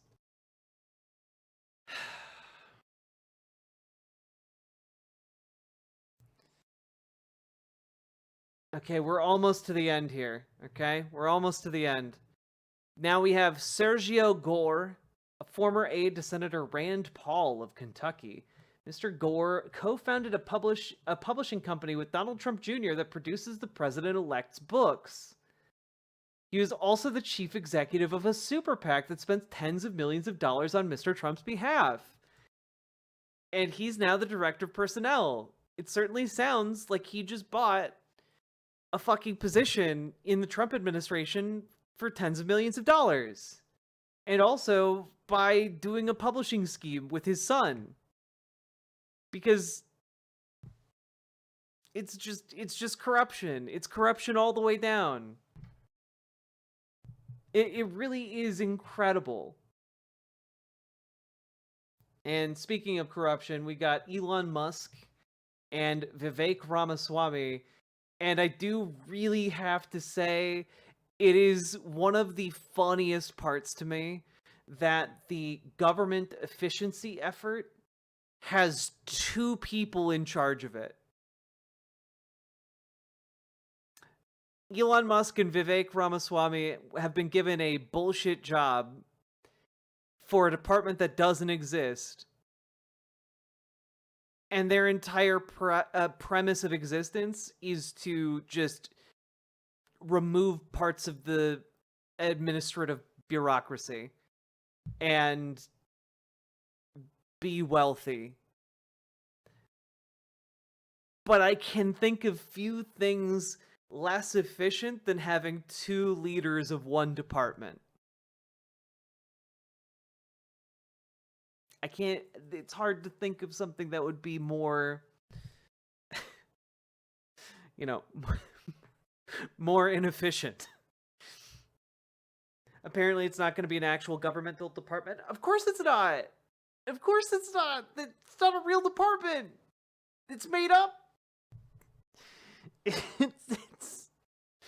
It's like when like a 10-year-old wants to do a job and you're like, okay, sport, you're assistant to the undersecretary of labor, and then like you put a little baseball cap on him and you're like, okay, now go run 10 laps around the yard, and then you type on your computer for 15 minutes that bought you. That's essentially what they're doing. Yeah, the kids table at Thanksgiving, exactly. It's an unplugged video game controller, exactly. Except, you know what? I think the 5-year-olds are getting smarter. I think the kids are learning faster and faster that the controller is unplugged.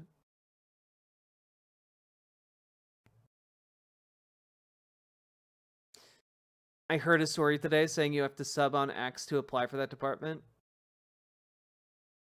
Man, Twitter's dying. Blue Sky's where it's at now. Also, Blue Sky's great because it doesn't have an algorithm that shows you something that's going to make you violently angry every 30 seconds. So that's a massive plus. All right, now we have Howard Lutnick. And basically, he's a CEO. He's there to make money. Longtime registered Democrat, he said the party moved away from his interests and that he is now a Republican. Donated $1 million to Mr. Trump's inauguration in 2017 and appeared on an episode of The Apprentice while Mr. Trump was the show's host. He has no known experience in the federal government. Man, it's great that this guy whose only qualification is that he was on an episode of The Apprentice and is wealthy is overseeing a governmental transition. Only the best people, folks. Only the best people. And then we have Linda McMahon. That's right. The other co-chair of the transition effort is the wife of Vince McMahon. Yep. The WWE wife is coming in to transition Donald Trump into office. Because, of course, everything's fucked. Why not? Why not? Why not just have Vince McMahon introduce every single interview he does from now on? She's super anti-union too? Of course she is! All these people are! They'd rather shoot union leaders than give them an ounce of time or money. What position will Hulk Hogan have? Genuinely, that's not off the table. And, you know, I saw someone on social media the other day just kind of like, are the collapse of all empires this dumb? Because I wasn't really prepared for how dumb this was going to be. And the answer to that is yes. Empires collapse under like a weight of ineptitude and idiocy. Like, for real. Caligula had a horse named a senator in the government, and then made that horse a high priest in the religion of the government. Or the state religion. The decline of empire gets really fucking stupid, guys. And I hesitate to say this.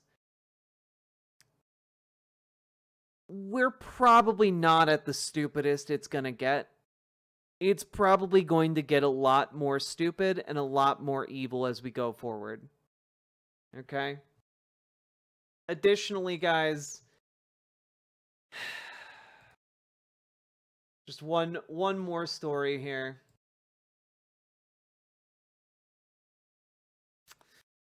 Trump to name campaign spokeswoman Caroline Leavitt as White House press secretary. Now you might be like, wait a minute. Who is this? She looks really familiar. Where have we seen her before? I wonder. Where could we have seen her before?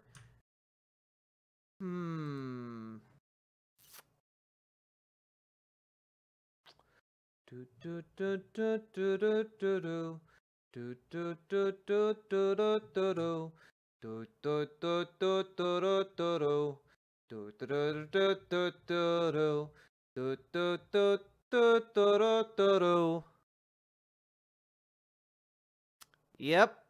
She's in the Project 2025 videos from the Heritage Foundation. And also, just as the tiny little stupid cherry on top of this fucked up Sunday, Trump official criticized the media for talking about Project 2025, which has nothing to do with our campaign. And she worked on Project 2025. That Trump campaign official, wouldn't you know it? This lady, who's now his press secretary. Anyway, if you want to educate people on what Project 2025 is and what it means, here you go. Here's an entire playlist of us going through all 14 hours of the leaked training videos of Project 2025. I did that for you guys. And I really wish they weren't relevant right now. I was really bemoaning that, oh man, we put an awful lot of work into making these videos. But you know what? Hopefully we'll never need them. And then, oh no. Well, there you go. You're the best. I try really hard. Now my work wasn't wasted. I really wish it was, though. Be really nice.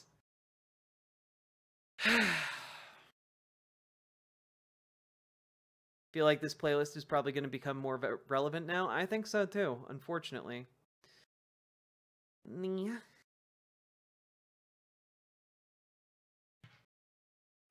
So that is, as far as I know, every single announced appointment that Donald Trump has put together. And that's where we're at. Things are going to get a lot worse. And I hope that the worst elements of this are rendered inert by incompetence. But in the meantime, we are organizing over on the Discord, and I encourage people to go participate in that, because that organization is only as useful and only as helpful as the people who participate in it. So if you are at all able to contribute your knowledge, your skills, or your ability to transport folks, or money, there's also a channel for mutual aid, like funding to be posted. Consider heading on over there. Again, riverboat.gg/discord. And if you need help navigating once you get there, just @mods. And someone will be along to help you shortly.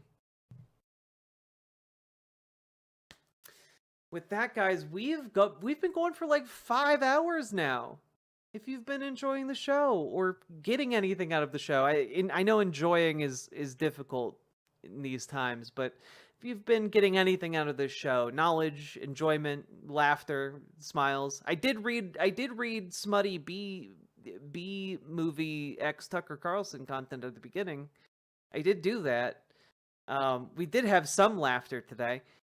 Consider hitting the follow button on Twitch, the subscribe button on YouTube, like the YouTube stream, and please consider dropping those subs and donos, because this show is only possible because of viewers like you. You guys are the ones who make it work. Is there a VOD of the smut I need to show my roomie? There is indeed. It's at the beginning of stream. You know, maybe I should read it again. Maybe I should read it again, because then you guys don't have to search through the VOD, huh? Maybe I'll do it just for you guys, okay? Just for you, the people.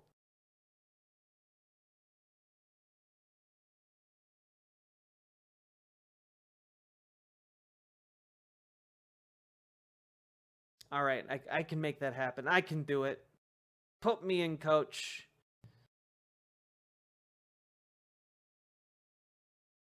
Whew.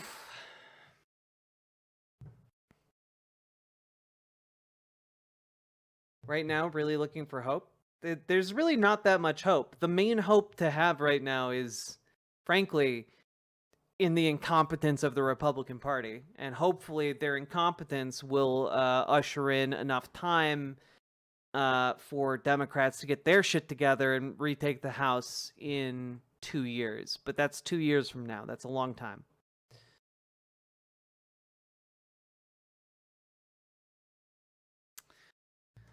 Okay. And the other hope that we can derive is honestly from each other, which is why I keep directing people to the community. Also, hit the like button on the stream, you scallywags. There are less than 100 likes. I am agog and aghast. I know it's Friday. I know, but good golly. Gotta step up your game, chat. All right.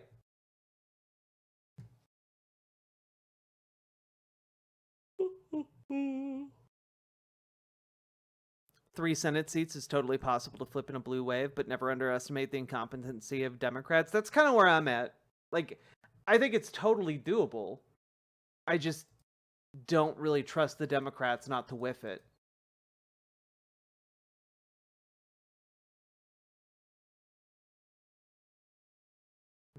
Okay.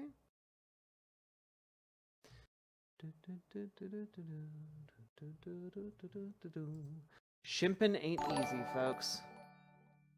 It's me, Airbnb. I may have been subbed for a while without realizing it and regret nothing. Why? A cranoplan. A cranoplan. It's me, Airbnb portion. Thank you for the $50 dono. The chronoplans. We need more massive ground effect vehicles. That's what we need. They would fix everything. World peace would be ushered in overnight. Did you write the fanfic? I did indeed write the fanfic, God Sinner, and I will read it to you shortly. Is it long enough for them to not bleen each other or stop arguing amongst each other for losing this election? Probably not. All right.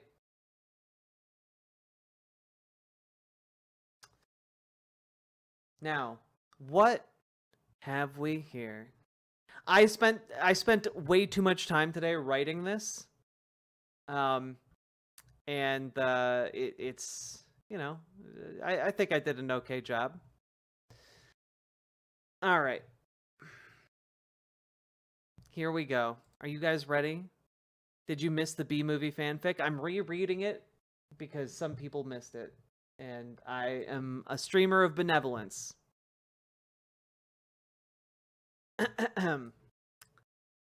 Oh, sweet bit of honey. That's the name of it. According to all known laws of aviation, there is no way a bee should be able to fly. Its wings are too small to get its fat little body off the ground.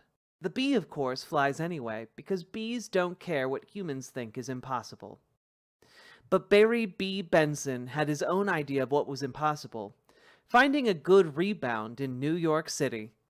When you're a world-famous bee, you attract all kinds of weirdos, plus all of the usual rebound garbage. Ever since Vanessa had dumped him for a big city cockroach, Barry had been devastated. He locked himself up in the hive, weeping, pretending to be fine, and trying terrible stand-up comedy at the weekly open mic night at the Honey Hole. But now, the day after realizing his jokes had curdled like dumpster milk, Barry was ready to discover himself. and maybe love again. He was, after all, a middle-aged bee of 5 weeks in age. It had been a lifetime ago that he had gone on an adventure into the true unknown outside the hive, his youth a blur of danger that had now begun to fade. So Barry resolved to venture out into the true wilderness, the realm of darkness, rending claws, and voracious appetites. Blair Mountain State Park. The danger and excitement were just the thing to get the hemolymph, that's bee blood to all you non-bees, pumping again and restore his injured masculinity. As he sat in train and cab to get out of the city, his thoughts drifted to Vanessa. Where had it all gone wrong? First, it was the fighting over dishes and chores. It wasn't his fault that he lacked the size to close cabinets or wash her dishes or cook her meals. That was squarely on whatever cruel god had brought them together. Barry snorted derisively. No, that couldn't have been it. After all, she had left with that homewrecker, Pistachio the cockroach. Barry finally understood why there was a cock in front of the roach. It was, Barry concluded, that he was simply not enough at the end of the day. All he had was a heart full of love and a kink for colossal size differences. Was that so wrong? He tipped the cab driver handsomely with his bee-sized money and stepped out to the rest stop that heralded the beginning of his journey. Barry then hefted his yak pack and all his hermetically sealed honey containers and felt a bit of relief that none had leaked on the journey, since leaking honey can sometimes lead to bears in the wild. He slicked back his bee fuzz and said to no one in particular, "Well, here we go." And with that, he buzzed off and soon found himself engulfed by the darkness of hanging boughs. Tucker Carlson was having a bad day.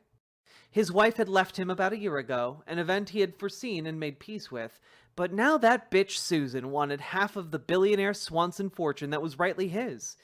He'd been screaming at lawyers all day, frantic to keep what was his by divine economic right, and it was only now, by midday, that he had the chance to find any amount of relief. A tea sweetened with the finest honey in all the lands, bee-approved honey from New York City. He guzzled it greedily, letting the thick, cooling liquid quench the burning desire of his throat. In that moment of ecstatic bliss, his personal phone let out its distinctive shriek, and it was his doctor. Your testosterone levels are dangerously low, Tucker. We're gonna need to put you on some medication. Now don't worry, many men your age begin this kind of testosterone therapy, and it can help you feel much better. No thanks, Doc. I have an even better solution. It's time to get back to my primal roots. All the better to help me fight off the next demon attack, replied Tucker, smugly. Tucker, what the fuck are you talking? Was all the good doctor could get out before the phone was suddenly silenced by Tucker's hand. Tucker flung on his blue silk robe and made his way to his car. As he strode the halls of his now empty home, he unrolled an image of Will Blunderfield, his sexual kung fu instructor. Maybe it was time to just nut up and take the advice he'd been given. As he had graduated with a black belt in sexual kung fu, Will had placed a hand on his shoulder and whispered in his ear, "If you ever find yourself lost, go out to the wilderness, spread yourself in all ways to the universe, and surely happiness will find you and your manhood be restored." He had thought that odd at the time.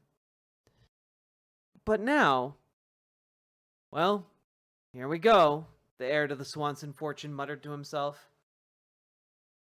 Barry was hovering through the trees and shrubbery at a languid pace.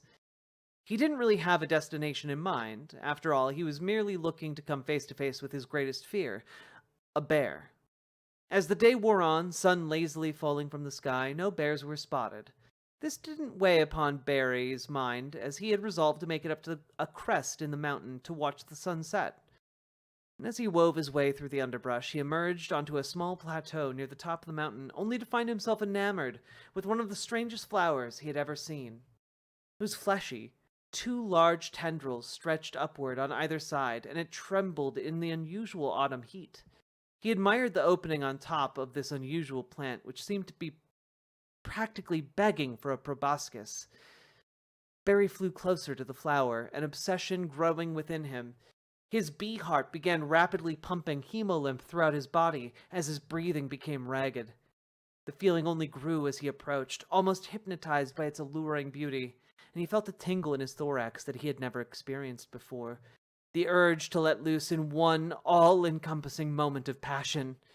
Below the lips of this flower's opening, a saggy cleft looked almost like a second home, one he could maybe, at long last, find some semblance of solace from a harsh and uncaring world.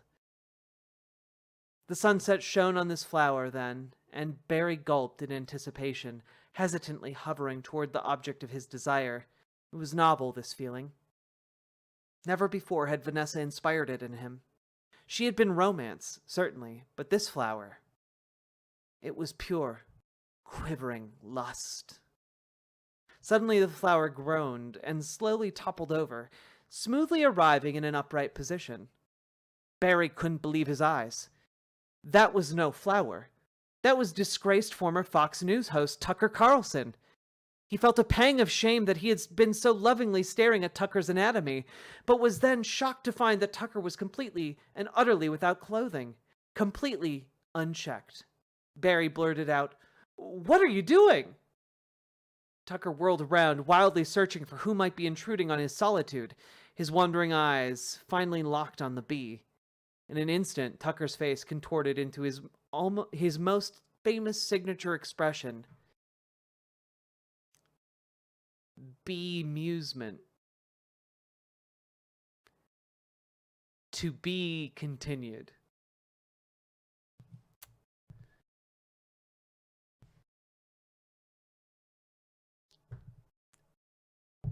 That's part one.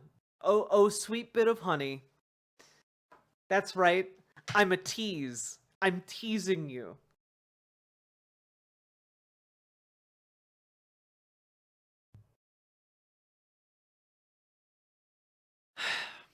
Thank you. Thank you, chat. Thank you.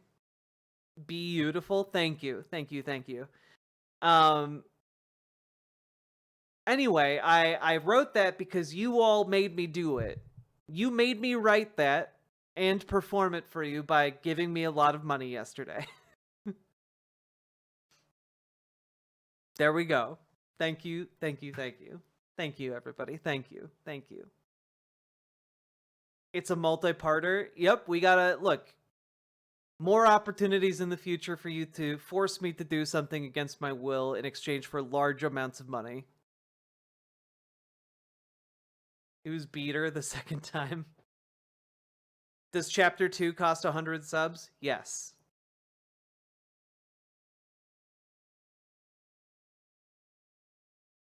What made you feel drawn to this as a plan B? Oh, this wasn't plan B. Writing bug erotica was not plan B. Writing bug erotica was if everything in my life just fails and I have no job, no prospects, no nothing, this is my fallback.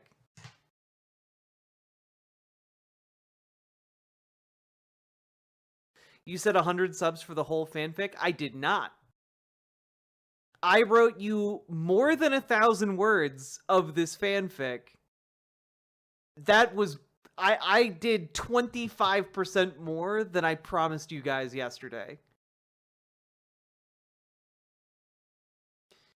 But it was a plan B. Get to typing? Nah. You want me to type more? You gotta pay up. Wait, you wrote this? I did. Because chat got obsessed with the B movie yesterday, and I had never seen it. So I stayed up late yesterday and watched the entire B movie after stream until 4 o'clock in the morning, and then I spent my day writing a B pornography. That's what I did. That's what I did for you guys. I'd never seen it before, and I'm still very angry at a lot of the unanswered questions of B-Movie.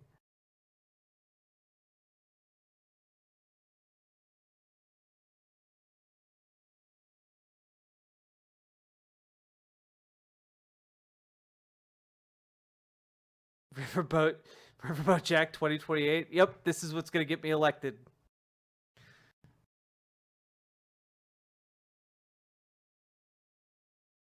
Are you gonna write a B sex scene? Yeah. But to be clear, not just like a bee. It's Barry B. Benson, who is very clearly established to be humanoid in intelligence, as there is an entire second act of the movie that establishes the civil rights of bees in human society in this world in which Tucker Carlson is another figure.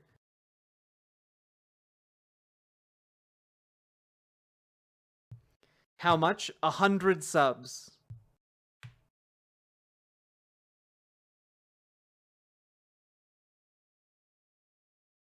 I thought you said be human sex was literally impossible. I do still hold to that, but you guys wanted it, and I'm gonna give you guys what you want. There's a B movie fan movie? No.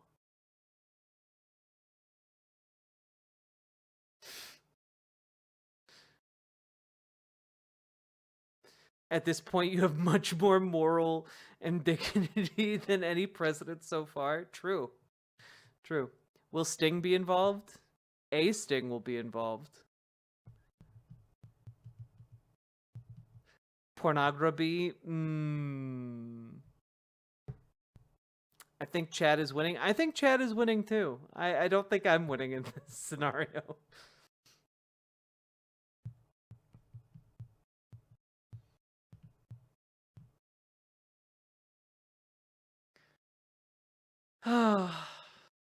B movie was actually pretty popular when it came out. Made twice its budget back. I'm surprised it didn't get a sequel. I'm really glad it didn't. How much to add Tucker Mpreg? I think if you want to start adding very specific kinks, we're talking like an additional 100 subs.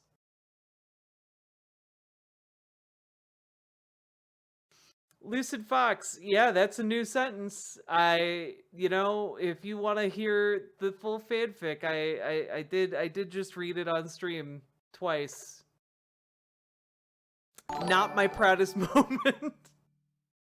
I must know your pseudonym, in case you continue the erotic fanfic career. I don't know that I can I claim a pseudonym if I just read it to you guys underneath my real and my screen name?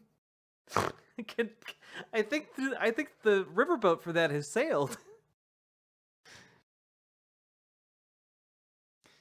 If you add Tucker Mpreg, I will do fan art of Tucker and Betty's babies. You say that like that's a selling point. I don't want to see that. I don't want anything to do with that. What about the Nick Cage The Bees crossover? I could be persuaded to do that for 50 subs.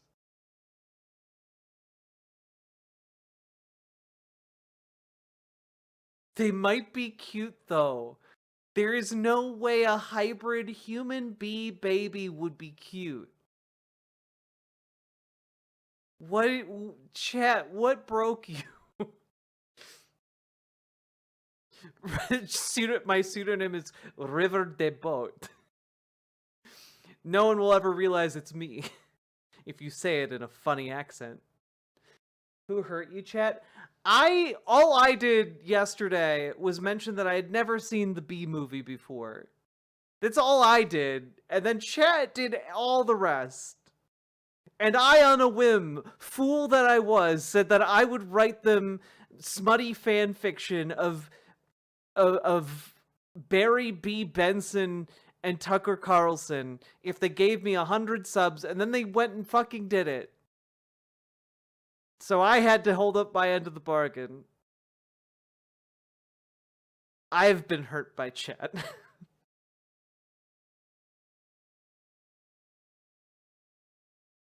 You all memed so close to the sun. The statue of Riverbee. Anyway, I'll be here all week. Human bee BB? Don't like that. Don't like that.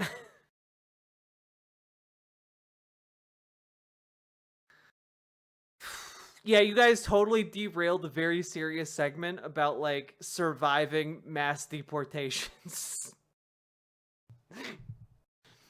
But hey, I have to give the people what they want, and apparently the people want B-movie smut. Who would have thought? Maybe they could adopt. I'm glad you guys are putting a lot of thought into how Tucker Carlson and a bee would have children.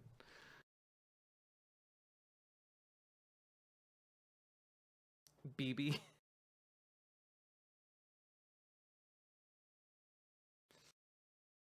Oh, God.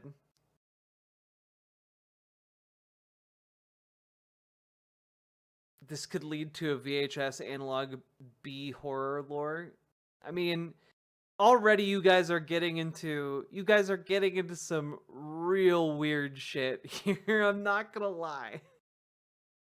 I'm not gonna lie.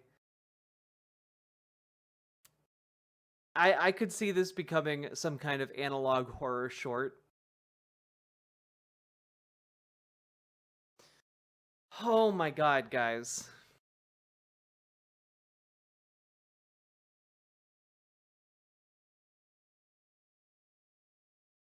You'll never be able to leave this behind you at this point. I might not be an IT furry, but I'm irresponsible with my money. Fair. Fair.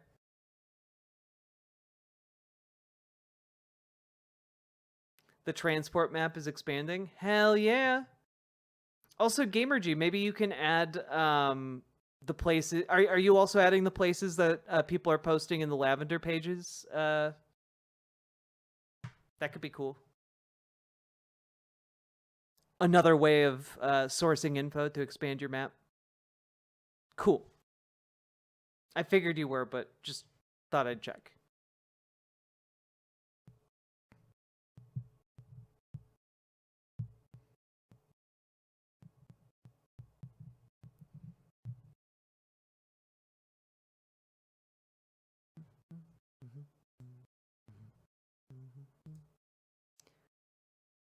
Oh my god. Yawn, yawn, yawn. Damn, that is one nice looking map.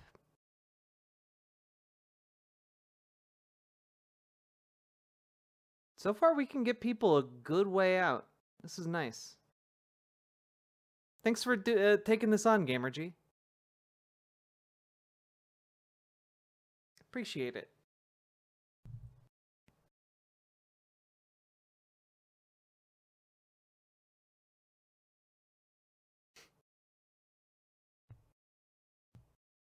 Hello, Chaotic Kitten.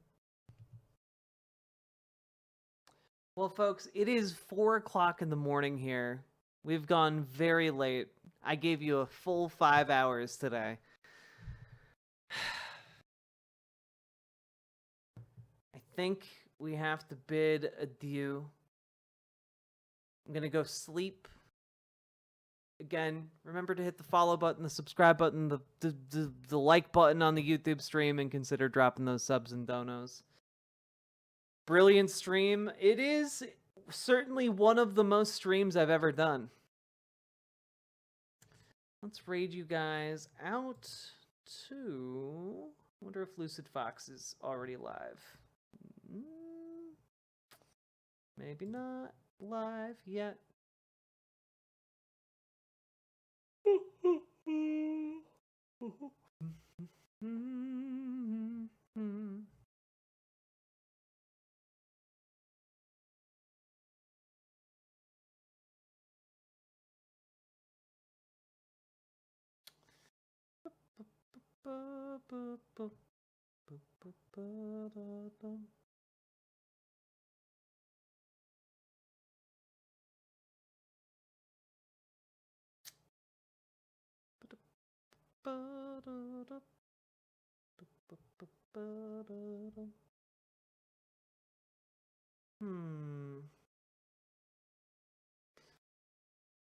Thanks again. Oh, you're very welcome, Thistles for Eyes. I'm glad I can do something to help.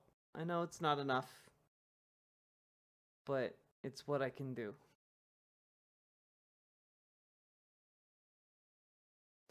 Man, so many people I do not know.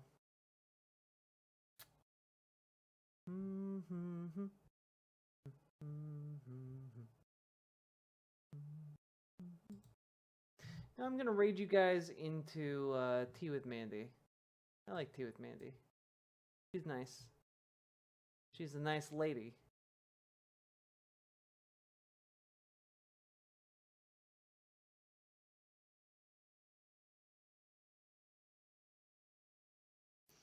I should have gotten to bed over 5 hours ago. Same!